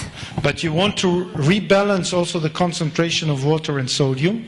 Но вам нужно также восстановить нужную концентрацию натрия в этой воде. But we know that a lot of athletes, a lot of people doing exercise are so afraid of losing water. Мы знаем, что многие спортсмены так боятся терять жидкость во время тренировок, That they drink too much. что они пьют воды слишком много. I once covered a tennis competition in Tel Aviv. Вы знаете, я один раз освещал в прессе один теннисный турнир, который проходил в Тель-Авиве. 32 degrees and 80% humidity. Температура была 32 градуса, влажность воздуха 80%. Very hot, very hot. Было безумно жарко. And the guy played from Sweden. И играл там один швед. And everybody told him, watch out, you have to drink. И ему все говорили, обязательно пей, обязательно пей. So a Swedish player is an organized person. А шведы люди организованные. Okay, they tell him to drink, he drinks. Ему сказали, пей побольше, он и стал пить побольше. And 1 hour later, they bring him to me, hardly walking. The guy's in bad shape. Через час они его ко мне подводят, и ему совсем плохо. And everybody's shouting, give him an IV, put some water into him. И мне все говорили, введите ему что-нибудь внутривенно, дайте ему воды. But he didn't look dehydrated to me. Но вы знаете, он мне совершенно не казался обезвоженным. So I asked him, do you need to pee, to go to the toilet? Я его спрашиваю, а тебе в туалет нужно сейчас? And he said yes. Он сказал, да. And immediately I knew that he can't be dehydrated, because when you're dehydrated, the last thing you do, you want to urinate. И я тут же понял, что ни о каком обезвоживании речи быть не может. Потому что когда человек обезвожен, ему писать вообще не хочется. So I took him to the toilet. Я его повел в туалет. And I watched what he was urinating. Я посмотрел, что у него происходит там. It was pure mineral water. Так вот, то, что из него выходило, было ничем иным, как минеральной водой. So I asked him, how much did you drink? Я спросил, а сколько вы чего выпили? So they told me to drink. So I drank 6 bottles of 1.5 liters in 1 hour.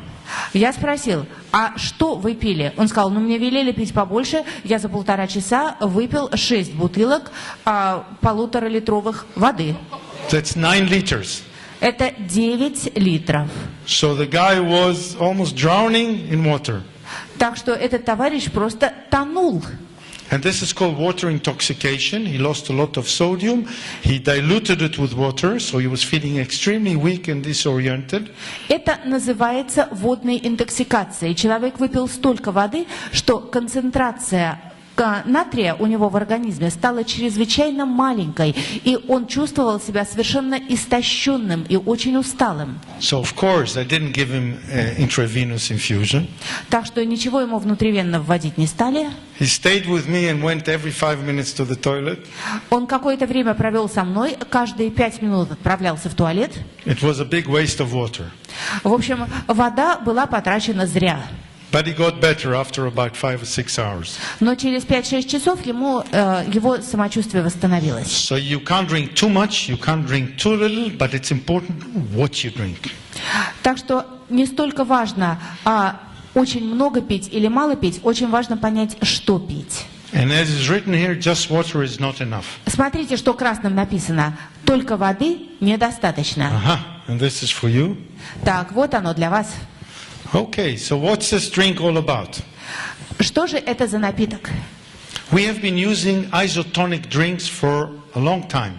Мы уже давно с вами используем изотонический напиток. Isotonic means the same concentration that is in the blood of sodium, potassium, chloride, etc. Что означает изотонический? Это означает, что в этом напитке концентрация микроэлементов, таких как натрий, калий и так далее, та же самая, что в крови человека. Okay, plus glucose. Плюс глюкоза.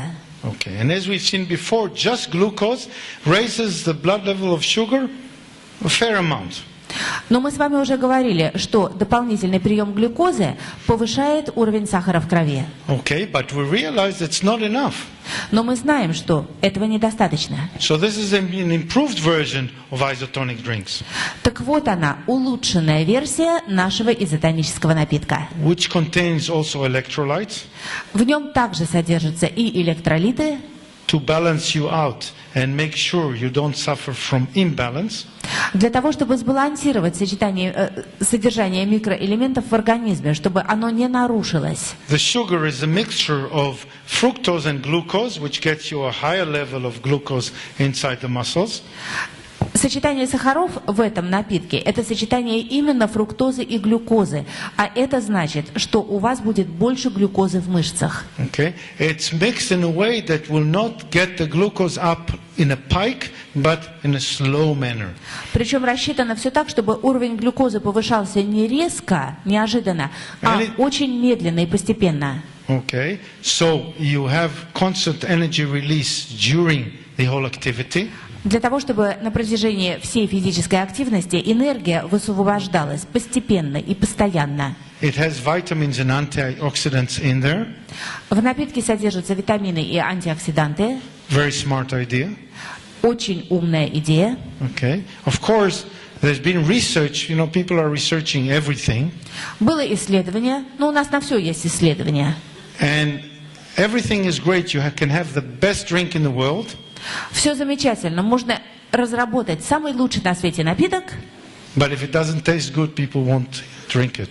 Но если он невкусный, его никто не будет пить.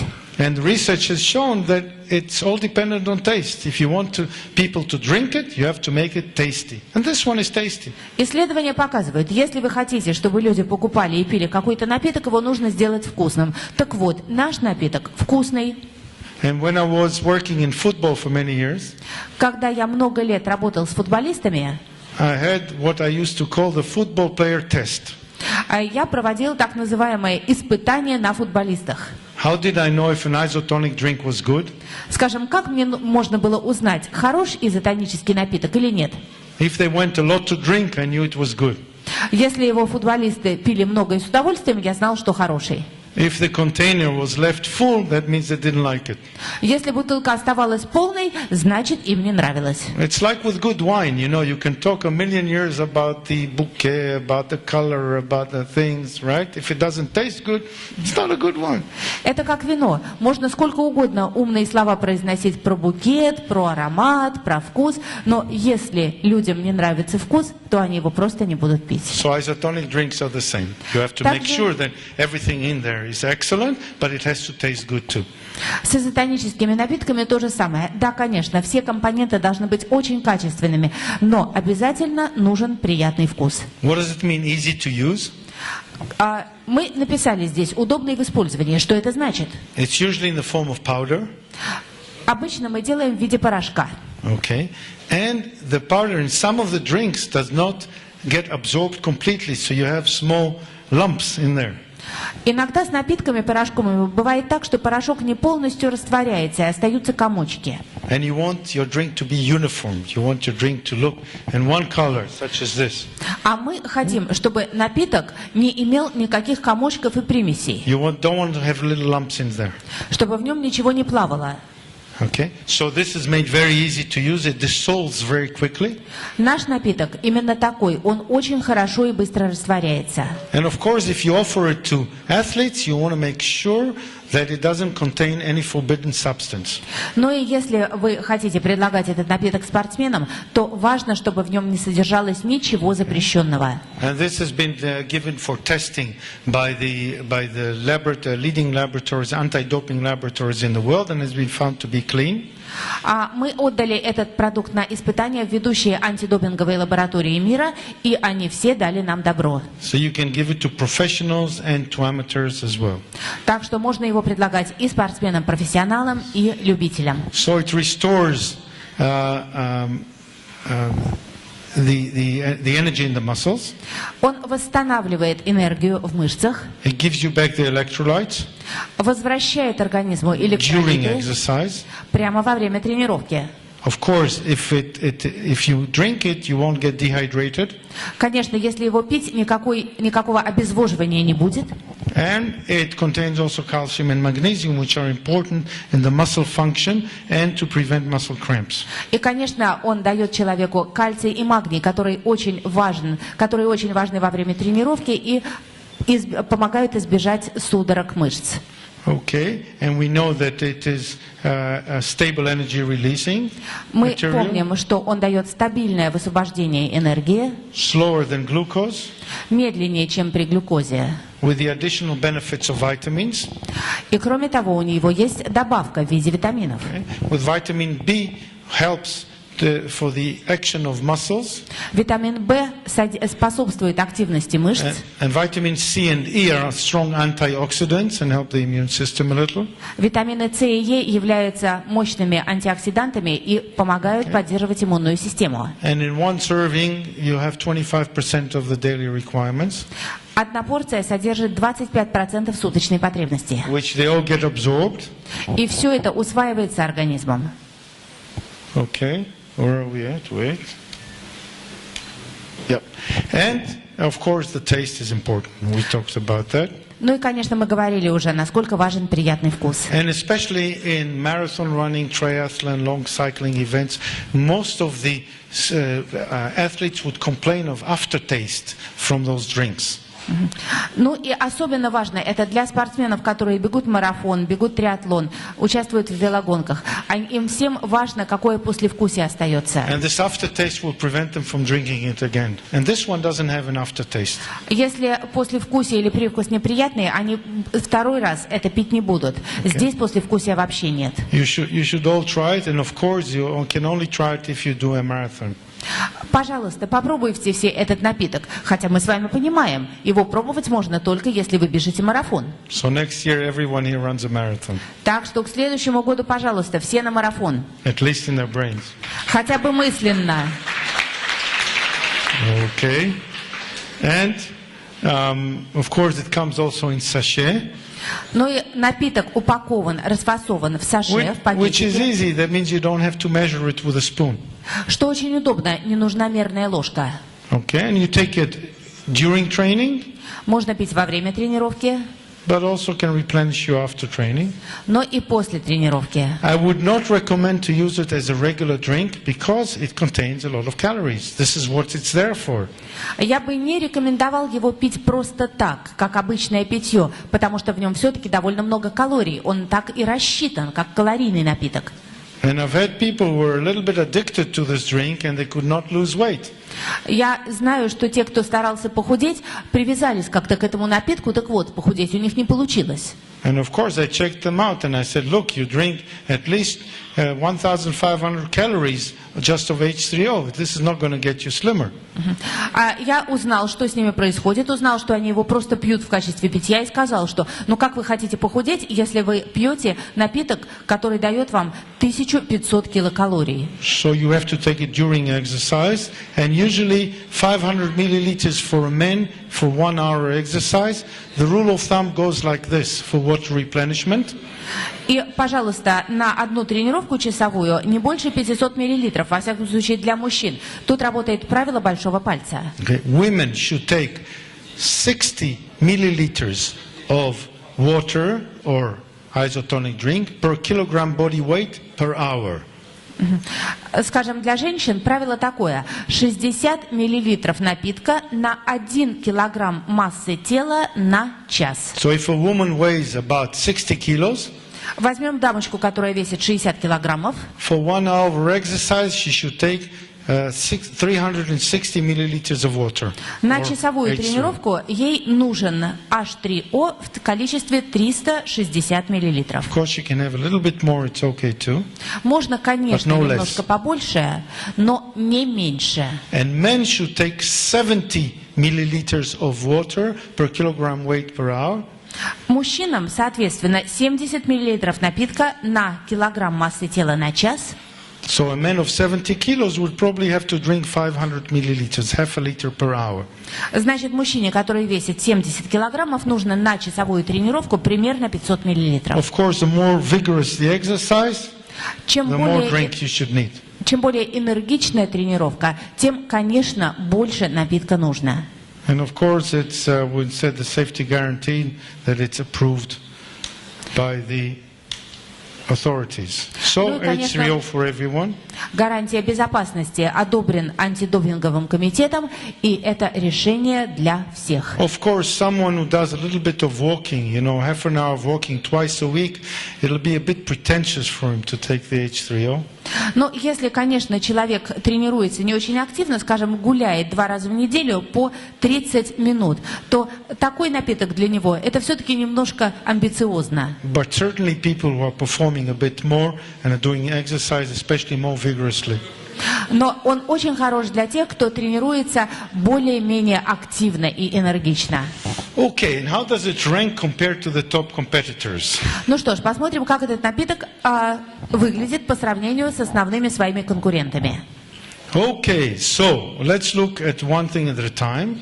Будем рассматривать по компонентам. Okay, the source of carbohydrate in H3O is isomaltulose, which is a combination of fructose and glucose. Итак, какой источник углеводов? Ваш триопро – это изомальтулоза, которая является сочетанием глюкозы и фруктозы. And most of the other competitors use maltodextrin and glucose syrup. Maltodextrin is sort of a multi-chain glucose. А у большинства конкурирующих напитков это сочетание мальтодекстрина и сиропа глюкозы. Мальтодекстрин – это как глюкоза, которая представляет собой множественные цепочки, по-другому молекулы выстроены. And you can see the advantage by having the isomaltulose, a natural source of sugar that provides immediate and sustained energy. You can translate that. What is Ну written. и давайте просто прочитаем с экрана, каковы преимущества H3O-Pro. Изомальтулоза является природным источником сахара. Could I please get this? As I'm working with the slide, could you please let it stay, right? I'm not doing anything to this. I bring it back. They are doing it. I'm sorry. Изомальтулоза – природный источник сахара, обеспечивающий немедленное и длительное высвобождение энергии, предотвращает нежелательное снижение эффективности без скачков и перепадов энергии. Okay, and the key next one, key electrolyte is 140 milligrams of potassium and a normal level of sodium. Итак, электролиты 140 миллиграммов калия, также содержится... Okay. And in the top competitors, Natrium. you only have 30 milligrams of potassium. У конкурирующих напитков всего 30 миллиграммов калия. And potassium is essential for water and electrolyte balance throughout the body and supports the muscle function, of course, and it prevents cramps. И, как написано, калий незаменим для поддержания водно-солевого баланса, способствует поддержанию мышц и, опять-таки, борется с судорогами. Okay, and we have calcium, 120 milligrams of calcium. That's quite good. Ну и есть, конечно, кальций, 120 миллиграммов кальция. Это очень хороший показатель. And the competitors usually have nothing in it. У конкурирующих напитков, как правило, его 0. Okay, and calcium is essential for bone health and also contains magnesium. It's together with magnesium. The combination of magnesium and calcium is great for muscle function, especially for muscle cramps during and after exercise. And Ну и, как написано, в напитке содержится кальций, необходимый для здоровья костей, а также магний. Это очень удачное сочетание для поддержания мышц, особенно для предотвращения судорог в мышцах во время и после тренировок. And a research that was published just a month ago Всего месяц назад были опубликованы результаты исследования. has shown that cyclists and runners И в исследовании показали, что велосипедисты и бегуны are calcium deficient because they lose a lot of calcium in the sweat. испытывают дефицит кальция, он теряется в ходе потения. So the new recommendations are to give calcium supplements for those kinds of athletes before the exercise. И была выработана рекомендация таким спортсменам давать добавки пищевые с содержанием кальция до тренировок. And the HCO3 Pro, okay, have got no colors or sweeteners, artificial sweeteners. Ну и, конечно, в H3O нету никаких консервантов и искусственных красителей и подсластителей. Okay, and it doesn't contain any banned substance. We don't know about competitors, but we never checked them. И не содержит запрещенных допинговых средств. Мы не знаем, содержат ли такие допинговые вещества продукты наших конкурентов. Мы их не проверяли. So you have a top material which is meant for people active in sports. Вот такой замечательный, идеальный напиток для тех, кто активно занимается спортом. And a few more words about protein during exercise, and we can see from new research, this is why I added it in the end. Еще несколько слов о важности белка во время упражнений. Это совсем недавнее исследование. Okay. The researchers looked at the level of creatine kinase, which is an enzyme who goes into the blood after muscle injury. Ученые рассматривали уровень креатинкиназы. Это такой энзим, который поступает в кровь в случае повреждения мышечной ткани. Okay, and you can see from those graphs that if you combine carbohydrates together with protein, which is what we recommended today, you have less damage to the muscles. Вы видите, что если объединить углеводы и протеины, это именно то, что мы рекомендуем, то повреждение мышц будет значительно меньше. So it's a good idea to mix them up, and in the next 24, everything is mixed up already, so it makes it much easier. So in the meantime, you use what you have. Очень удачно все это объединить в одном напитке. И, конечно, в продукте Next 24 все это будет. А пока что используем то, что есть. which are excellent products, То, что есть, это отличный продукт. but you're going to get even 2 levels up. Но дальше мы будем подниматься на 2 следующих уровня. In the end of 2013, you get new projects which are already, with it and making things much simpler. В конце 2013 года появится новый продукт, и он будет работать еще эффективнее и еще проще. And that concludes our first part for the day. На этом я завершаю свое первое сегодняшнее выступление. But don't talk to me, talk to her.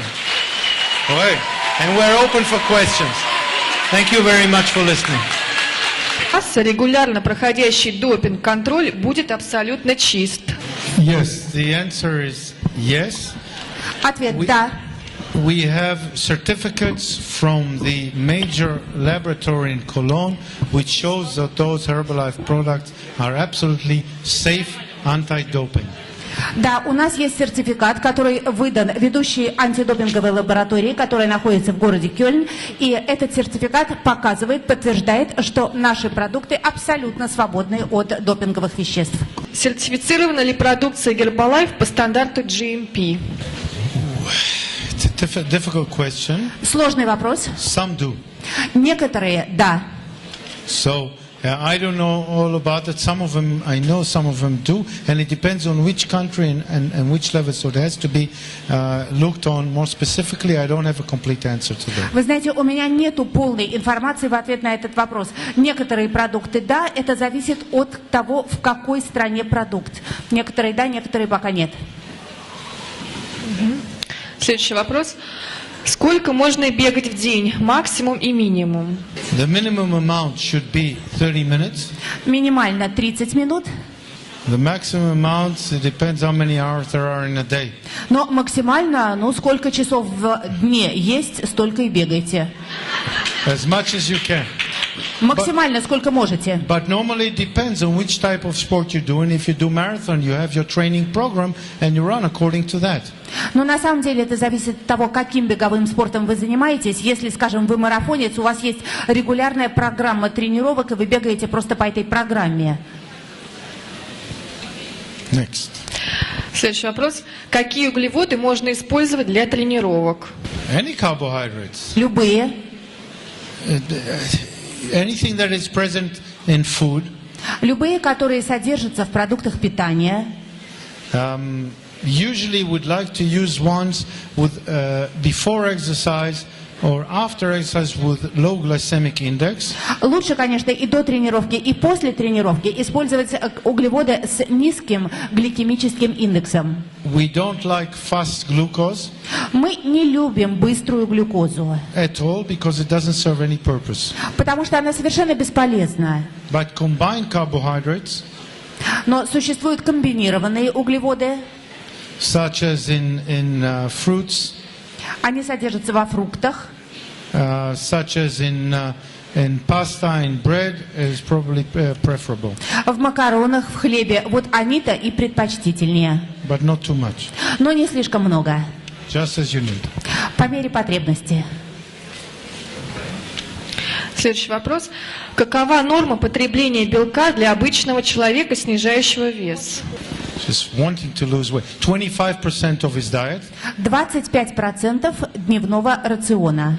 Normally up to about 1.4, maximum 1.4 grams per kilogram body weight. Как правило, максимальное значение – это 1,4 грамма на 1 килограмм массы тела. This is for losing weight purpose, but it's also good for everyday life. Это хорошо и для тех, кто худеет, и просто для обычной жизни.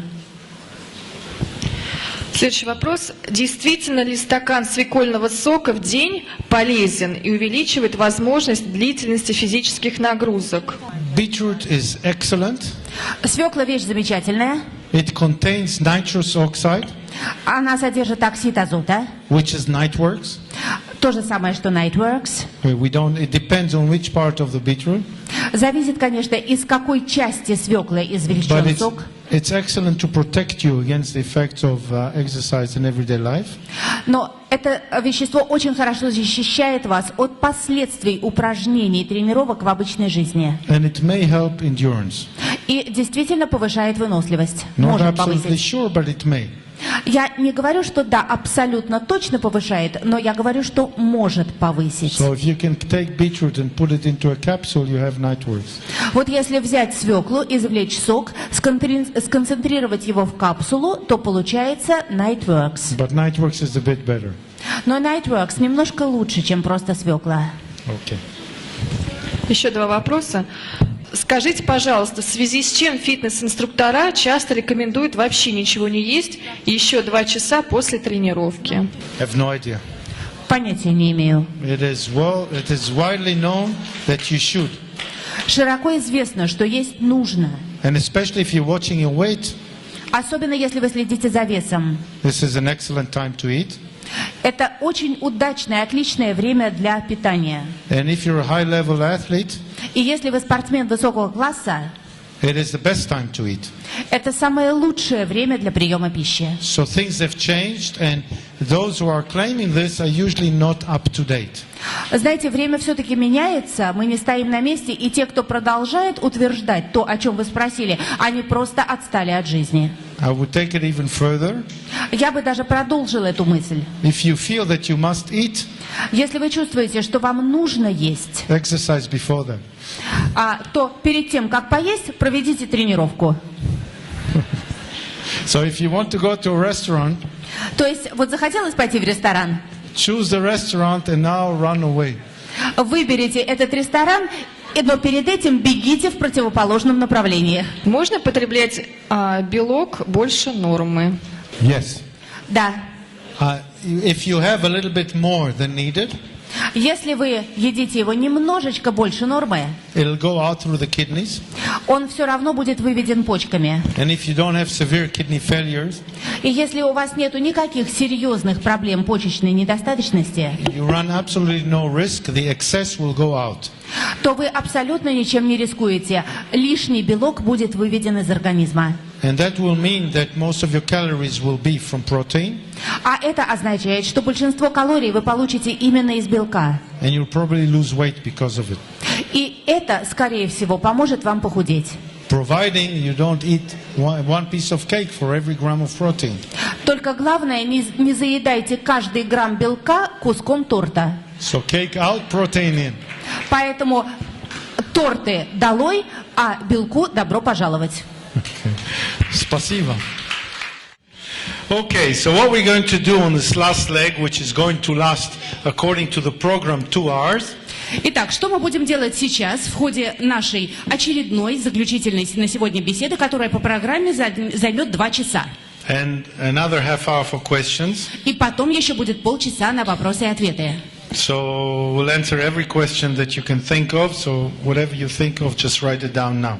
Поэтому ответим на любой пришедший вам в голову вопрос. Что приходит в голову, записывайте. And then I'll sign everyone else that wants me to sign. No checks, please. Потом я подпишу абсолютно все, что вы дадите мне, только чеки не давайте, пожалуйста. Okay. And we're talking about balanced nutrition and a healthy active lifestyle. Итак, о чем мы сегодня? Мы сегодня о сбалансированном питании для здорового и активного образа жизни. And I'm sure everyone in this room is an expert on the subject Я думаю, что каждый сидящий в этом зале специалист в этой теме. and could probably teach me all about it. Наверное, меня вы можете всему этому сами научить. So why don't I sit down and you speak? Так может я сяду, расслаблюсь, а вы мне все расскажете? Okay, you can tell me all about it. Ну давайте, расскажите. Oh, well, I'll say a few words and then you say whatever you think. Okay. Ну ладно, несколько слов я сам скажу, а потом вы мне скажете все, что вы об этом думаете. Alrighty. And what we'll do, we'll try and get an overview of Herbalife, the correct way to live, the idea behind it, the people behind it. I got so many slides, I don't think I'll even get through it. But you'll get the idea. Итак, сейчас мы обсудим, что же такое здоровое питание, сбалансированное питание для здоровой жизни, какие за этим стоят идеи, какие за этим стоят люди. У меня масса слайдов, все показать не успею. And this slide, I've seen it already a few times, but this slide you haven't. So let's start with the other people because I'm tired to talk about myself. And Herbalife is an extraordinary company. It's extraordinary because it's a scientific company. Итак, самый первый слайд вы уже видели, мы его сразу пропустили. Давайте я сейчас вам расскажу о некоторых других людях, потому что сколько же можно говорить о себе самом. Итак, Herbalife компания очень уникальная, потому что это компания научная. And the people working there come from the areas of science. Люди, которые работают в этой компании, это научные работники. And they are using their brains in order to make science work for mankind. И они используют свои способности для того, чтобы поставить науку на службу человека. There are over 100 people with a PhD, a doctoral degree in sciences that work for Herbalife. В компании Herbalife на службе у компании находится более 100 человек, у которых есть степень докторов наук в разных, в основном, естественно-научных дисциплинах. And a lot of brilliant people that work in academic centers think that Herbalife is such a good company that they are working part-time or thinking a lot about how to develop products which will help them in their research and help people to live a better life. И кроме того, существует изрядное количество людей, которые работают в различных исследовательских и научных центрах мира и при этом на основе неполной занятости сотрудничают с Herbalife, помогая разрабатывать продукты, тестировать эти продукты для того, чтобы нашими общими силами сделать мир лучше и жизнь людей тоже. And what it says here on the slide that this is our scientific leadership, it's already outdated because there are other people that have joined and involved and being involved. Здесь вы видите тех людей, которые составляют научную гордость нашей компании. Но вы знаете, этот слайд немножко устарел, потому что этих людей уже больше. В последнее время к нашей научной команде присоединились новые участники. And you have, I can just say a few words about everyone. You have Dr. David Heber, who's a laureate, and he's been named Best Doctor of America for many years, and he's a chemist, a biochemist, a physician. He's even graduated in psychology. He's a major and was the leader in nutrition, human nutrition and metabolism. So, and at the best universities, and he has a laboratory for human nutrition and metabolism in UCLA, one of the top universities in the world. And a lot of the scientists are connected to UCLA and other scientific centers. Но хотел бы, конечно, сначала назвать имя доктора Дэвида Хибера. Вы отлично его знаете. Он видный специалист в области биохимии. Кроме того, он, конечно же, врач. Но у него есть ученая степень в области психологии. Он огромное количество времени и сил уделяет работе над вопросами метаболизма или обмена веществ человека. И в настоящее время в его распоряжении и под его руководством работает лаборатория питания человека в рамках Калифорнийского университета в Лос-Анджелесе. А с этим научным центром связано очень большое количество ученых. Natalia, I think you added a little bit on what I said because you talked twice as much as I did. Нет, переводчик ничего не наврал. I think you know him better than I do. No, but I spent a few days with him in Tel Aviv right now, and he's not only a brilliant man, he's a mellow guy, and he really thinks the best on how to make better for humanity. And I have only admiration for this person. Я провел совсем недавно некоторое время вместе с Дэвидом Хибером в Тель-Авиве, и он действительно очень много думает о людях и о том, как сделать их жизнь лучше. And you know, in the medical profession, doctors are very hard to convince to have respect for other doctors. И вы знаете, как оно работает в медицинской сфере. Одни врачи всегда стараются, чтобы другие люди других врачей тоже уважали. And when they say about someone that he's my colleague, what they mean is he's in the same profession as me, but not as good. И когда один врач говорит про другого, что это мой коллега, то предполагается, что да, мы с ним люди одной профессии, но ему до меня, конечно же, далеко. But I think most of the doctors, when they meet Dr. Heber, look at him, listen to him, and they say, wow, this is a high caliber person, I feel small next to him. Но когда любой практически медик или врач встречается с доктором Хибером, он понимает, что да, вот это огромный специалист, а я по сравнению с ним так, что-то маленькое. And this is why he probably recruited also Dr. Gary Small, Professor Gary Small from UCLA, who is an expert in brain science and doesn't appear on the slide. And he is thinking, he has realized that Herbalife can help people maintain their brain function, and he's using a lot of it, and he's one of the advisors of the scientific crew of Herbalife in the brain sciences. Written a lot of famous books on the subject. Здесь, на этом кадре, нету одного человека, которого уместно упомянуть рядом с доктором Дэвидом Хибером. Его зовут Гарри Смол. Он специалист по науке о человеческом мозге. Он исследует мозг. И в основном его исследования связаны с тем, как поддерживать мозговые функции. Он является одним из наших советников. На эту тему он написал уже несколько книг. And of course, you can't forget the second on the right, which is Professor Louis Ignarro, the Nobel laureate. I don't know of any other company in the nutrition industry that has a Nobel laureate working closely and being part of the team. This is unheard of. Usually they just sit in science, but he has made science applicable and is doing it through Herbalife. So this is unusual and one of a kind. Ну и, конечно же, на правой части слайда стоит портрет доктора Луи Игнаро. Он совершенно уникален, он нобелевский лауреат. Никаких других подобных ему людей просто нету, потому что, смотрите, он, будучи чистым ученым, работает в команде Herbalife. И именно он приносит науку на службу Herbalife, на службу нашим продуктам. And he has discovered 15 years ago the nitrous oxide and its beneficial effect on the human heart and the human brain. 15 лет назад он открыл молекулу оксида азота и открыл ее пользу для здоровья человеческого сердца и человеческого мозга. And being such a fine person and a great marathon runner, кроме того, он замечательный человек, он к тому же бегает марафоны. he decided that what he discovered should belong to everyone. И он решил, что его открытие должно служить всем. And he decided to manufacture it through Herbalife. И решил обеспечить производство этого вещества, оксида азота, через Herbalife. And not for personal gain, but for the good of everyone. Причем не для личной выгоды, а для того, чтобы принести пользу людям.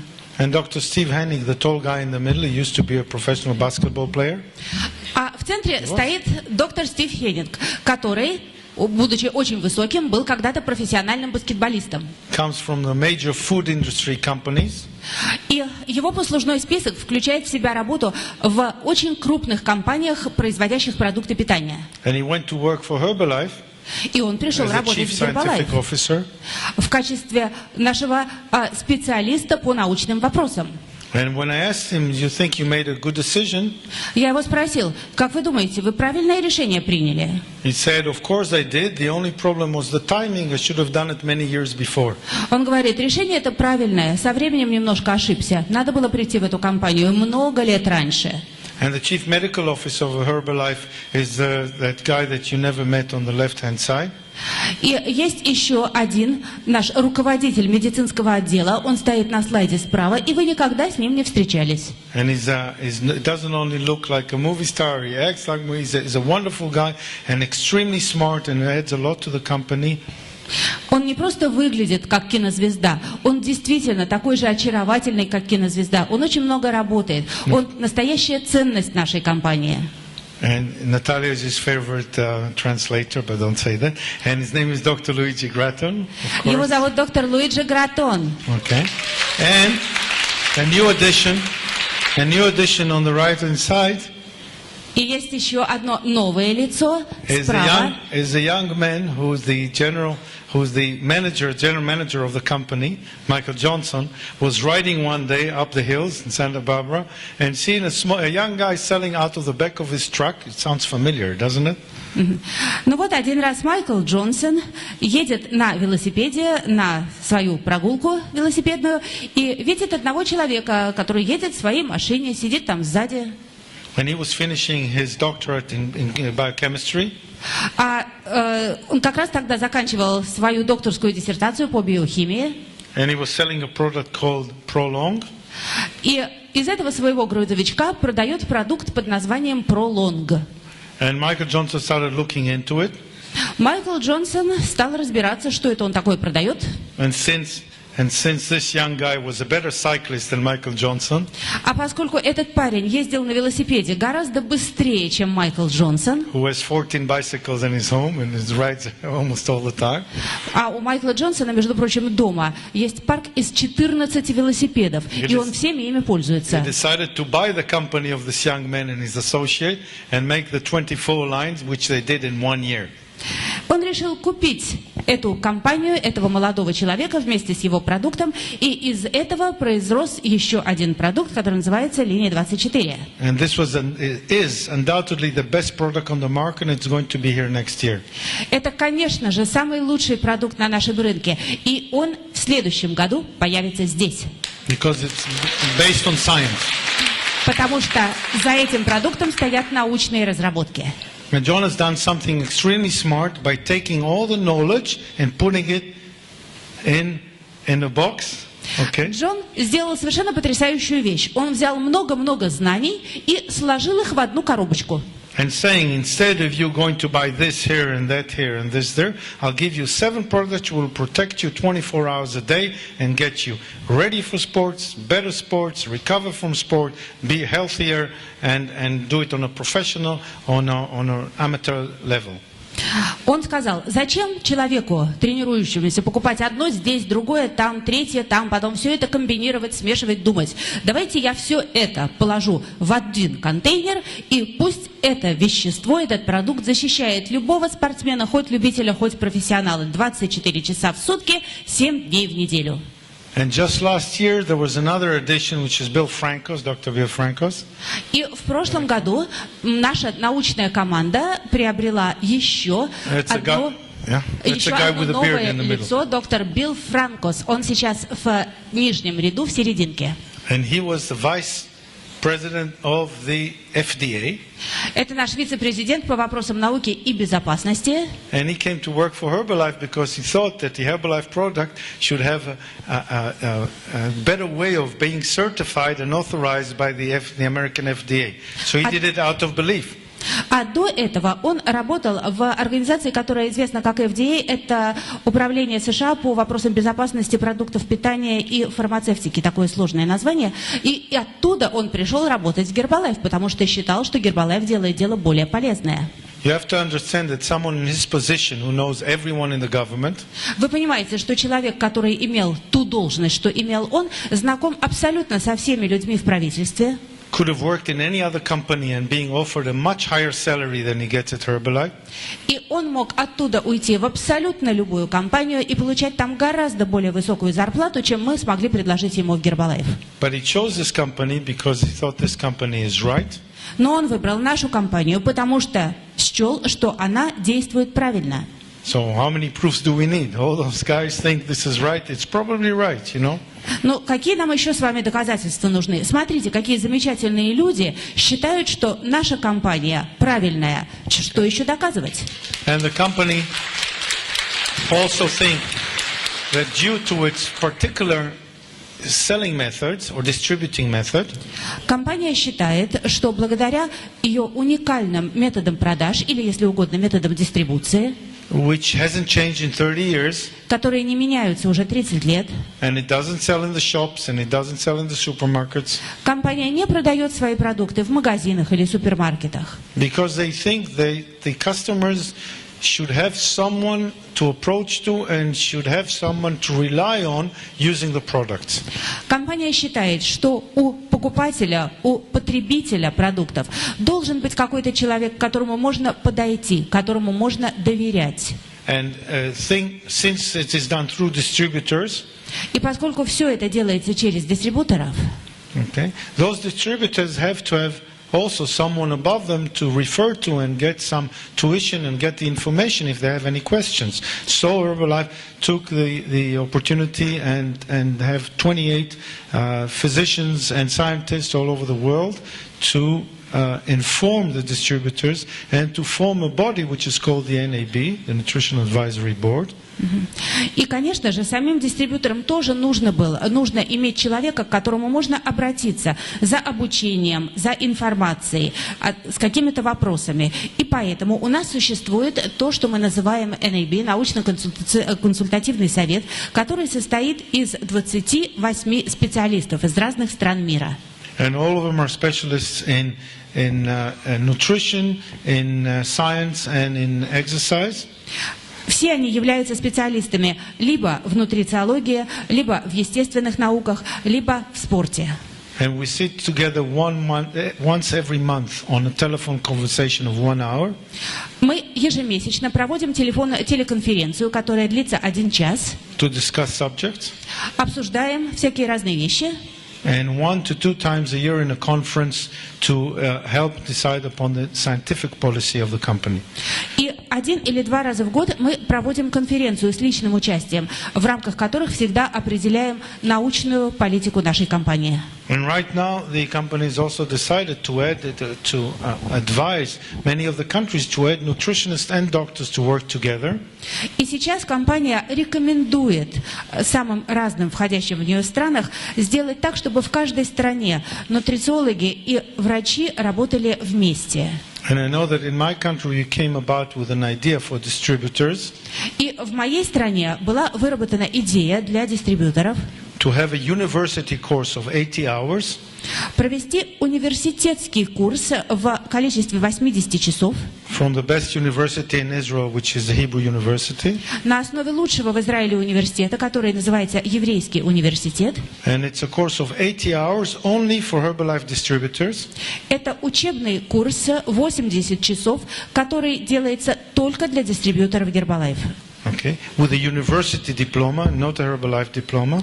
И по окончании курса они получают университетский диплом, не диплом Herbalife, университетский диплом. And this is to show the customer that that person have got the knowledge about basic nutrition and about what the things that what the food that he's selling, what's the food supplements and meal replacement and the products that he's selling, what do they do and what are their qualities.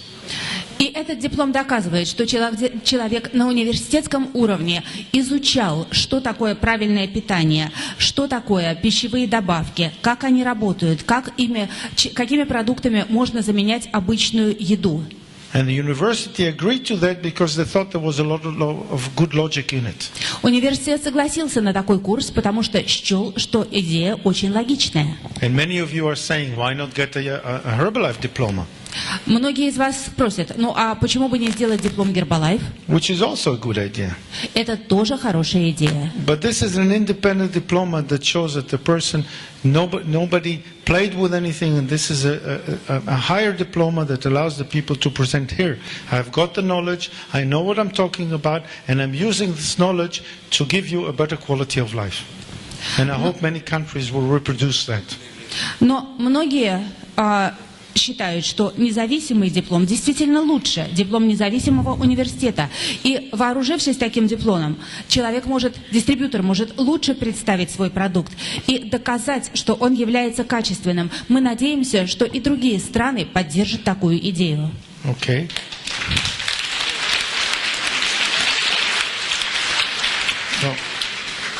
So as we say, Israel is a small country with many good ideas, you know, so we make a lot of noise, right? Как мы говорим, Израиль маленькая страна, у нас кроме идей ничего нет. И вот есть идеи и шум вокруг них. Okay. But what are the Herbalife distributors and why do we make such an emphasis on it? They are ambassador of the brands, they're agents of change and they're multiplier information. Итак, дистрибьюторы Herbalife. Что же такого особенного? Они носители бренда, они являются вестниками перемен и они распространяют информацию. So you could imagine another format where the merchandise or the products are being sold in a shop. Но вообразите себе другой формат. Те же самые продукты продаются, скажем, в магазине. A lot of money goes into the advertisement companies. Куча денег направляется в рекламные агентства. And the customer buys it and says, now what? Покупатель покупает и спрашивает, ну купил, а дальше что? And there's more advertisement which goes into the advertising companies. И снова направляются большие деньги в рекламные агентства. But this way it's the other way around. The money goes into the distributors and to form their education and to make them advance and get more knowledgeable. А у нас все происходит совершенно в обратную сторону. Деньги направляются к дистрибьюторам для того, чтобы дать им знания, вооружить их новыми методами. It helps them create their own enterprise. Помочь дистрибьюторам создать собственное предприятие. And it makes them try harder for the benefit of the customers in order to make everyone more successful. И дистрибьютор старается работать и вкладывается в работу для того, чтобы его клиенты получили от него все больше и больше. Таким образом, счастливыми становятся все. And we say in English that the proof of the pudding is in the eating. Есть английская пословица: пудинг себя доказывает в процессе поедания. And you look at the numbers of Herbalife, it shows you that the reasoning is absolutely correct, because this company is growing like mad, and it's doing it without public advertising and without pushing it in the shops. It's just doing by personal sales. И если мы посмотрим на цифры по компании Herbalife, мы понимаем, что наша компания, как и пудинг, сама себя доказывает. Наши цифры правильные. Смотрите, на какие продажи мы вышли. При этом мы не пользуемся никакой особой рекламой. Мы не продаем продукцию в магазинах. Все через прямые продажи. So the distributors are really the essence of it, and they are the ones that the company invests in, and of course the customers. Поэтому дистрибьютор – это душа и сердце компании. Именно в дистрибьюторов компания инвестирует. Ну и, конечно же, в клиентах. And not surprisingly, quite a large number of customers become distributors themselves because they like the product. И неудивительно, что большое количество клиентов становятся дистрибьюторами сами. Они любят продукт. I haven't seen one distributor that said, "Oh, I hate the products, I'm going to sell them." Я никогда не встречал дистрибьютора, который сказал бы: я ненавижу эти продукты, и я их продаю. And it's always easier for someone who knows it's working for him to convince other people that it might work for them too. И всегда легче тому человеку, который знает, что продукт работает для него, помогает ему продать продукт другим людям, понимая, что и другим людям эти продукты помогут. And that's why some of the competitors don't like it. Именно поэтому нас так не любят некоторые конкуренты. Because they're saying you're too enthusiastic. Они говорят: что-то у вас слишком большой энтузиазм. You should be less enthusiastic and more serious. Давайте поменьше энтузиазма, побольше серьезности. But this is the essence of the company. People are happy here. Но это же самая суть нашей компании. Люди чувствуют себя счастливыми. And it's all founded. You can clap if you wish. Yeah, this is for you. Да-да, можно похлопать.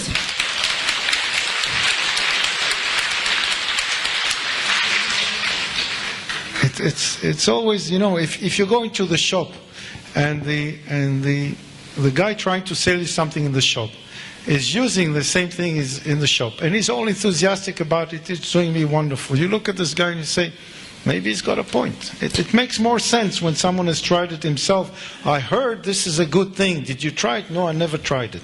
Но смотрите, если вы приходите в обычный магазин, что-то хотите купить, и продавец вам говорит: да, классная штука, я сам попробовал, мне ужасно нравится. Согласитесь, больше захочется купить у такого продавца, чем если вы спрашиваете: а что это такое, а продавец говорит: понятия не имею, никогда не пробовал, и вообще мне все равно. And how can I trust someone who's never tried what he's trying to sell me? И как же я буду доверять человека, если я у него хочу что-то купить, а он это что-то сам никогда не пробовал? So the human interaction is extremely important. Поэтому человеческий фактор очень важен. But the science behind it is a strengthening effect, has a strengthening effect. Но научное обоснование, конечно, только подкрепляет наши силы. And after 30 years of pioneering nutrition, и после тех 30 лет, в течение которых мы являемся пионерами правильного питания, where the company has developed more and more products, компания разработала все больше и больше продуктов, that go completely in line with the philosophy of the company, которые полностью отвечают философии компании. And think of it, it is completely contradictory to many other companies. И смотрите, то, что делаем мы, очень часто полностью противоречит другим компаниям. Who are doing market research. Другие компании делают маркетинговые исследования. And are seeing what people might buy. Они выясняют, что люди, может быть, купят. And then they manufacture this product. И именно такой продукт и делают. And this company, Herbalife, is saying, I know, I'm researching, and based on research, I know what products are good to improve the quality of life. Herbalife действует по-другому. Мы исследуем, какие именно продукты полезны людям, какие продукты улучшат качество жизни. And they develop the product over time for the benefit of the idea of everything that's behind it. И компания тратит время на то, чтобы разработать именно тот продукт, который будет полезным. And they are risking, the company is risking that it might not sell, but this is within the philosophy of the company. При этом компания идет на риск, ведь есть риск, что продукт будет сделан, но не будет продаваться. Но компания идет на риск сознательно, такова наша философия. And then since it's all based on proper science, it's the job of the distributors to sell it, knowing the science is behind it, and the quality is behind it, and the quality control is behind it. Да, за нашими продуктами стоит наука, и уже в задачу дистрибьюторов входит продать продукт, понимая, на каких научных разработках он основан, какое за этим стоит качество и какой контроль качества. And when a customer wants to buy the product and ask him why this product, И когда клиент хочет купить продукт и спрашивает, а почему именно это вы мне предлагаете? the distributor is saying without any hesitation, Дистрибьютор может ответить, не колеблясь, because it's simply the best. просто потому что этот продукт лучший. It's easy to sell something which is good, right? Так очень легко продавать, верно? It's if you have a fashion article which has a big name behind it, it's easy to sell. Now try and sell something which no one knows. Правда, если, скажем, вы продаете одежду, то гораздо легче продать одежду со знаменитым именем дизайнера на ярлычке, чем то имя, которого никто не знает. So in 30 years there are a lot of data and a lot of history to sell. Так что за эти 30 лет мы накопили очень много данных и большую историю успешных продаж. And just on a small anecdote, И вот такая маленькая история из жизни, анекдот. I woke up early this morning, Утром сегодня я проснулся, and after I went to the gym, I had nothing to do. потом пошел в спортзал, и потом мне было нечего делать. So I looked up in the stock exchange И я посмотрел фондовые индексы. at the stock of Herbalife. И посмотрел, что происходит с акциями Herbalife. And in Yahoo, you have a very good page where you see all the stocks relevant. А в Yahoo есть очень хорошая страничка, где видны индексы по всем биржам. And I looked at the competitors. И я посмотрел на наших конкурентов. And Herbalife stands at $5.7 million dollars. По Herbalife там шло 5,7 миллиарда долларов. And the next one is 1.2 billion. А следующий наш конкурент за нами 1,2 миллиарда And the долларов. other 5 is even below. А следующие 5 еще ниже. So I looked and said, "Oh, people are buying it." Я смотрю и думаю, да, нас покупают. So it makes sense. Так что все мы делаем правильно. Now, why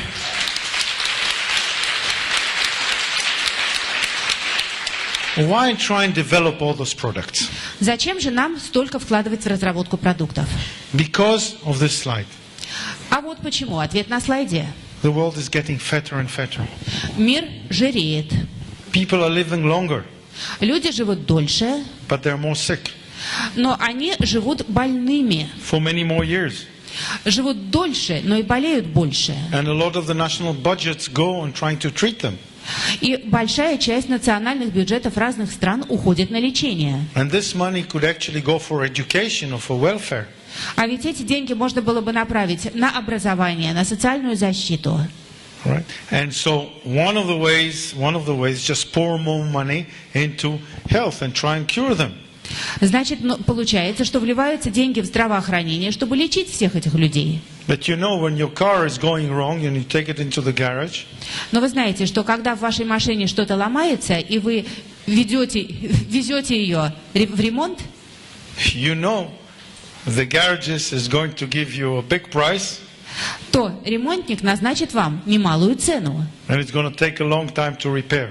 И починка займет много времени. And then you're telling yourself, oh, if only I would have done the service on time and I would have taken good care of the car.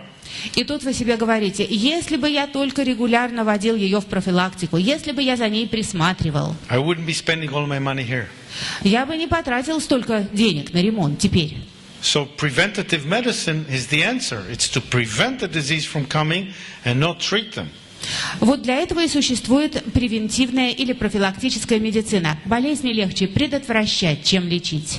So the best way to avoid obesity is to prevent it. Лучший способ избежать ожирения – это предотвратить его. And of course we have to prevent it through education in elementary schools. И, конечно, предотвращение это нужно начинать через начальную школу. And teach the children to eat all 7 colors.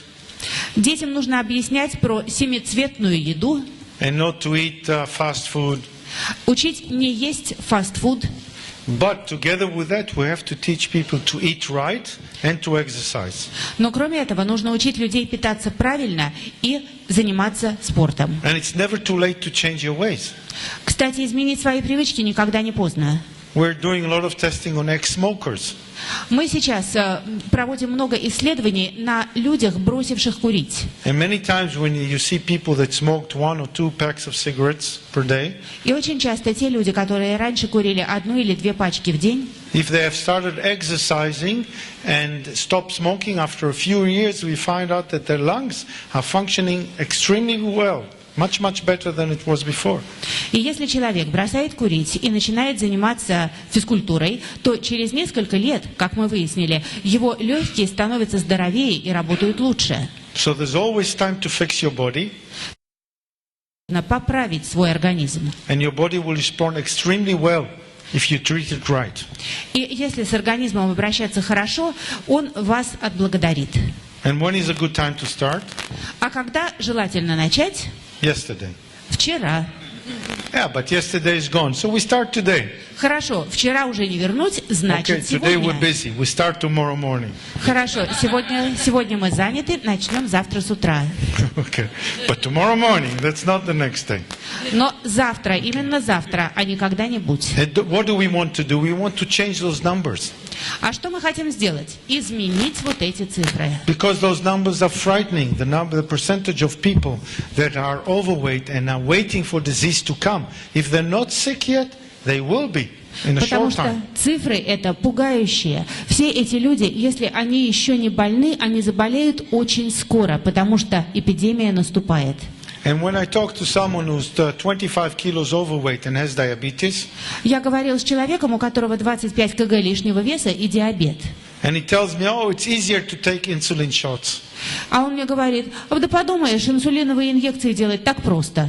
I look at him as if he's a madman. What do you mean you want to take insulin shots the rest of your life instead of changing it and get better? Я спрашиваю, ты что, с ума сошел? Ты хочешь всю жизнь колоть себе инсулин вместо того, чтобы поменять свои привычки и жить лучше? He should be put in quarantine in his house and have no food, this guy, until he gets back to normal size. Да этому человеку нужно всю еду из дома вынести и новые никогда не приносить, пока не вернется к нормальным размерам. Or maybe we should treat him like a mental disease. Или, может быть, его нужно лечить в психиатрической больнице. Okay? And we could wait till someone invents the pill to make you excellent. There would be next, in 20 years we'll have a pill that makes you slim, handsome, rich and tall. Но, наверное, через 20 лет изобретут таблетку, которую проглотил и стал богатым, здоровым, стройным и высоким. But until we invent that pill, we have to work hard for that. Но пока такой таблетки не изобрели, нам придется потрудиться. And working hard means adopting correct ways of life, Потрудиться означает приобрести здоровые привычки, eating in a regimented way, питаться по здоровой схеме and doing physical activity. и заниматься физкультурой. So, you can see how the epidemic is growing. This is the United States of America. And in 2000 they were doing pretty good. Посмотрите, как шагает по планете эпидемия ожирения. Возьмем карту Америки. В 2000 году все было достаточно прилично. In 2005 they were doing not so good. В 2005 году стало хуже. And in 2009, if they all move together, America will disappear. А в 2009, мне кажется, если все эти граждане рассосредоточатся по нужным точечкам, то Америка просто исчезнет с лица земли. Because 65% of the people there are overweight. Потому что там уже 65% людей страдают ожирением. And all of you have seen science fiction movies on television. Все вы смотрели фантастические фильмы по телевизору. And this is how they describe a fatal virus that is spreading through the country. И во многих описывается вирус, который с ужасающей быстротой расходится по какой-то стране. And this is a fatal disease that is spreading through United States, but also through Europe and also through Russia. Но в данном случае ожирение – это точно такой же смертельный вирус, который сейчас распространяется по Америке, по Западной Европе, по России. And people are not dying immediately. It takes them 10-20 years of diseases that come and go and come and come. They don't go away. Люди от нее не умирают немедленно. На то, чтобы умереть от этого, нужно 10-20 лет, но болезнь-то никуда не девается. And human nature is terrible. Но человек ужасен по своей природе. Because if things don't happen immediately and with a big shock, we don't pay attention to it. Если не происходит ничего ужасного и быстро, то мы как-то не особо и задумываемся. And we have no sense of urgency if it doesn't happen and it's a terrible drama. Поэтому нас ничего не подгоняет, если не происходит какой-то ужасной драмы прямо у нас на глазах. And this is a terrible drama, but it doesn't happen immediately. It takes 20 years. То, что мы видим, это действительно ужасная драма, но она не происходит одномоментно, она растянута лет на 20. And I know for humans, it takes, they can't feel it because it takes so long. It takes half their lifespan. И люди просто не чувствуют ужаса происходящего. Этот ужас растянут примерно наполовину человеческой жизни. But in the big picture, it's just a short amount of time. Но в исторической перспективе это все равно, что один миг. And it reminded me of a small joke that I have to tell you. И тут я вспомнил еще один анекдотик, который надо обязательно вам рассказать. So this guy comes to God and he says, God, how much is for you 1,000,000 years? Приходит человек к Богу и спрашивает: Боже, а что для тебя значит 1,000,000 лет? And God says, a second. Бог говорит: ну это секунда. And he says, and how much for you is $1,000,000? Боже, а сколько для тебя означает $1,000,000? So and God says, a cent. Бог говорит: ну это 1 цент. So the guy says to God, give me a cent. Товарищ говорит Богу: Боже, подари мне цент. And God says, wait a second. А он говорит: ну подожди секундочку. So this is it, right? This is it. We wait a second and we're gone. For God, it's a second. For us, it's a lifetime, but it happens. Вот то, что для нас целая жизнь, для Бога это одно мгновение. Но мы-то можем из-за вот этой картины исчезнуть вот именно через мгновение. Now, every time someone is going to tell you, wait a second, you're going to start laughing, I know. Теперь каждый, кто вам скажет: подождите секундочку, заставит вас смеяться, я знаю. That's true. Okay, it's 1,000,000 years. Okay. 1,000,000 лет. And here you see around the world, look, this is a map of the world. You recognize it? Вот карта мира, узнаете? And this is a prediction of in the next 20 years of the growth of diabetes relating from obesity. И на этой карте показаны прогностические данные на ближайшие 20 лет по росту диабета, вызванного ожирением. Look, it's terrible. Look at India and look at China. Посмотрите, какой ужас в Индии, ужас в Китае. More than twice. It's amazing numbers. All those people are going to be diabetic. Рост более чем в 2 раза. Смотрите, сколько людей заболеют диабетом. And I don't know if for you 20 years is just a second. И мы-то знаем, что 20 лет это всего лишь секунда. But I see many faces in this room that look backward 20 years and say, whoa, where is it gone? Но я вижу на лицах многих из вас удивление. Как же так, за 20 лет, как оно возможно? It only took a second. Всего лишь секунда. So one more second and all those people are sick. And they're all around you. It could be you. Пройдет всего лишь 1 секунда, и огромное количество людей заболеют. Это могут быть люди вокруг вас. Это может быть вы. But should it be you? Но должны ли это быть именно вы? If you can prevent it, А если вы можете это предотвратить with free medication, с бесплатными лекарствами? what do I mean by free? It's something that you can do on your own without spending any money. Что такое бесплатные? Это то, что вы можете сделать сами, не платя никому денег. Okay, you have to get new gym shoes, but you're going to buy them anyhow. Ну, хорошо, конечно, потребуется потратиться на новые кроссовки, но вы всяко на них потратитесь. Absolutely true. Okay. And you have to eat less, but eating less even saves you money, so you can buy the new shoes. И придется есть меньше. Но есть меньше означает экономию денег. Вот на сэкономленные деньги вы новые кроссовки и купите. So I got it all fixed for you. Так что я вам все уже организовал. And some of you have seen this slide, the next one, yesterday. Кто-то из вас этот слайд видел вчера. And one of the explanations of what the problem is that our genes change much more slowly than the food changes. So Почему же происходит такое изменение, как на картинке? Потому что наши гены меняются гораздо медленнее, чем наш рацион питания. And since our genes are not adapted to this kind and quantity of food, we get fat. А поскольку наши гены не адаптированы к тому качеству и количеству еды, которую мы сегодня едим, человек поэтому и толстеет. It's a wonderful picture. I wonder where the next one is. Which will be the next picture? Мне ужасно нравится эта картинка. Мне очень интересно, какая будет следующая стадия. Okay. Each one of you, if you have the time, make a little picture and we'll give the prize for the best picture of the next one. К следующей встрече, пожалуйста, нарисуйте каждый следующую стадию. Мы устроим конкурс картинок. Лучшая получит приз. You get a nutrition bar. Вы получите батончик. Okay. And you can, why not? Start with the right leg. And you can see where Russia is standing in the world. Хорошо, посмотрите, где Россия в ожиревшем мире. Okay, it's not standing that brilliant, 21%, but it's growing up. And let me assure you that in the next 10 years, Russia is going to catch up with the other big countries.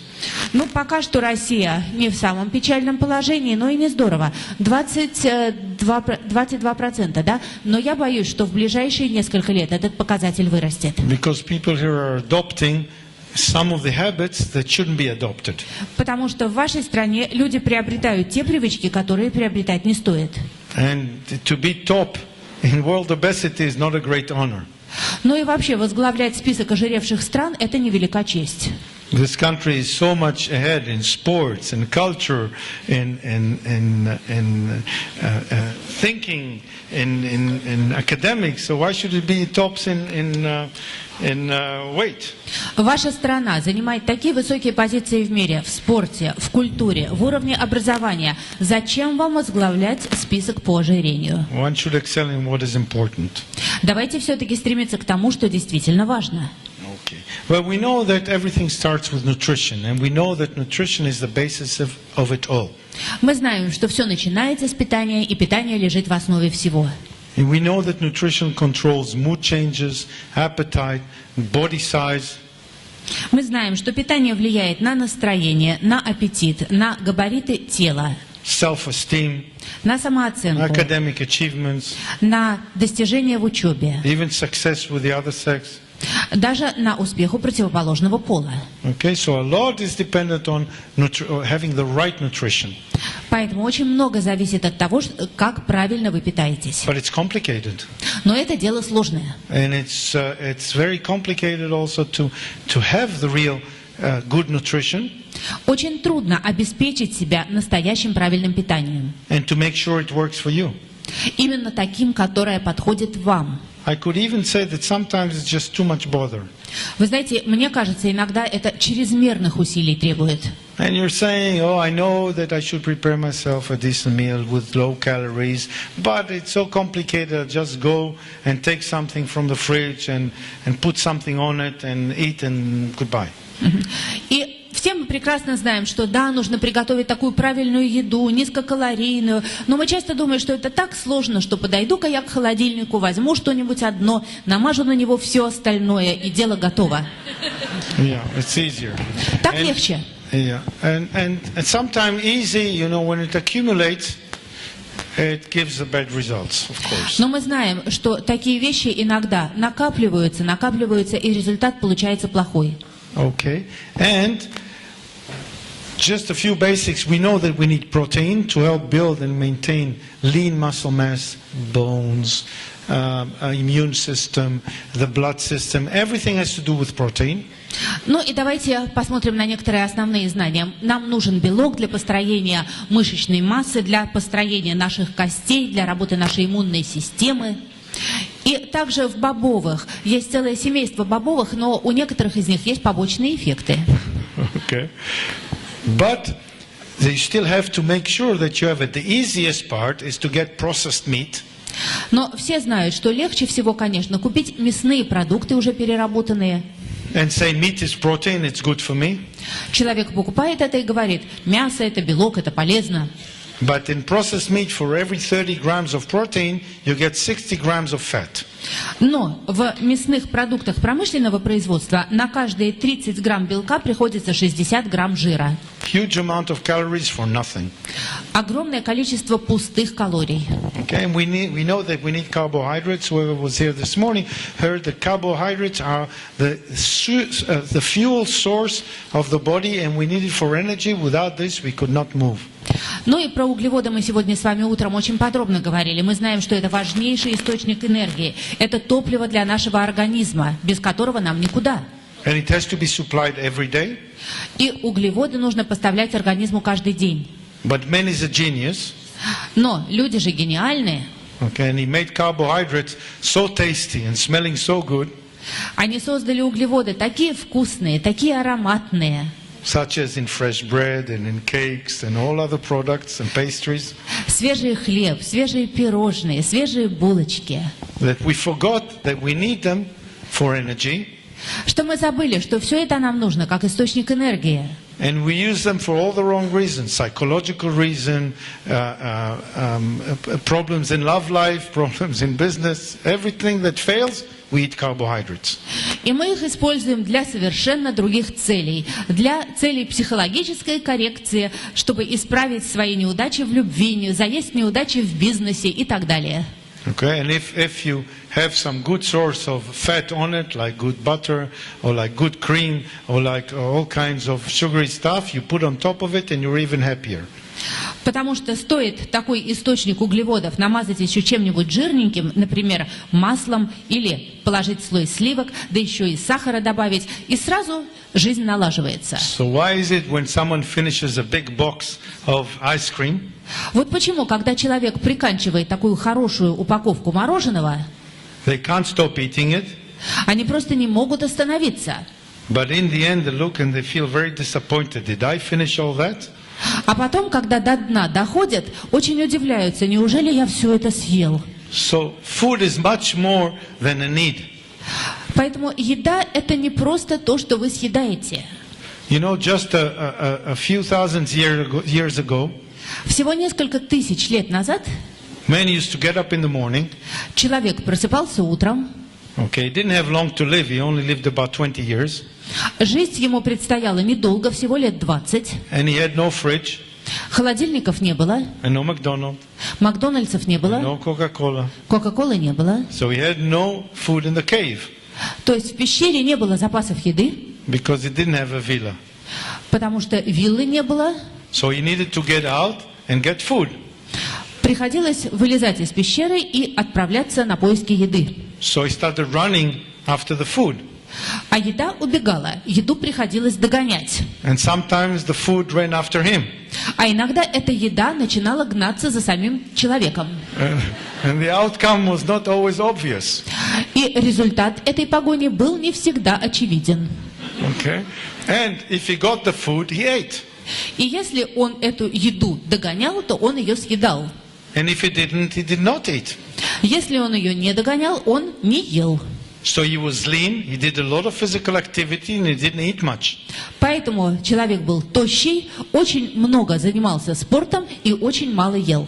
Because even if he got a big animal, Потому что если удавалось догнать даже очень крупное животное, he had to split it with the whole family, приходилось делиться со всей большой семьей. and he had to save some for other days where he couldn't eat anymore. И кроме того, нужно было запасти на другие дни, когда охота могла не удастся. So man was lean. Поэтому люди были тощими. But today's scenery is a little bit different. Но сегодня ландшафт несколько изменился, It's much easier. все стало проще. You get up in the morning, Вы просыпаетесь утром, you turn on your computer, включаете компьютер, you click a few lines, тычете в клавиши, and the food is on the way to you. и еда уже движется к вам. You never moved. а вы еще не двинулись с места. And it's cheaper to do it this way. И, кстати, дешевле так получается. But some of us would still like to see what they buy, and they go to the supermarket. Некоторым из нас по-прежнему нравится видеть, что мы покупаем, и мы идем в супермаркет. And they do the most crucial mistake of going to the supermarket hungry. И вот тут-то и совершается грандиозная ошибка. Человек идет в супермаркет голодным And they buy 3 times the amount that they really need. и покупает в 3 раза больше, чем нужно. Now, since the food lasts a long time, Но поскольку еда теперь хранится долго, and we don't like to throw food away, и выбрасывать лишнее мы не любим, we're going to eat it all, мы это все съедим. sooner or later. Рано или поздно. And we didn't need 60% of it. А 60% этого изначально было лишнее. So this is the food chain of today. Вот такова пищевая цепочка сегодня. And we haven't done much exercise in the meantime because we're too tired, we're too busy, there's a good show on television. All those. И при этом мы не особо тренировались, потому что либо мы устали, либо у нас нет времени, либо мы работаем, либо по телеку что-то интересное.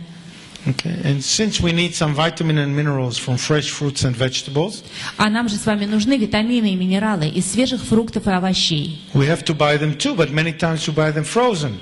Мы это, да, конечно, покупаем, но очень часто в замороженном виде. Or we use something that we cooked 3 days ago Или едим что-то, что приготовили 3 дня назад.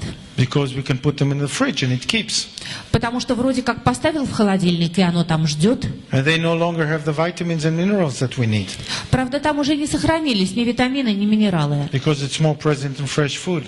Потому что они сохраняются только в свежих продуктах и недолго. So you understand that the problem here is the fact that life has become too easy and we are convinced to buy a lot of the things because of how they look and how they are packaged rather by what we actually need for our lives. Итак, вам уже всем понятно. Проблема начинается из-за того, что жизнь стала слишком простой, и кроме того, мы очень часто покупаем то, что нам кажется красивым, привлекательным, а не потому, что нам это действительно нужно. The Aborigines in Australia Аборигены Австралии never hunt more than they need. никогда не убивают на охоте больше еды, чем им действительно нужно. If they are fishing in the ocean, Если они отправляются на рыбалку в море, in the northern parts of Australia, это на севере Австралии, and they catch 3 fish and they need only 2, если они поймают 3 рыбин, а нужно всего 2, they throw the 3rd fish back into the ocean. то 3-ю выпускают в океан. Because they don't believe in storing, they believe that what you take from the ground, you won't get back. Потому что они не верят в запасы. Они считают, что у земли можно брать только то, что тебе нужно, а не то, что ты выбросишь. But this is not the way of the world. Но остальной мир их примеру не следует. Okay, and everybody is different, but we need the same nutrition. Все люди очень разные, но питание нужно всем одинаковое. Tailored to each one, to each personality and to each one's needs. Но это одинаковое питание должно быть приспособлено к каждому уникальному человеку, к его потребностям. And you need to be a scientist to keep track because the rules and regulation tell you that you have to write on every product exactly what it has inside. Кстати, сейчас по правилам и законам на каждом продукте должно быть точно написано, что в нем содержится, в каком количестве. И чтобы во всем этом разобраться, требуются мозги ученого. And it's confusing because you only said, I'm here to buy food. Look at this is becoming biochemistry. И все становится ужасно сложно. Вы пришли вроде как за едой, а вынуждены вникать в какую-то биохимию. And in the end you end up buying by the color and by the box, not by the product. В конечном итоге вы покупаете, потому что вам нравится цвет упаковки, а не продукт. And even the scientists have realized that it's too complicated. So today they're telling you, in the new way of nutrition, they're telling you how much is in every package as a percent of the total nutrition that you need for that day. И ученые тоже поняли, что действительно слишком усложнили дело. И теперь на упаковках пишут, какое количество нужных веществ вам в день содержится именно в этой упаковке. Which is a simpler way to do it. Так проще. So let's take, for example, a couple of guys that are different completely. Давайте возьмем для примера 2 очень разных людей. One enjoys all food and the other one is too busy. Один ест все подряд, а другая слишком занята. I'll let you guess who is who. И угадайте, кто из них кто. It has some physical features that are unmistakable. Тут есть некоторые физические особенности, которые не позволят ошибиться. Okay, and this guy who likes to eat everything that is around usually starts the morning, he's waiting for his new method of coffee and cream in a big paper cup and his cake to come with it, and it's a 700 calories meal for nothing, there's nothing in it. Вот тот товарищ, который только что был слева, сейчас он внизу, он как раз принимает на завтрак свой кофе и булочку с кремом, и все это вместе 700 килокалорий. And it contains a lot of fats and a lot of simple sugars. Там очень много жиров и простых сахаров. So by 10 in the morning he's already extremely hungry because the sugar has gone down. К 10 утра этот человек уже очень проголодался, потому что уровень сахара в крови снизился. So he has to add another fast sugar in order to make him happy again because he's extremely miserable at this moment. И ему срочно нужна доза новая, быстрых сахаров, для того, чтобы он почувствовал себя счастливым, потому что в таком состоянии он жутко несчастен. And it keeps him till lunch. И так продолжается до ланча. And at lunch he wants to eat a lot. На ланч ему нужно много еды, And he doesn't have a lot of time. а времени мало. Because he doesn't live in France, he doesn't live in Switzerland or Belgium or Spain or Italy where they take 2 hours to have lunch. Потому что этот человек живет не во Франции, не в Швейцарии, не в Бельгии, не в Италии, не в Испании, где на ланч отводится часа 2. And they eat slowly and they chew and they talk. В этих странах едят медленно, пережевывают пищу, беседуют. And the funny story is that they don't do less work than the Americans who only have 20 minutes to eat. И самое смешное, что работают они ничуть не меньше в результате, чем американцы, а у американцев на ланч 20 минут. So that comes to show you that the happy person at work probably does more than an overworked person who is unhappy. Это доказывает, что, наверное, счастливый и довольный человек работает более эффективно, чем голодный американец, который вечно недоволен. So he eats a lot in a short time. Итак, наш герой ест большое количество еды за короткое время, Can't move for 3 hours. после чего не может двигаться часа 3, And his body wakes him up to say, I need a little bit of a small snack. а потом его организм просыпается к жизни и говорит, что пора бы перекусить. And he can't wait to get home and have a good big dinner. И он с нетерпением ждет того времени, когда придет после работы домой и наконец-то нормально поужинает всласть. And he eats a lot of meat because he's a carnivore. И ест он много мяса, потому что он животное плотоядное. And on this slide, it stops here at 7. И здесь на слайде время ужина показано 7 часов. But I can bet you that at 9, 10 and 11 he's all the time around the fridge. Но я вас уверяю, что где-то в 10, в 11 вечера вы его найдете где-то в районе холодильника, Until he falls asleep. пока он окончательно не заснет. And he wakes up 2 hours later with heartburns.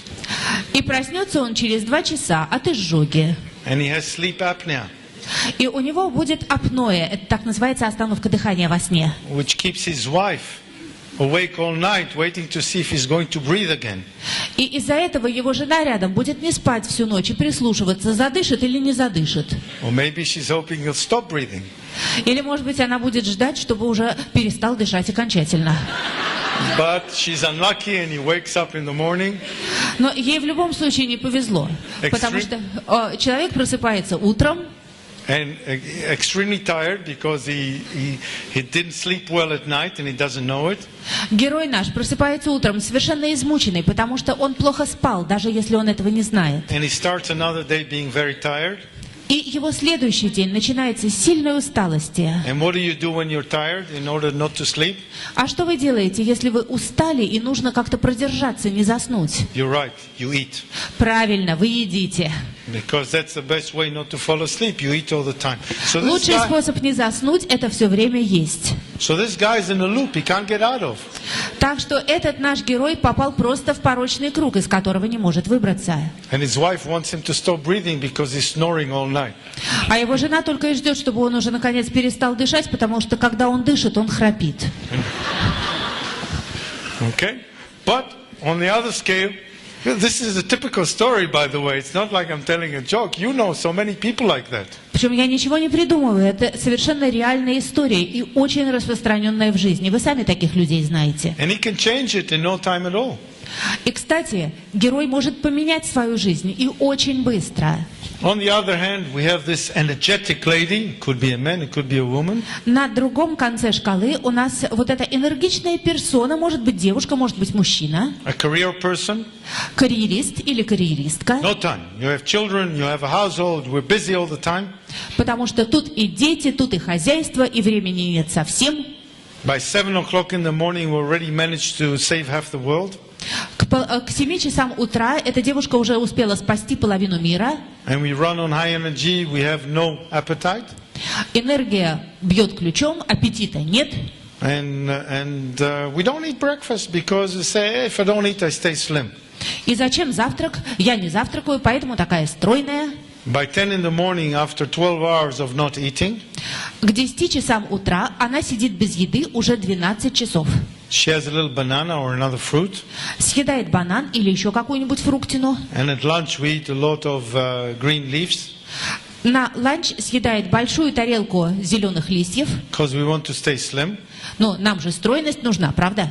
And also heavy food will make us tired and we have so much to do. А кроме того, от тяжелой еды наступает усталость, а дел еще немерено. And because of group pressure, at 4 o'clock we're going to have a little apple. Ну и поскольку она в жизни не одна, то за компанию с коллегами или друзьями в 4 часа она хоть что-нибудь съест. Ну, например, яблочко. And she probably goes to the gym in the evening. И вечером у нее наверняка спортзал. And she's an athlete, she's going to have pasta at night.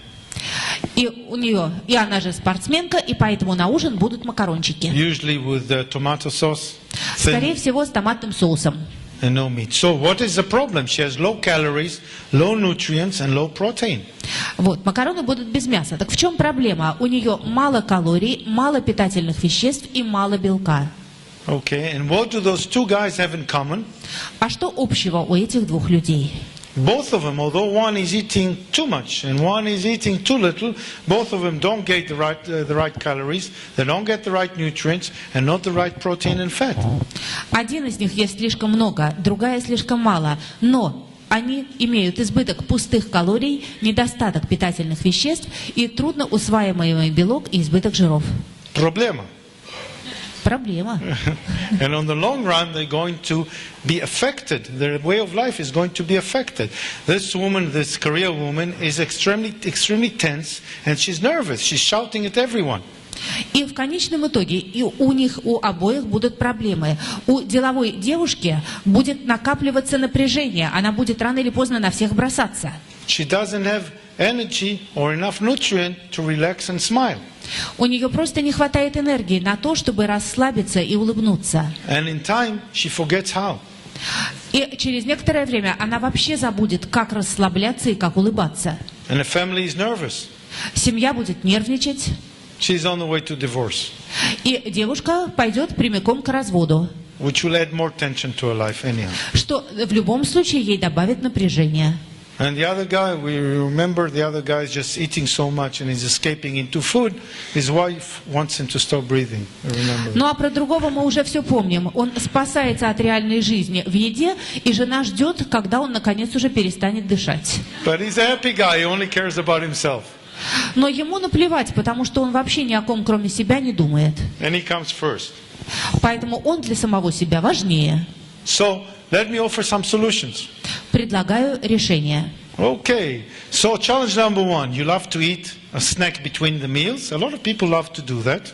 Итак, вариант проблемы номер 1. Вы любите сладкие перекусы? Кстати, очень многие любят их. You can have Swiss chocolate or you can have all kinds of nougats and wafers and all kinds of stuff like this. И для этого существует и швейцарский шоколад, и нуга, и самые вкусные разные вещи. It's tasty, but it's never enough.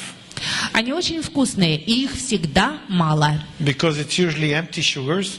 Потому что, как правило, они содержат пустые сахара. What we call monosugars. They go quickly up and they disappear quickly. Это то, что мы называем моносахара, которые очень быстро повышают вам уровень сахара в крови, а потом он моментально снижается. And some of you have willpower and most of us don't.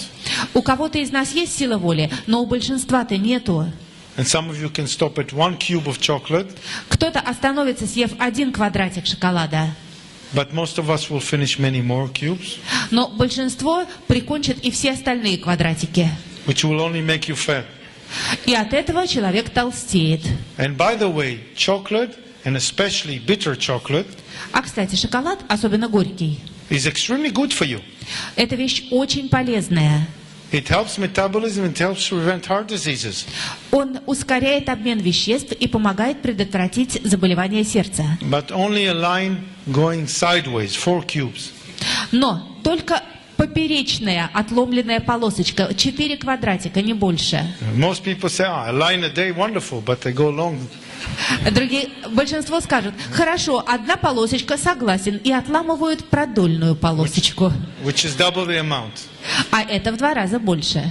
However, you can have instead of it a health snack, you know, something that has had some thought behind it, and Herbalife protein bar is extremely good for that. Но вместо этого можно съесть совершенно здоровый, правильный перекус. Это наш протеиновый батончик. Он полезен. Tastes like chocolate. На вкус, как шоколад. Doesn't have aftertaste. Никакого послевкусия. Keeps you more full for longer hours. Позволяет вам чувствовать сытость дольше. And has less than a third of the amount of calories that has a bar of chocolate. А калорий в 3 раза меньше, чем в плитке шоколада. While having 33% more of proteins. А при этом на 33% больше белка. So it's a smart choice. То есть это выбор умных людей. Okay, and the extra calories, you would have to cycle 16 kilometers per day extra to burn those extra calories. А для того, чтобы сжечь лишние калории, если вы едите шоколад, то нужно проезжать на велосипеде 16 километров в день. Some people would say, okay, I'll cycle. Некоторые согласятся и сядут на велосипед.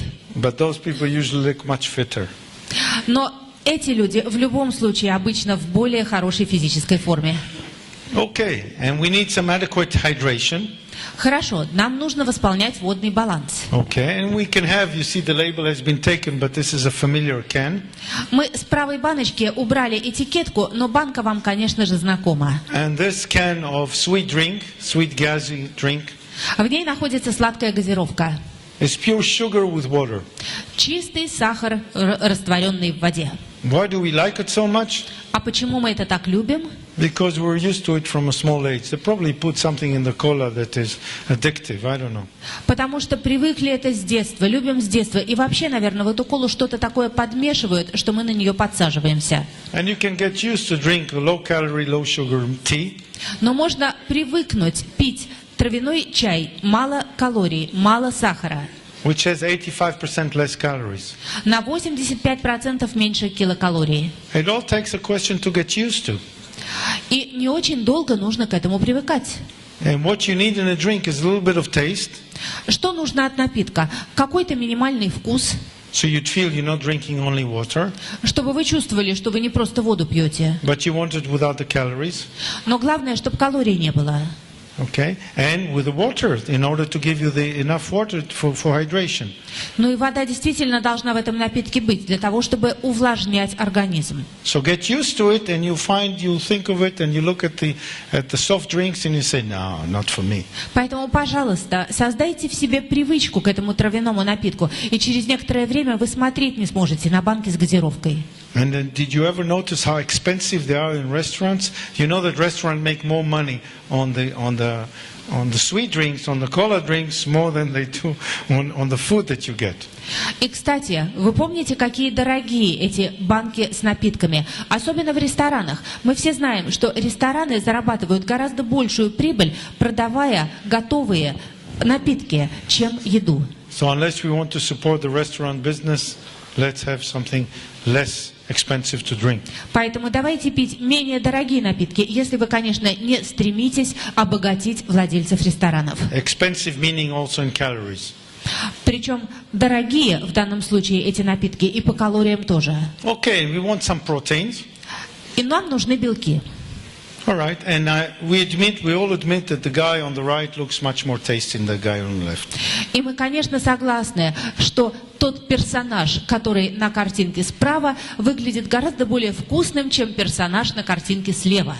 And we're not saying don't eat it, И мы не говорим, не ешьте это. but choose some lean meat, Но если выбираете мясо, выбирайте постное. and not 3 times a day. И не ешьте его 3 раза в день. And you can substitute it, if you want to lose weight and maintain your weight, with protein serving. И если вы хотите либо похудеть, либо удержать желаемый вес, вы можете заменить одну еду на одну порцию белкового продукта. Okay? It's healthier Это более здоровая еда, because protein from meat can be high in saturated fat and in cholesterol. поскольку мясо может иметь очень много полинасыщенных жирных кислот и холестерина. And protein from soy are not only very efficient, but they are extremely healthy and have no side effects. And whatever has been put that it might create some problems with estrogens, the fact is that they are actually anti-estrogens and they lower the estrogen quantity in the body. Ooh, that was long, Natalia, sorry. That's okay. Кроме того, существует такой замечательный растительный белок, как соя. Он не содержит жиров, он не содержит холестерина. Это белок очень полезного для нас качества. Но и кроме того, в нем содержатся так называемые антиэстрогены, которые дополняют те необходимые эстрогены, которые так нужны нашему организму. And you can tell yourself, okay, it looks much less tasty, but it's so much healthier. Вы скажете, да, конечно, этот продукт может быть не такой вкусный, как мясо, но он однозначно полезнее. That from time to time I'm going to substitute this for the other. И, может быть, вы согласитесь, время от времени заменять одно на другое. Okay, and we need healthy fats. Ну и, конечно, нам нужны полезные жиры. And I love sushi. Я люблю суши. And this is a good salmon sushi there on the right. Вот такая замечательная семга справа, самый то для суши. And it's a wonderful solution Это отличное решение. to go to the restaurant and have sushi 3 times a day. И идти в ресторан 3 раза в день и поедать суши. But you need to be on the millionaire team in order to do that. Но для этого вам нужно выйти на уровень мил-тима. And until you do that, you can have for much less, you can have all the needs of omega-3 through ready-made capsules. А пока вы не стали членом Millionaires Team, то, пожалуйста, пользуйтесь за гораздо меньшие деньги нашими замечательными капсулами с омегой-3. And the number here is saying 82% more in the capsules. Здесь сказано на слайде, на 82% омеги-3 больше в капсулах. Actually means that you have to have almost 20 pieces of the salmon in order to get the same amount of omega-3. А это значит, что если вместо омеги-3 капсул вы хотите есть суши с лососем, то лосося нужно съесть раз в 6 больше And as кусочков. you know, salmon is also fattening a bit. You know, it brings your weight a little bit up. Но вы знаете, что лососевые рыбы довольно жирные, и из-за них можно набрать вес. And to have such big quantities after that, you can't move anymore. И если вы съедите очень много, то просто не сможете двигаться. So it's a logical solution to have it from time to time, alternate. But for basics, you probably would need the omega-3 from a ready-made source. Так что, да, конечно, время от времени можно и, наверное, нужно есть рыбу, но в большинстве случаев давайте поставлять себе омегу-3 из готового источника. Because to eat 1.2 kilos of fish every day is quite a lot. Совершенно невозможно съесть больше килограмма 200 граммов рыбы каждый день. And we're interested in the basics. А нам нужно базовое питание. Okay. And if you overload your body, it won't run. Ну и если свой организм перегрузить, он никуда не уедет. Because it's going to look like that. Потому что выглядеть будет вот так. So potentially every one of you is a sports car. Так что каждый из вас в потенциале это как спортивный автомобиль. But some of you look like that sport car. Но некоторые из вас вот такой спортивный автомобиль. And if I put it for public auction right now, И если сейчас его выставить на аукцион, not many buyers. то вряд ли его кто купит. We're waiting for the good model, Нам же нужна хорошая модель. but that costs a lot of money. А вот этот автомобиль стоит And кучу денег. we have to help it looking in a better way. Нам нужно помочь ему выглядеть правильно. So get the extras out Поэтому давайте уберем лишнее. and make this car run better. Для того, чтобы машина ехала лучше. Okay, and if you have too many calories, we have weight management problems. Избыток калорий приводит к проблемам с весом. And you know, 20 years ago, if you were in a managerial position, 20 лет назад, если вы работали на руководящей должности, you looked like that. вы именно так и выглядели. Now these days, a manager in an important company Но сейчас менеджер крупной компании, важной компании, has to look like an athlete. обязан выглядеть как спортсмен. And I have a lot of friends who run big level companies. I'm talking in the billions, in the hundreds of millions of dollars.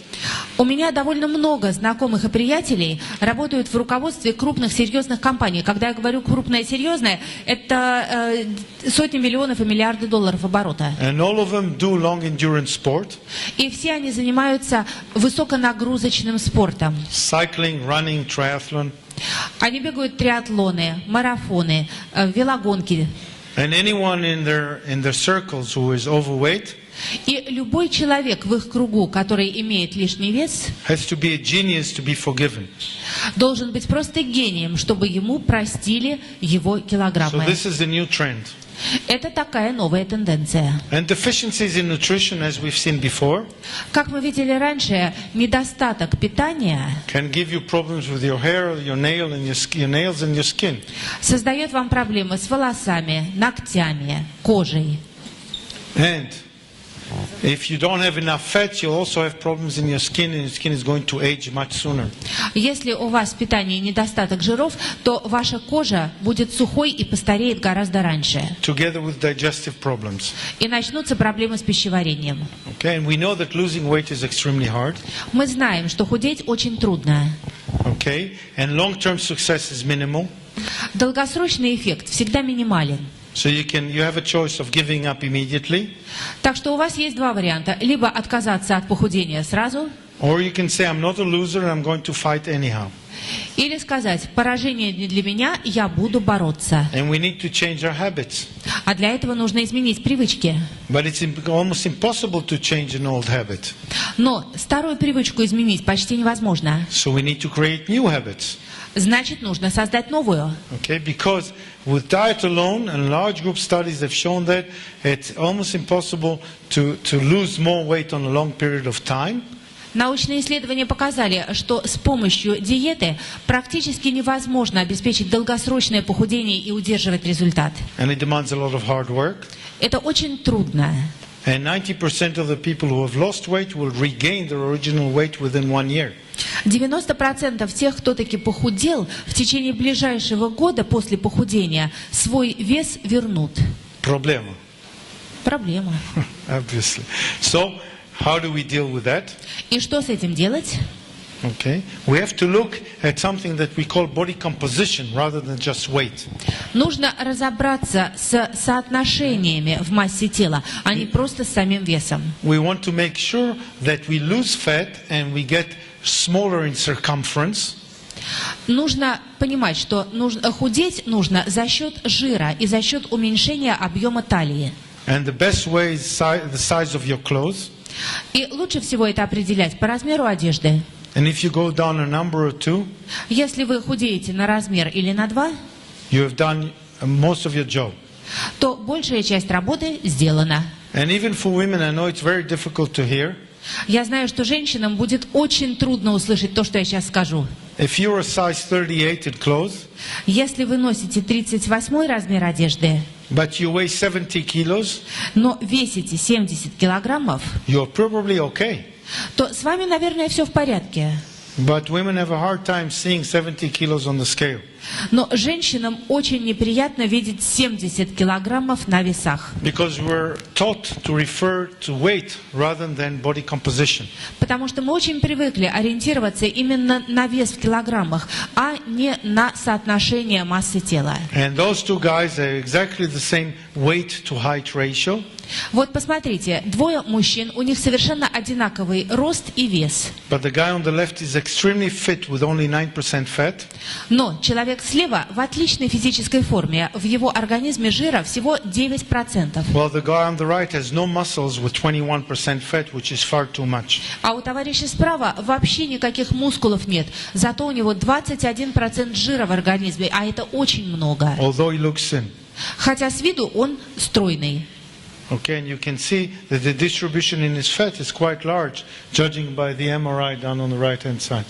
И мы видим, как распределяется этот жир. Мы видим, что его действительно много, потому что по краям показаны результаты МРТ. And some of you have seen this yesterday, but would rather look like the guy on the left than the guy on the right, although they have the same reference of height to weight.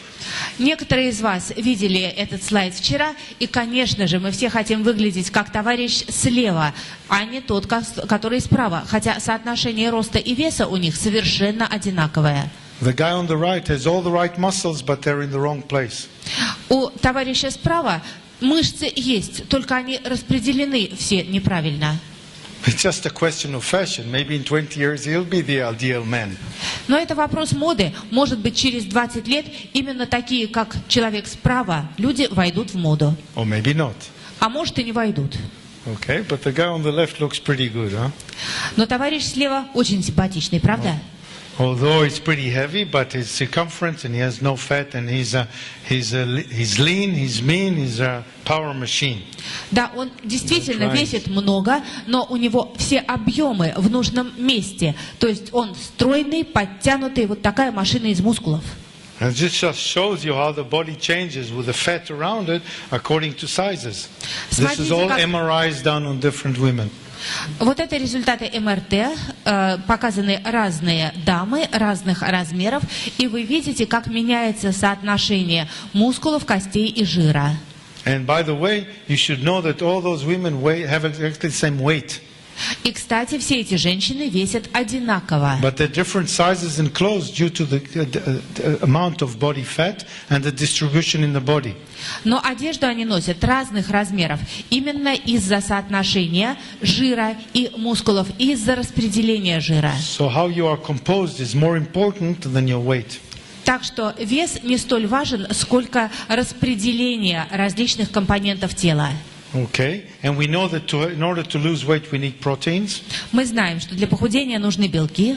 Because diets that have 25% of the diet in proteins Мы знаем, что 25% дневного рациона должны быть белки. have the highest rate of weight loss И самая лучшая скорость снижения веса and the best rate of maintaining the lost weight. достигается за счет белков. И лучше всего удерживается желаемый вес. This is probably the only thing that we lose that we don't want back.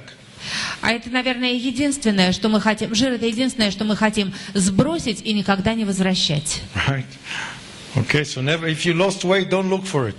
Если вы сбросили лишний вес, не Let it ищите disappear. его. Пускай он исчезает навсегда. And have at least 25% of your diet in proteins in order to prevent it from coming back. И именно для этого, для того, чтобы сброшенный вес никогда не вернулся, ваш рацион должен на 25% состоять из белков. And for the busy person, Если человек занятой, okay, meal substitutes, meal replacements, то продукты, заменяющие еду, are probably a very smart idea. наверное, являются очень удачным решением. Just now I was sitting in the lecturer's room Вот сейчас мы с вами сидим в этом зале. after having signed 1,000 times.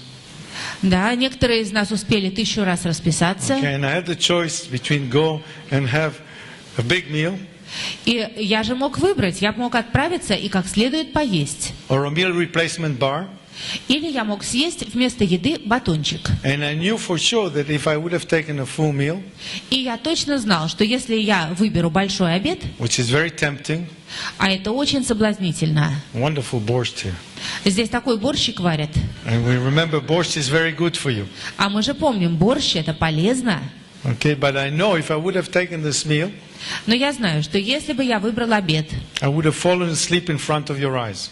я бы после этого у вас на глазах заснул. And since I think I'm the only lecturer in the world who actually fell asleep in the middle of a lecture, И я бы был единственным лектором в мире, который заснул бы в середине собственной лекции.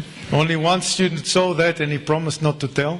Со мной это один раз было, но в аудитории был один студент, и он обещал никому не рассказывать. I know it could happen. Я знаю, что такое возможно. I was very tired after 4 hours of morning training and cycling and swimming, so it was okay. Со мной это случилось, когда я 4 часа до этого утром тренировался, плавал, катался на велосипеде, жутко устал, и вот такой конфуз. And it was a boring anatomy lesson, even I got bored. И я читал такую лекцию по анатомии, такую такую скучную, что, вы знаете, мне самому было тоскливо. But I was lecturing, so I had to stay. Но я же читал лекцию, а не слушал, так что мне лучше было бы все-таки не спать. Up to now, 20 years later, the student still reminds me how I fell asleep. Это было 20 лет назад. Мы с этим студентом пересекаемся, и он мне каждый раз напоминает, как я заснул на собственной лекции. So what did I have instead? I had a meal replacement. Так что же я выбрал сегодня? Я выбрал заменитель еды. And here I can stand and talk in front of you for many hours. И вот я сейчас стою на сцене, говорю с вами и могу продолжать еще много часов. And I know I had all the nutrients that I needed. И я знаю, что я получил все необходимые питательные вещества. Wait, guys, don't clap your hands. There's been a change in plan. We're only finishing in 3 hours.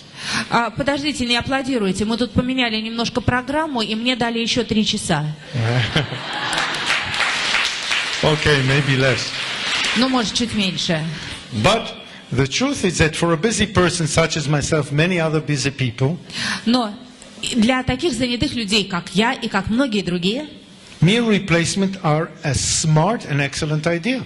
заменители еды – это очень удачная идея, замечательная. And athletes training that need to put an extra training, Потому что когда спортсмену нужно в день сделать дополнительную тренировку, if they have a regular meal with meat, they would not digest it.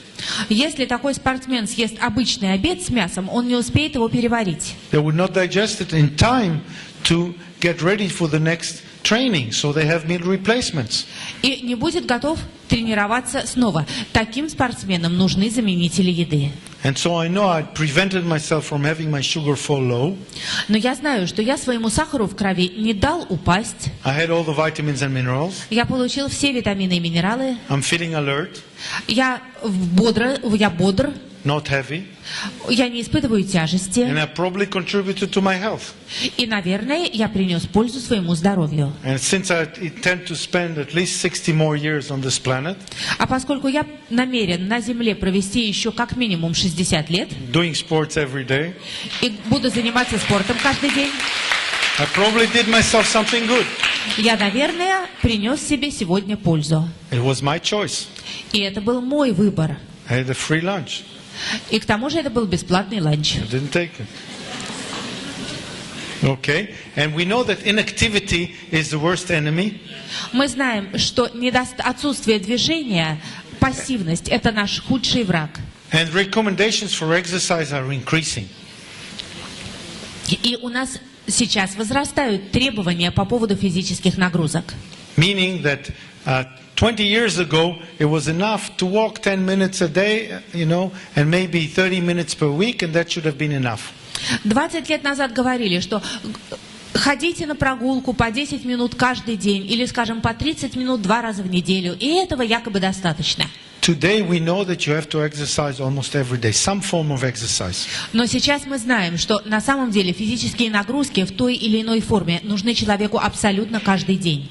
And lo and behold, we have to do resistance exercises too. И более того, абсолютно необходимо делать так называемые упражнения на сопротивление. Because we need our muscles to serve us in everyday life. Потому что наши мускулы должны нам служить каждый день. And that prevents injury and prevents heart attacks. Это помогает избежать травм и сердечных And приступов. we know that exercise has a major effect on health. И мы знаем, что физические нагрузки очень положительно влияют на здоровье. And it also helps to control weight. И помогают контролировать вес. Remember, if you want to lose weight and bring it to the right area, to get to the right body composition, Мы помним, что если мы хотим сбросить лишний вес, а имеющийся правильно распределить, it'll be extremely difficult to maintain that or to keep that without exercise. будет очень трудно поддерживать достигнутый результат без физических нагрузок. Up to the point that even if you're a little out of the chart, a little overweight, but you're in good physical condition, И если, скажем, вы в отличной физической форме, но у вас небольшой, совсем маленький лишний вес, it is better than being slim but doing no exercise at all. это гораздо здоровее, чем если вы весь из себя очень стройный, но физически не тренированный. But being in the correct body composition and in good physical condition is the best. Но лучше всего, конечно, иметь правильное построение тела и быть в хорошей физической форме. So now we have to add to the sentence that we said before, И сейчас мы берем ту фразу, которую уже говорили, и добавляем к ней. in which we said it's best to be rich and happy. Мы же говорили, что лучше всего быть богатым и счастливым. To say that we have to be rich, happy, in good shape, and in good physical shape. Но сейчас мы говорим, лучше всего быть богатым, счастливым, здоровым и в хорошей физической форме. And then we can use our money for the next 100 years. И тогда имеющиеся деньги мы используем на то, чтобы прожить еще 100 лет. Because if not, we're going to have up ending this like the sports car which runs nowhere. А иначе мы будем как та спортивная машина, которая просто никуда не может доехать. And our goal is to reduce. Keep going. Where are we? Go. Oh, this is it. Fit. Okay. So now, if we accumulate fat, we talked about body composition, and the fat will be in the inside part, around the belly and inside the internal organs. We call it visceral fat. Мы с вами говорили, что жир имеет склонность накапливаться. И накапливается он в совершенно определенных частях тела, в районе живота. Причем не только снаружи, но и изнутри. Мы это называем внутренним или висцеральным жиром. Okay. I made you a partial list of what could happen to you if you have excess visceral fat. Я составил здесь перечень далеко не полный тех неприятностей, которые настигают людей с чрезмерным висцеральным жиром. Why is it a partial list? I ran out of space. А почему перечень не полный? А потому что места не хватило. I could fill 3 pages with this. Я бы 3 страницы мог исписать. And all is connected to visceral fat. И все это из-за внутреннего жира. So you know about heart diseases? Про сердечные заболевания вы уже знаете. You know about stones in the gallbladder? Okay, today it's not a big deal, but it hurts like hell and you have to have an operation. Вы знаете, что такое камни в желчном пузыре? Вроде бы считается и проблема-то небольшая, решаемая совершенно сегодня. Но вы знаете, оно дико совершенно болит. И операция – дело неприятное. And if you only have 10% too much of visceral fat, your chances to get breast cancer or colon cancer are increased dramatically. И кроме того, если у вас всего на 10% больше внутреннего жира, чем нужно, у вас очень серьезно возрастает риск заболеть раком груди и раком толстой кишки. And you escape that and you still get hypertension. Кроме того, у вас начинает повышаться давление, это гипертония. And diabetes. И возникает риск диабета. And stroke is on the way. И инсульт приближается. The third most common disease of death. Это 3-я по распространенности причина смерти в мире. And if you survive a stroke, this is not a good way to live. А если инсульт произошел и человек выжил, то жизнь его дальше не особо приятна. Changing diapers. Потому что кому-то For yourself, not for your baby. Потому что кому-то этому человеку нужно менять подгузники. And you get depression. И наступает депрессия. Why is visceral fat connected to depression? Кстати, а какая связь между внутренним жиром и депрессией? Probably because its effect on hormones. We know that visceral fat has a major influence on the hormonal balance of the body. Скорее всего, потому что висцеральный жир влияет на гормональный баланс организма, а гормональный баланс влияет на настроение. And you remember this guy with a lot of visceral fat around his belly? Помните, у нас была картинка, герой с большим количеством внутреннего жира в районе живота. He has sleep apnea and he snores. Вот тот самый, у которого было апноэ и храп. And his wife wants him to stop breathing. И жена хотела, чтобы он уже наконец перестал. The same wife, you know. Та же самая жена. But it's his fault. Но это его вина. Okay. And what do we need to do in order to get rid of that visceral fat? Because if you reduce it, you know, if you reduce your total body fat by 5%, you reduce your visceral fat by 20%. А что нам нужно сделать, чтобы избавиться от этого жира? И, кстати, если вы сокращаете количество внутреннего жира, висцерального, на 5%, общего жира на 5%, то количество внутреннего жира при этом сокращается на 20%. And if you do it together with the help of exercise, а если вы еще при этом нагружаете себя физически, you will have less diabetes, то шанс диабета меньше.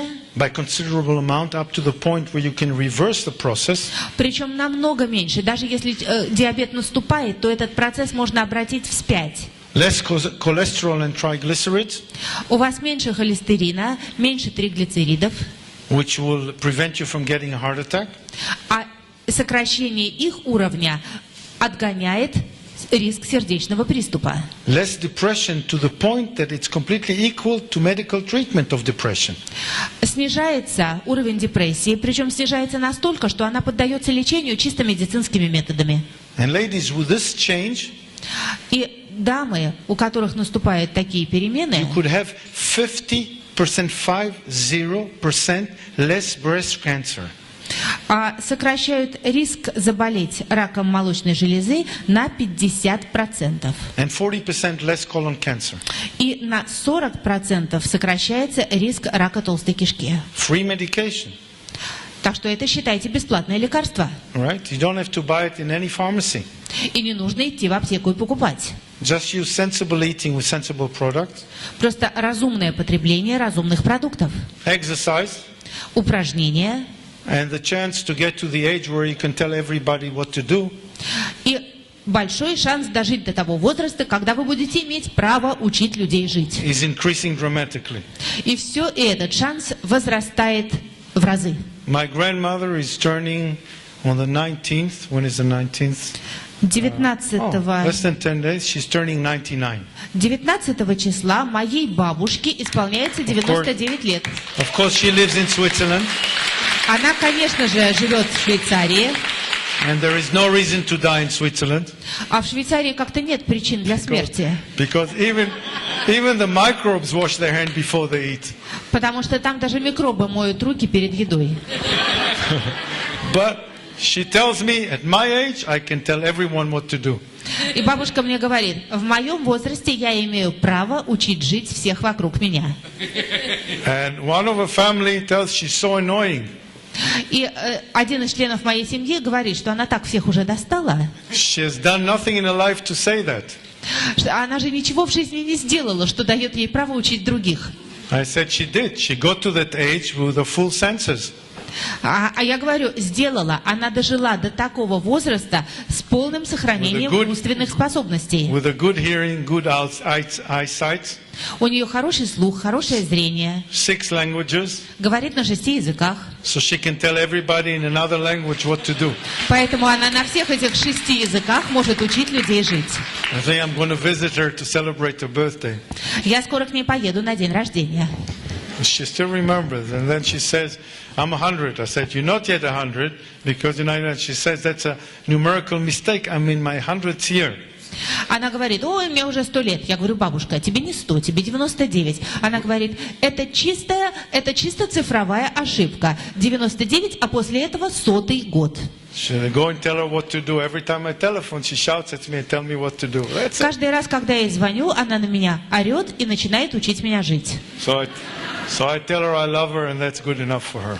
Я ей говорю, как я ее люблю, и все всех устраивает. And speaking of that age, okay, кстати говоря о возрасте, we know that if you spend 1,000 kilocalories with exercise, мы знаем, что если тратить 1000 килокалорий в ходе физической нагрузки, and that's walking 45 minutes 5 times a week, это 45 минут ходьбы 5 раз в неделю, you have 30% chance to live longer.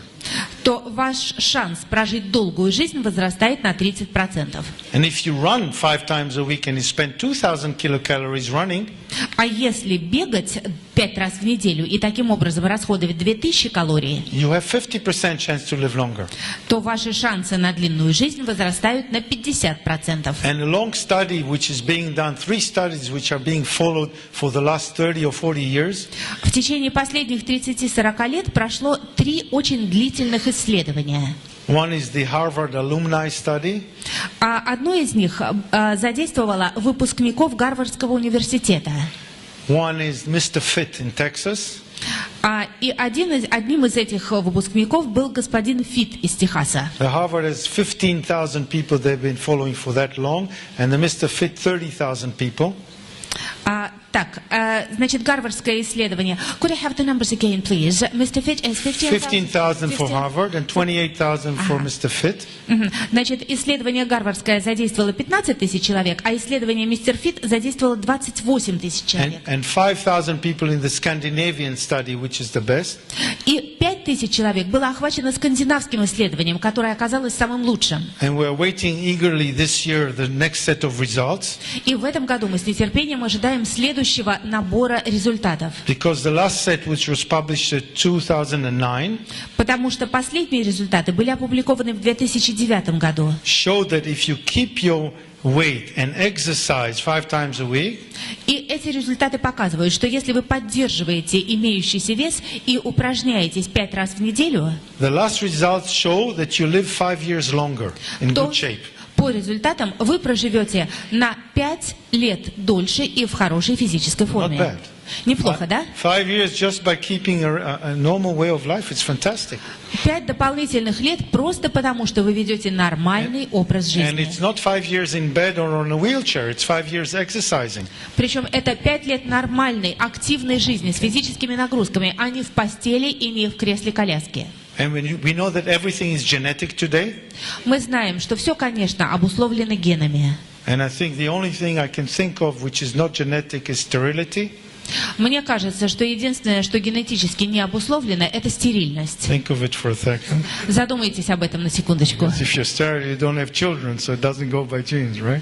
Потому что если есть стерильность, это означает But отсутствие детей. all the other things are genetic, and there are 3 genes which are connected directly with long life. Существует 3 гена, отвечающих за долголетие. And it cost about $1,000 to do the test for those genes.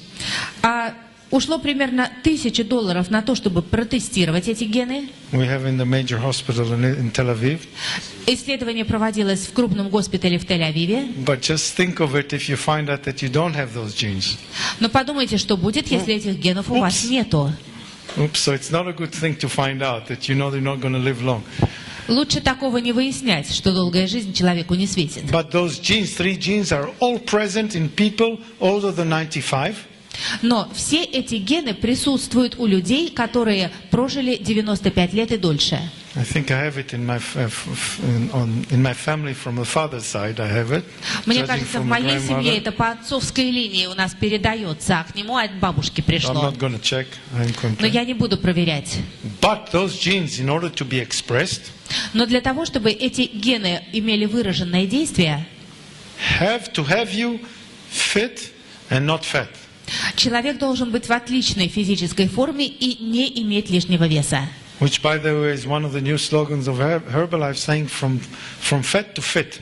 На самом деле, это один Smart из slogan. лозунгов Herbalife, который не очень здорово переводится на английский, на русский. От жирного к хорошей физической форме. It sounds better in English, right? Yeah, that's right. From fat to fit. Yeah, I have But to say that. But if you look at it and you're saying that you have those genes for long life and you are overweight and not active, Но если у человека есть эти 3 гена долголетия, но он толстый и неактивный, you're basically killing yourself. то получается, человек себя просто убивает. So why not do everyone a big favor and jump off a big building and not torturing everyone?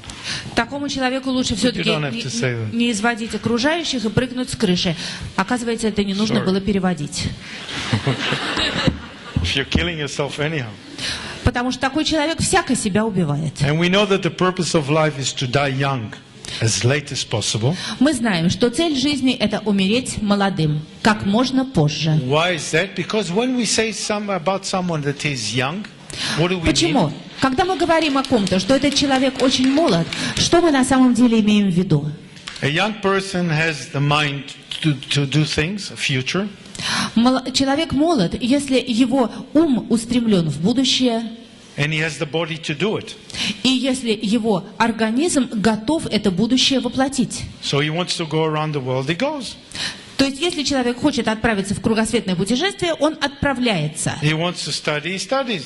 Если он хочет что-то изучать, он изучает. He wants to do sports, he does. Хочет заниматься спортом, значит занимается. Okay, so because the body obeys him. And our purpose, as long as we know that we want to, И тело ему подчиняется. Поэтому наша цель, если мы чего-то хотим, is to have the ability. иметь возможности сделать то, что мы хотим. Because my grandmother tells me every time, I want to come and visit you one more time, but her body will not allow it. Потому что моя бабушка говорит, я бы так хотела еще раз приехать к тебе в гости, но мое тело меня не пускает. And what is an old person? Что такое старый человек? An old person is someone who doesn't have plans for the future. Старый человек – это тот, у которого уже нет планов на будущее. And an old person always starts a sentence with the words, I remember. И старый человек всегда начинает любую фразу со слов «вот помню я», Because he lives in the past. потому что он живет в прошлом. And let's imagine he thinks he has a future. А представьте себе, если у него есть будущее, He should have the body to help him do the future. нужно, чтобы его тело позволяло ему жить в этом будущем. Your parents at 70 were old people. Ваши родители, когда им 70 было, были старыми людьми. When you will be 70, you will want to climb up the mountain of Everest or any other sort. Когда вам станет 70, вот увидите, вам захочется залезть на Эверест или еще куда-нибудь. Or go to Nepal. And nobody thought about it before. But now we think about it because our body is younger. Раньше о таком даже не задумывались, это было немыслимо, а сейчас задумываются, потому что организмы стали более молодыми. And there's a direct relationship between the state of your body and the state of your mind. Есть прямая зависимость между состоянием вашего тела и состоянием вашего ума. People who think young look younger. Люди, которые мыслят по-молодому и выглядят моложе. And people who are extremely good shape look younger. И люди, которые в отличной физической форме, тоже выглядят моложе. And if we think of this Japanese guy who ran a marathon at the age of 100, Помните того японца, который побежал марафон, а было ему 100 лет? he started training when his wife died. Он начал тренировки, когда умерла его жена. And they asked him why. He said, I was so depressed, running is the only thing that got me out of the depression. Его спросили, почему? Он сказал, что у меня была такая сильная депрессия, что победить ее я смог только с помощью бега. But you know, it's dose dependent, and the more he ran, the more he needed to run. Но он впал в такую дозовую зависимость. Чем больше он бегал, тем больше ему хотелось бегать. So in the end, he ran a marathon. Вот дело и кончилось марафоном. And there was nobody at home to tell him, don't run, it's dangerous for you. И не было никого в доме, кто сказал бы ему, не беги, это опасно для здоровья. Okay, you have to think about that. Так что задумайтесь. And since people are much younger, Поскольку люди стали моложе, put you know, whenever you need something to make a little stop, you always say a proverb by a smart Chinese. So please read it. есть такая, ну не то чтобы пословица, но такой ход мысли китайский, который представлен сейчас на экране. Прочтите, пожалуйста. Это насчет усталости. Okay, and if you want to live for yourself, you have to make sure your body plays the part. So you have to get slimmer, in the best body composition, and you have to make sure that it obeys you and you are fit enough to do that. It's only two things basically, but they're interrelated. Так что, если вы хотите дальше с удовольствием жить для себя, пожалуйста, сделайте так, чтобы ваши организмы были стройными, подтянутыми и слушались вас. Конечно, разум и тело – это разные вещи, но они очень взаимосвязаны. Okay, this was said by an old Chinese. То, что написано на экране, сказал один старый китаец. And when they get to an old age, they're usually very smart. Китайцы, когда доживают до преклонного возраста, обычно становятся жутко умными. But the lifespan in China is only about 58 years. Но при этом сейчас продолжительность жизни в Китае всего примерно 57 лет. Yeah, the average is not very long there. So just because of numbers, you see some old Chinese, but basically they die young. Средняя продолжительность очень невелика. Там действительно есть люди, дожившие до очень большого возраста, но это просто потому, что китайцев очень много, а в среднем они живут недолго. The Indians die at about 54 average. Индийцы, например, в среднем умирают в 54 года. Okay. So a few words about the Herbalife solution because we only have about 7 minutes before the questions and answers. Итак, they're asking for the previous slide, please. What? You still want that? А вот это еще не I can дочитали, leave it да? and go. Ну давайте я оставлю на экране и уйду. This is a motto for life. If you understand that, you understood everything about life, and tomorrow morning you're going to start your regime and make sure you are all in the right body composition and start exercising. Если вы поймете то, что здесь написано, то завтра с утра вы начнете новую жизнь, и ваш организм вернется постепенно к очень нужным пропорциям. But I can bet that it won't happen to everyone. So, Но the боюсь, что Herbalife не у каждого solution, получится сразу. Так, давайте поговорим о решениях компании Herbalife. it's easy and convenient convenient, no calories counting, no RDA following, because everything is in the product.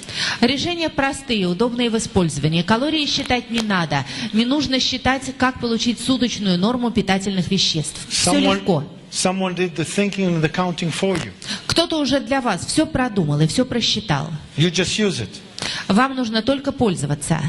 Okay? And you eat 5 healthy meals a day, Вот наши 5 здоровые приема пищи в день. combined with the regular food and В fruits сочетании с обычной едой и с фруктами. and vegetables, and you can have 1 meal replacement or 2 meal replacement a day depending on your targets. И с овощами, конечно, и можно 1 или 2 обычных еды заменять заменителями, продуктами-заменителями, в зависимости от ваших целей. And in that way you assure balanced calories, balanced nutrients, balanced proteins, balanced fats, balanced carbohydrates and balanced fibers. И благодаря этому вы достигаете правильного баланса калорий, нутриентов, белков, жиров, углеводов и клетчатки. Okay? And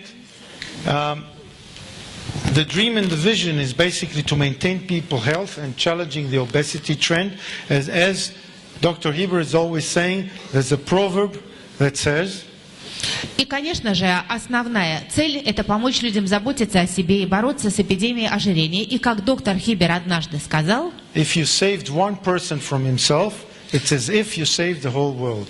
если вы одного человека спасете от него же самого, это примерно то же самое, что спасти весь мир.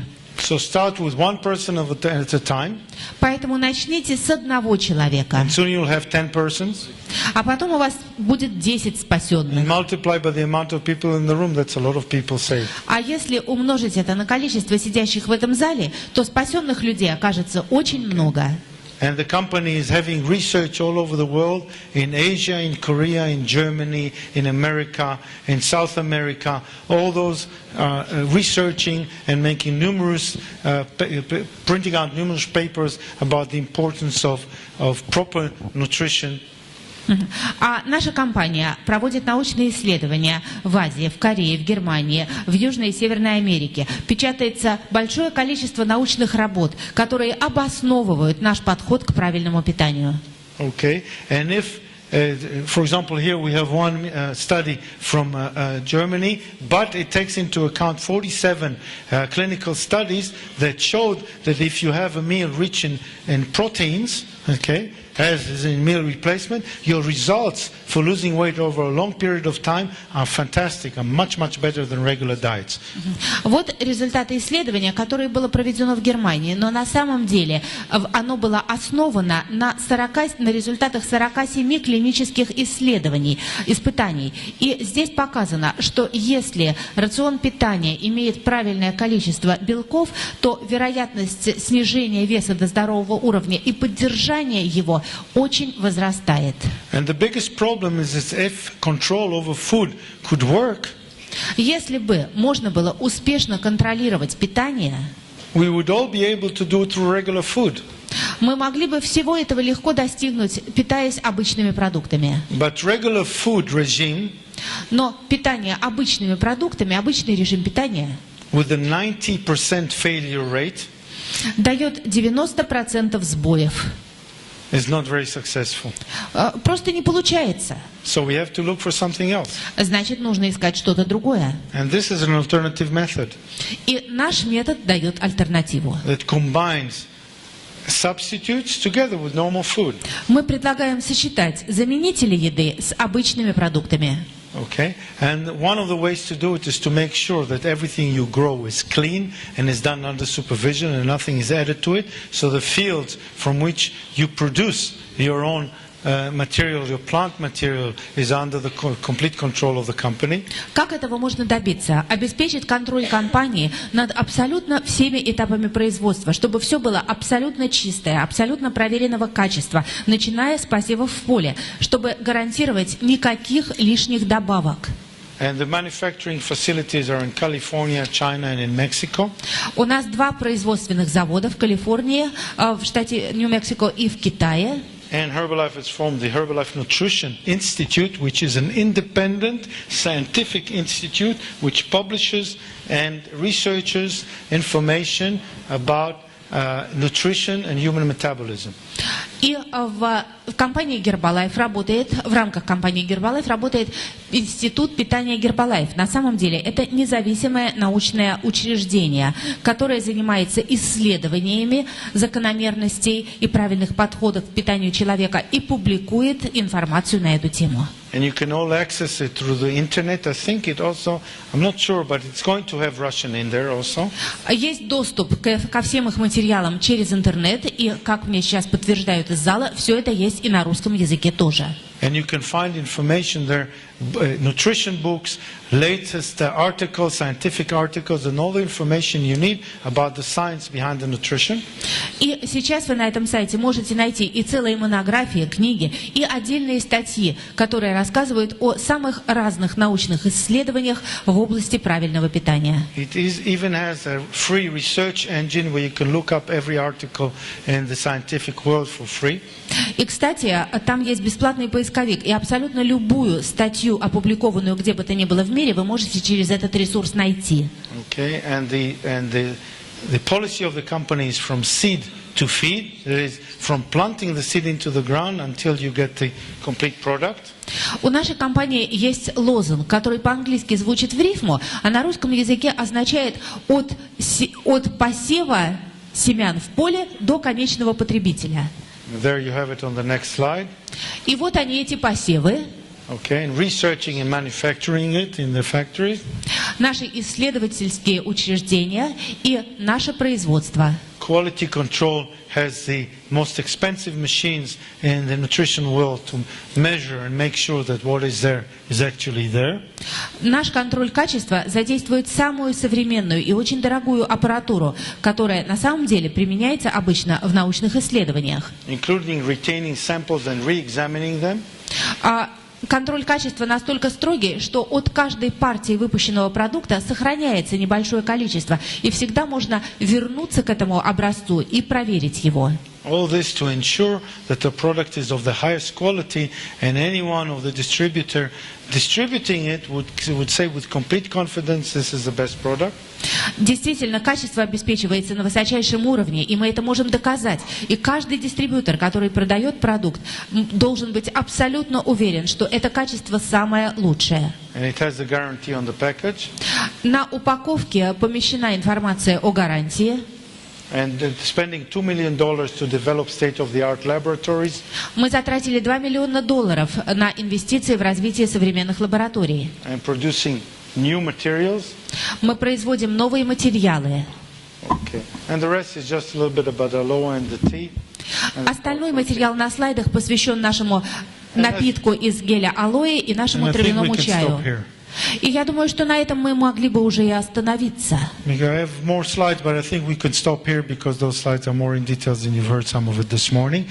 есть еще слайды, но мне кажется, в них все-таки большая часть информации та, которую мы утром уже так или иначе обсудили.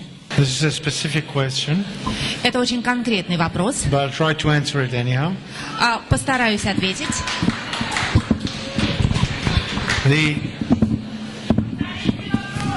Running a marathon involves and depends on which level. Ну, марафон, конечно, зависит. Можно бежать на разных уровнях. Because, as you know, the Africans finish it in 2 hours and 4 minutes. Вы знаете, что африканцы пробегают за 2 часа 4 минуты. They don't even get hungry on the way. И даже не успевают по пути проголодаться. But for most normal people, it would take between 3.5 to 4.5 hours. Но для большинства нормальных людей марафонская дистанция это от 3,5 до 4,5 часов. And for that amount of time, you need carbohydrate stores. И для такого длинного пути вам нужен некоторый запас углеводов. So it involves having a good breakfast. А значит, нужен хороший завтрак. With slow carbohydrates. Из медленных углеводов. Replenishing water. Нужно пополнять водные запасы. And the major thing is what to do during the marathon, which is to drink at every station. И главный вопрос, что делать во время марафона? Ответ, нужно пить обязательно на каждой станции. Make sure that at the second half, from about the 18th kilometer, you replenish yourself with food. Нужно обеспечить на протяжении второй половины марафона, это где-то с 18-го километра, пополнение организма с помощью еды. Okay, in small amounts but frequently. Часто, но маленькими порциями. And if you trained well, и если вы хорошо тренированные, there is no reason not to finish the marathon nicely. Нет никаких причин не добежать успешно до конца дистанции. But remember to do a proper cool down.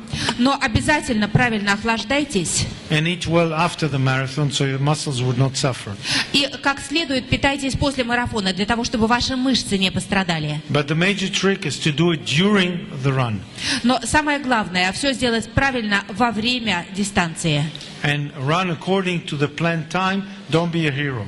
И обязательно бежать по своему плану, подготовленному на эту дистанцию. То есть не геройствуйте. Because heroes get medals. Heroes get medals. Потому что героям, конечно, дают медали. But they don't finish the race. Вот, но они до этих медалей могут не добежать. Следующий вопрос. Можно ли диабетику использовать при активных тренировках H3O? H3 Pro? That's a tough question. Это трудный вопрос. Because it cannot be answered universally. Потому что на него нет универсального ответа. It has to do with the level of his blood sugar. Зависит от уровня сахара в крови. He can only use it if he starts the exercise with a low blood sugar. Можно использовать только если человек начинает тренировку, имея низкий уровень сахара крови. But if he measures and his blood sugar is over 160 milligrams percent. Но если человек меряет сахар, и он оказывается больше, чем 160 миллиграммов, then he should not have H3O in the run. то тогда в ходе тренировки H3O Pro принимать не надо. Only if it's below 100. Только если уровень меньше 100. Один врач в разговоре со мной сказал, что БАДы вредны для эндокринной системы. Он аргументировал это тем, что все вещества должны синтезироваться организмом, а не поступать в готовом виде. Что бы вы ответили этому врачу?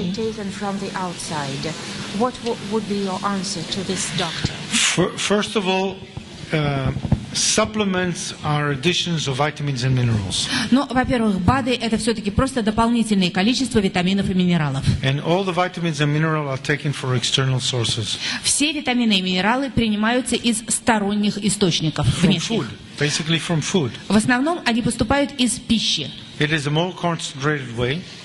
А они могут поступать и из более концентрированных источников.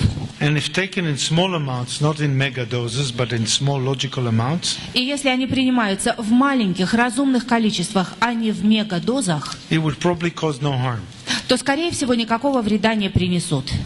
The question whether you do need them or not А вопрос, нужны они вам или нет, are dependent on the way you eat.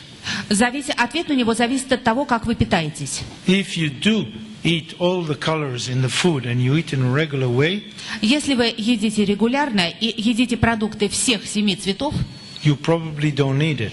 то, скорее всего, вам БАДы не нужны.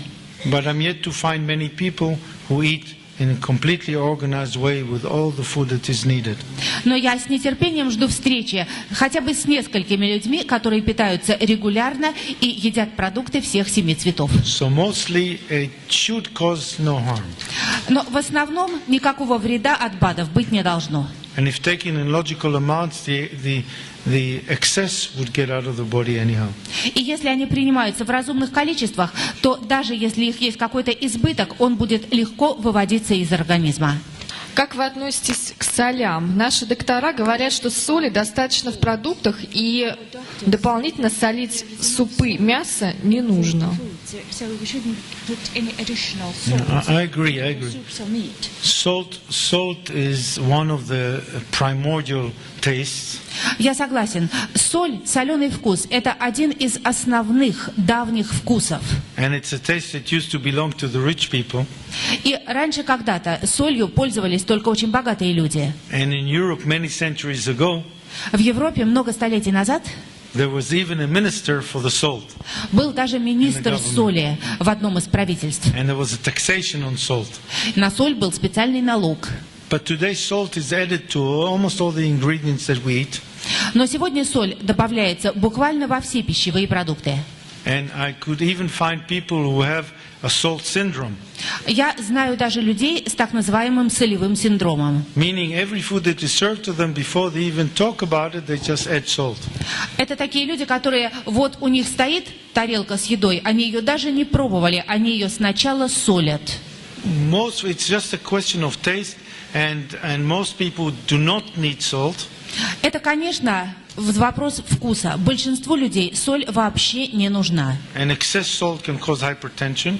Избыток соли вызывает повышение кровяного давления. But again, if taken in moderate amounts just for taste, it should be okay, but not in excess amounts. Если человек добавляет ее в пищу просто для того, чтобы получить желаемый вкус, в общем, это более-менее в порядке, но главное, не слишком много. And people suffering from hypertension should have the minimal amount of salt. А те, у кого повышенное кровяное давление, должны использовать соль в минимальных количествах. Next. Следующий вопрос. Почему после коктейля происходит вздутие живота?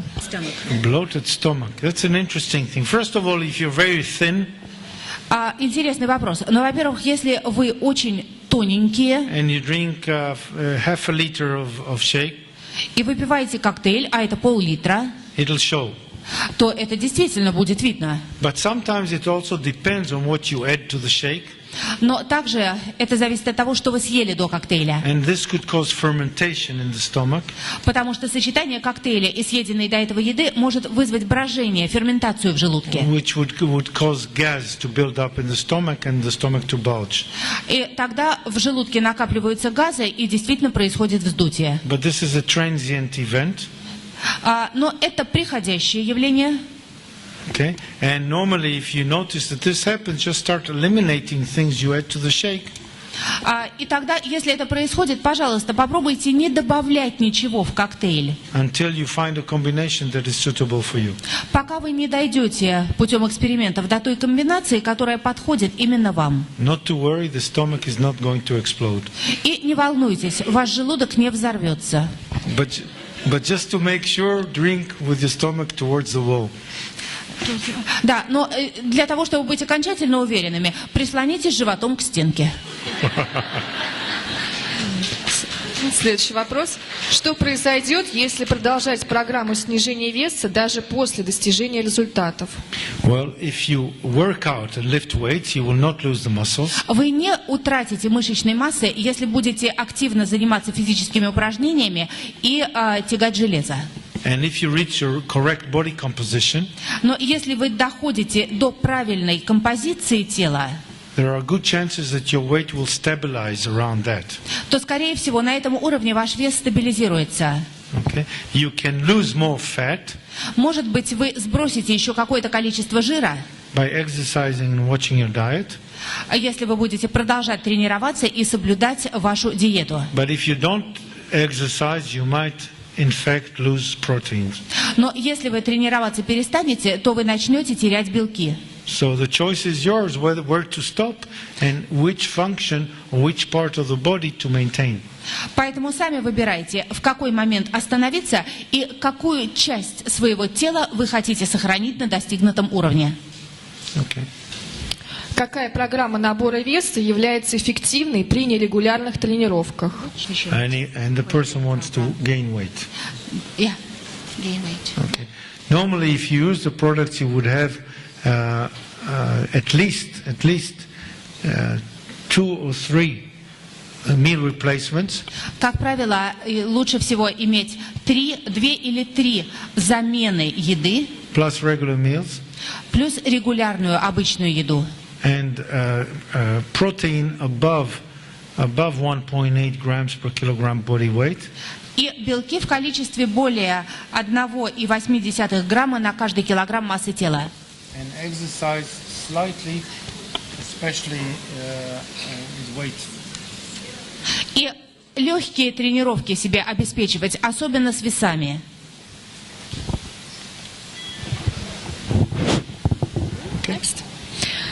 когда был большой вес, был недостаток кальция. Я принимала кальций. Вес снизился, и кальций сейчас превышает норму. Нужно ли дальше пить кальций или мне сделать перерыв? Take calcium. Keep taking calcium. Продолжайте принимать кальций. We're always a little bit below what we should. The recommended dose for an adult person is 1.2 grams per day. Потому что обычно нам всем кальция немножечко не хватает. Нормой является 1,2 грамма в день. So keep taking the calcium. Так что продолжайте принимать. Можно ли пить Herbalife Line 3 раза в день по 3 штуки, а на ночь Herbalife Line запивать Nightworks? If you can stand it, sure. Но если вы все это можете выдержать, то да, конечно, можно. If it has no side effects, okay with me. Если нету побочных эффектов, то пожалуйста. It will cause no Следующий harm. вопрос. Вреда не нанесет. Почему падает процент жира в организме и как его увеличить? Is it a man or a woman? Речь идет о мужчине или о женщине? Woman. A woman.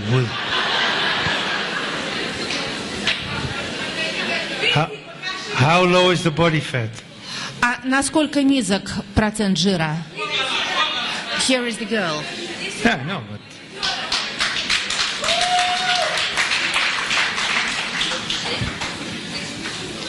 do you know your body fat? Вы знаете содержание своей жировой массы? 6. It's a miscalculation. You're at least 16 to 18. Это какая-то ошибка в расчетах. У вас, скорее всего, 16-18%. So it's Tanita shows 6. well, do the Tanita after reading the instructions. Используйте Таниту еще раз. Сначала прочтите инструкцию. Because in order and try and get the advanced Tanita with the 4 points, the hands also, because sometimes at certain body physics it might make a mistake. И воспользуйтесь самой современной версией Таниты, которая заставляет человека встать на 4 точки опоры. Так получается гораздо точнее. Let me do a quick test. Ну-ка, давайте мы сейчас быстренько кое-что проверим. I have to pinch her for that. Можно мне вас ущипнуть? Okay.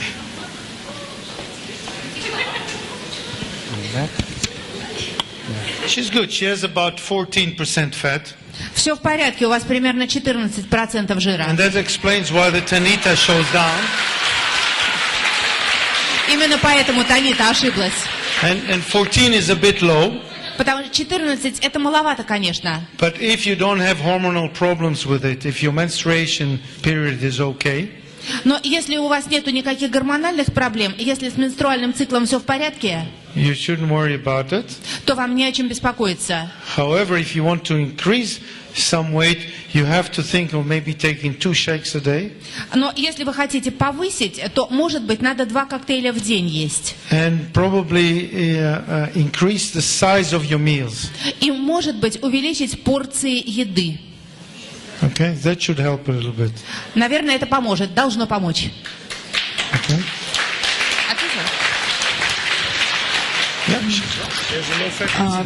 Посоветуйте программу по набору мышечной массы с продуктами Herbalife. Okay, to gain muscle mass, first of all, nobody gained muscle mass from just food. Но вы знаете, еще никто не набирал мышечную массу только за счет питания. So you have to do resistance training. Поэтому делайте тренировки на сопротивление, с весами на сопротивление. And to gain resistance, to do resistance training, it has to be at about 85% of the maximal one repetition. I don't understand it. 85% of the maximum weight you can lift one time. Ага. И эта нагрузка должна быть 85% от того веса, который вы можете поднять или толкнуть за один раз. Okay, and this means that you have to lift the weights 8 to 12 times until you fail. А это означает, что вам нужно тягать одну и ту же железку 8-12 раз, пока сил хватит. With 2 to 4 sets. И делать 2-4 подхода. Никаких гормональных проблем. Если с менструальным циклом все в порядке, You shouldn't worry about it. то вам не о чем беспокоиться. However, if you want to increase some weight, you have to think of maybe taking 2 shakes a day. Но если вы хотите повысить, то, может быть, надо 2 коктейля в день есть. And probably increase the size of your meals. И, может быть, увеличить порции еды. Okay, that should help a little bit. Наверное, это поможет, должно помочь. Посоветуйте программу по набору мышечной массы с продуктами Herbalife. Okay, to gain muscle mass, first of all, nobody gained muscle mass from just food. Но вы знаете, еще никто не набирал мышечную массу только за счет питания. So you have to do resistance training. Поэтому делайте тренировки на сопротивление, с весами на сопротивление. And to gain resistance, to do resistance training, it has to be at about 85% of the maximal one repetition. I don't understand that. 85% of the maximum weight you can lift one time. Ага. И эта нагрузка должна быть 85% от того веса, который вы можете поднять или толкнуть за один раз. Okay, and this means that you have to lift the weights 8 to 12 times until you fail. А это означает, что вам нужно тягать одну и ту же железку 8-12 раз, пока сил хватит. With 2 to 4 sets. И делать 2-4 подхода. 4 times a week. 4 раза в неделю. On all muscles. По всем группам мышц. And have a higher amount of protein, probably between 1.6 and 2 grams per kilogram body weight. И повысить прием белков примерно от 1,6 грамма до 2 граммов на 1 килограмм массы тела. And a meal of high protein, that is at least 30 grams protein, together with carbohydrates immediately after training. И сразу после тренировки должен быть прием пищи, в котором будет как минимум 30 граммов белка в сочетании с углеводами. And that should do the job. Это должно решить проблему. Okay, but remember to increase the weights as you improve.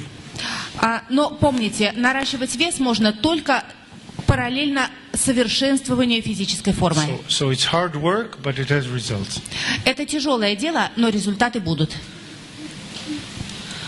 Next. Можно ли рекомендовать клиентам пить по 5-6 литров воды в день? Не вредно ли это? The recommended amount of drinking in a cold climate country for women is around 1.7 to 2 liters per day, including food. Рекомендуемое количество воды в холодных странах, в странах с холодным климатом для женщин составляет от 1,7 литра до 2 литров, включая ту жидкость, которая содержится в еде. And for men, 2 to 2.5 liters. Для мужчин эта цифра составляет от 2 до 2,5 литров. And adding about half a liter per hour of exercise for men and about 400 cc's for women per hour. При этом, если человек тренируется, то на время тренировки, на час тренировки добавляется мужчинам пол-литра жидкости и женщинам 400 миллилитров. And if that person is not taking creatine, если человек не принимает креатинин, which is an energetic material to increase muscle mass, который является энергетическим компонентом для наращивания мышечной массы. I see no reason to give so much water because it's only overload on the kidneys. Я совершенно не вижу причин рекомендовать такое большое количество воды, как вы написали. Это дополнительная нагрузка на почки. And it doesn't bring any advantage. И никакого преимущества не дает. So please don't be so generous on water. Так что, пожалуйста, экономьте воду. Вес связан с количеством воды? Yes, the question was if there's a connection between the body mass and the amount of water. Вопрос, связан ли вес с количеством воды? Of course, this is for the average person. Someone weighing 100 kilos should have about 3 to 3.3 liters per day. Да, конечно, связано. Если человек весит 100 килограммов, то ему нужно в день 3 литра и 200 граммов воды. А если человек 150 килограммов, ну, это большой человек. It's a lot of weight. You know, that person has so much fat. That person of 150 kilos has at least 40% fat in his body. Now, 40% fat has a lot of water attached to it. So his body guards the water anyhow. Если человек весит 150 килограммов, то у него в организме уже очень много жира, примерно 40%. Жир связывает воду, то есть в организме такого человека уже много воды. So he has more surface area in his body and he sweats more. У такого человека гораздо большая площадь кожных покровов, и поэтому он больше потеет. So he probably needs a little bit more water, but not above 4 liters per day. Такому человеку нужно, конечно, воды немножко больше среднего, но всяко не больше 4 литров в день. That should be enough. Достаточно, наверное. Unless you put the water very far away. Ну или эту воду нужно куда-то очень далеко запрятать. And you make him run for the water, that way he loses weight. И заставить его бежать к этой воде и таким образом худеть. Следующий вопрос. Что лучше, бегать или ходить в тренажерный зал? Можно ли тренироваться в 10 часов вечера?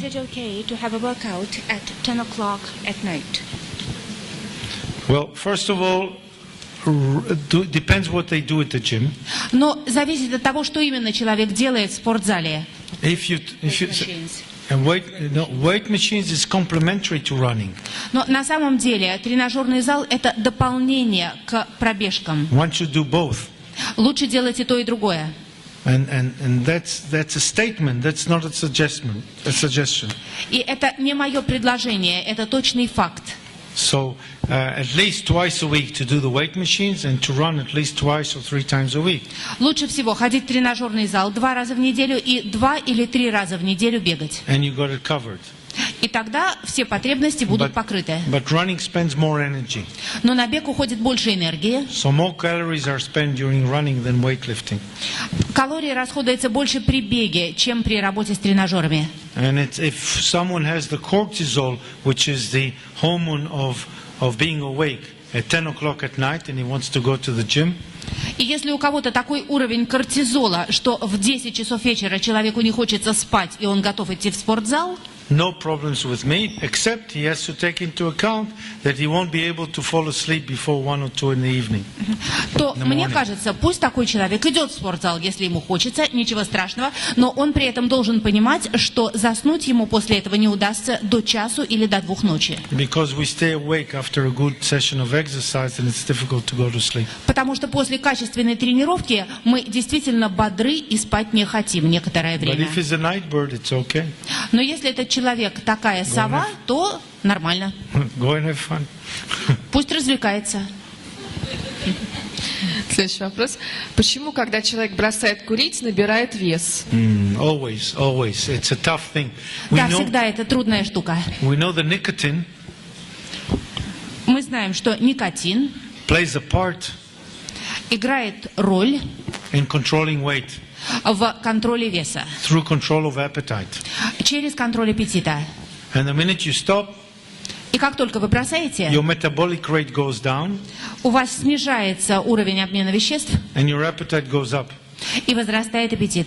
So until the time your body gets readjusted, you are going to gain a little bit of weight. И до того, пока ваш организм не адаптируется к изменениям, вы будете действительно набирать вес. Which is easily fought by increasing the amount of exercise. Но с этим очень легко бороться. Нужно просто увеличить количество физических упражнений. And reducing the food a little bit. И немножко сократить количество еды. Because many times people don't pay attention and they eat a bit more as a compensation. Очень часто вы просто не обращаете внимания на то, что в качестве компенсации курения начинаете есть больше. So anyone who wants to quit smoking Если вы хотите бросить курить, has to get on a training regimen нужно сесть, так скажем, на режим тренировок. and watch his food even 10 times more. И очень тщательно, в 10 раз тщательнее, чем раньше, следить за едой. As one says, run for your life. Как мы говорим, нужно бежать ради собственной жизни. Next. Скажите, как научиться быстро высыпаться? Вы сколько спите?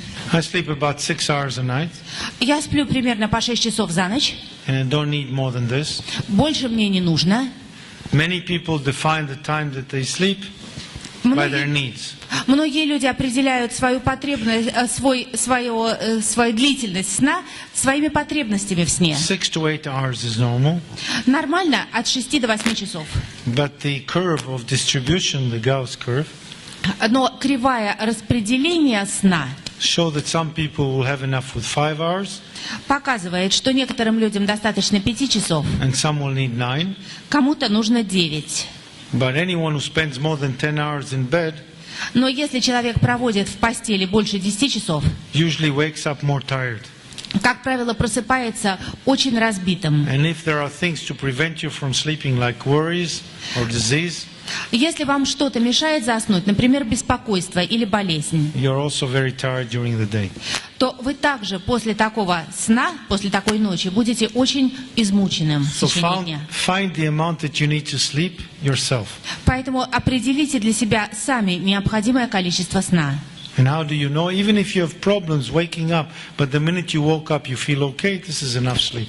Даже если вам трудно проснуться, но как только вы проснулись, вы чувствуете себя отдохнувшим, значит, все в порядке, вы проспали сколько надо. Okay. You know, if you're a busy person and you need more hours a day, it always comes on the account of sleep. Если вы занятой человек, если вам нужно больше времени, чтобы сделать все свои дела днем, неизбежно вы это время отнимаете у сна. Какой ваш биологический возраст? There are a few tests to check that. Это можно проверить с помощью нескольких тестов. One of the best tests is a questionnaire И один из лучших тестов имеет форму анкеты. found in a site called Real Age. И находится эта анкета на Real сайте, Age, который имеет .com. адрес realage, латинскими буквами .com. реальный возраст, .com. Yeah, Deutsch.com. And it's free. Это бесплатный сайтик. It's about 20 pages. Примерно 20 страниц анкета. And it's pretty accurate and it's been validated. А результаты получаются довольно точными, они оценивались. I don't know if it exists in Russian, but I'm pretty sure it does. It's Я been validated. не уверен, если эта анкета на русском, но думаю, что есть. Она прошла валидацию. And last time I took the test, I was 42. А последний That was раз, 6 когда months ago. я проверял себя по этому опроснику, это было 6 месяцев назад, мне было 42 года. Следующий вопрос. Почему нельзя использовать Nightworks после тренировки? Because Nightworks is supposed to work later at night at the time where you take it, at the time where you sleep. Потому что Nightworks рассчитан на то, чтобы воздействовать на организм в позднее время суток, когда вы уже спите. And it's supposed to work when the body is in a calm position, not in an excited position. И продукт рассчитан на то, чтобы работать над вашим организмом, когда организм находится в состоянии покоя, а не в состоянии активного действия. So it's recommended to take before in the evening before you sleep. Именно поэтому его рекомендуется принимать вечером перед отходом ко сну. And it doesn't help at all during exercise. Во время тренировки он вообще никак не поможет. Okay. Насколько плохо совмещение белков и углеводов в питании? С простыми углеводами, со сложными углеводами. No, it's okay to have carbohydrates and protein. In fact, they enhance the activity of each other. На самом деле совершенно нормально и даже хорошо совмещать белки и углеводы в питании. Они усиливают действие друг друга. And there is no problems combining any sort of carbohydrates together with protein. И абсолютно нет никакой проблемы сочетания что простых, что сложных углеводов с белками. Как поднять процент воды, если человек хорошо худеет, жир падает, а вода не растет? Это все показатель тонита. What is the percentage?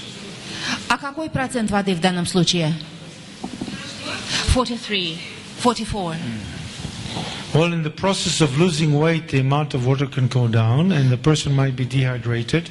Но вообще в процессе похудения процент воды действительно может падать, и человек может страдать от обезвоживания. And don't forget that the fat cells contain a lot of water. И не забывайте, что жировые клетки уже содержат изрядно воды. And the process of losing fat content might cause a little error in reading. A little what? Error in reading, a little mistake in reading. Ага. И учтите, что снижение жира может иногда читаться с небольшими ошибками, просчитываться с ошибками. So we have to wait for it to stabilize. И нужно подождать стабилизации. The normal amount of water in the body should be between 60 and 70%. 60 to 70%. Нормальный процент воды в организме должен быть 60-70%. Lower in sports people, around 60. У спортсменов это пониже, где-то в районе 60. But in the process of changes, Но если организм проходит какие-то перемены, we could have lower readings. то иногда бывают более низкие значения. Again, try and measure it with a 4-point, hands and legs. Опять-таки, попробуйте измерить на тоните по 4 точкам, то есть чтобы человек стоял на ногах и на руках. The reason being that if you measure only with the legs, it might create a little error by measuring only the lower part of the body. Дело в том, что когда человек встает на тониту только ногами, то измерения получаются немножко ошибочными. В большей степени учитывается вес нижней части тела. Okay, so if you you're not sure about the reading, try and measure 4 points, and the 4 points is far more accurate because it measures upper and lower body. Поэтому, если есть сомнения в показаниях, то действительно сделайте по 4 точкам. Это гораздо более точное измерение. No, it doesn't mean standing on 4. It's the machine that has the things. Это на самом деле не означает стояние на ногах и на руках, просто машина по-другому устроена. Следующий вопрос. Каким образом лучше бороться с внутренним жиром, если подкожный жир в норме? How do we know that it's okay? We're not sure it's okay. If you know this, we still have visceral fat, we have to fight even more. А откуда вы знаете, собственно, что подкожный жир в норме? Если проблемы с висцеральным жиром, то вообще с жиром в организме не все хорошо. And the indication would be with lowering of the circumference of the abdomen. А нужно с жиром бороться в любом случае, и доказательством правильности действий будет изменение окружности туловища. So if the abdomen is flat, то есть, если, меряется в районе живота, и если живот плоский, size 38 for women, для женщин это 38 размер, or better still 36, а еще лучше 36, the amount of visceral fat is not high. то значит висцеральный жир в порядке. But if someone has thin arms and thin legs, но если у кого-то тоненькие ручки и ножки, and the size of the abdomen is 46, а по животу размер 46, we're in trouble. то есть проблема. Okay. Have to lower it down. Нужно снижать. Объясните, пожалуйста, наличие пальмового масла в продуктах Herbalife. I had this question before and I still don't know the answer. I'm sorry. Вчера задавали этот вопрос, я по-прежнему не знаю ответа. Извините. Следующий вопрос. Почему после чая термоджетик сильно сушит во рту? Воды в день пьют до 3 литров. Well, it's the action of caffeine. This person is probably very sensitive to caffeine. Это действие кофеина. Скорее всего, человек, который это написал, очень чувствителен к кофеину. And that person should check whether after caffeine he gets the same effect after strong coffee. Стоит проверить, будет ли тот же самый эффект сухости во рту после крепкого кофе. And if it does, it's a transient event. А если будет то же самое, то явление это приходящее. And we know that coffee can cause dryness in the mouth without having any other effect. И мы знаем, что кофе может вызывать ощущение сухости во рту без каких-либо других эффектов. So if it's something that doesn't last, it's no worries. То есть, если это ощущение сухости во рту длится недолго, то беспокоиться не о чем. And it's a local effect which has no connection to the quantity of the water in the body. И это чисто местное локальное явление, которое никак не связано с количеством жидкости в организме. Next. Следующий вопрос. Почему в разных странах разная рекомендуемая норма потребления витаминов и минералов? От чего или от кого это зависит? Normally there are at least two major companies that decide on that, and this is conventions of dietitian and health ministries. There's the European recommendation, there's the American recommendations.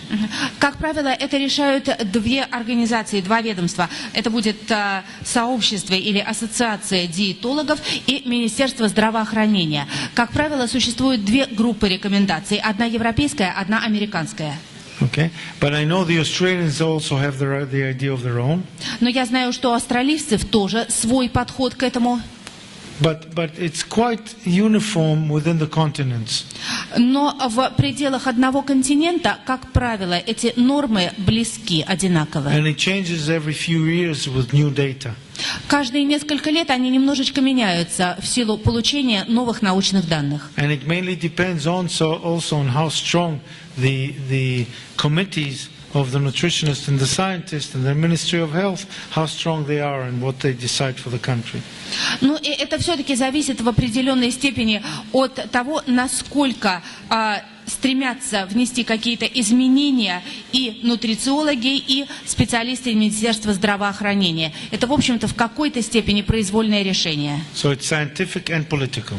То есть, с одной стороны, действуют ученые, а с другой стороны, политики. Как часто можно кушать желтые 1 месяц? Что это? Well, it could go for several months, but it depends on the quantity. Можно несколько месяцев подряд, но зависит от того, в каком количестве. Of course, the first month will be a bit more, and then you reduce the quantity. Первый месяц, конечно, побольше, потом вы количество сокращаете. But it depends also on the effect that person has, and if he takes it without any problems, there shouldn't be any problem. But Но опять-таки зависит, как это действует на конкретного человека. Если все в порядке, то никаких проблем, продолжайте принимать. But pay attention, if he has a lot of complaints, you better stop it. Если возникают какие-то жалобы, то лучше прекратить. Женщина 72 лет использует продукт Nightworks и худеет по обычной программе. Не будет ли перебора витаминов? Есть ограничения? Это последний вопрос. Well, obviously, if you take too much vitamins, you might suffer from vitamins intoxication. Но, конечно, если перебрать витаминов, то может наступить витаминная интоксикация. But if you take according to the recommended doses, Но если вы все принимаете в рекомендуемых дозах, there shouldn't be any problems. то проблем быть не должно. And the Nightworks only helps, Nightworks только помогает. and the weight reduction will certainly help.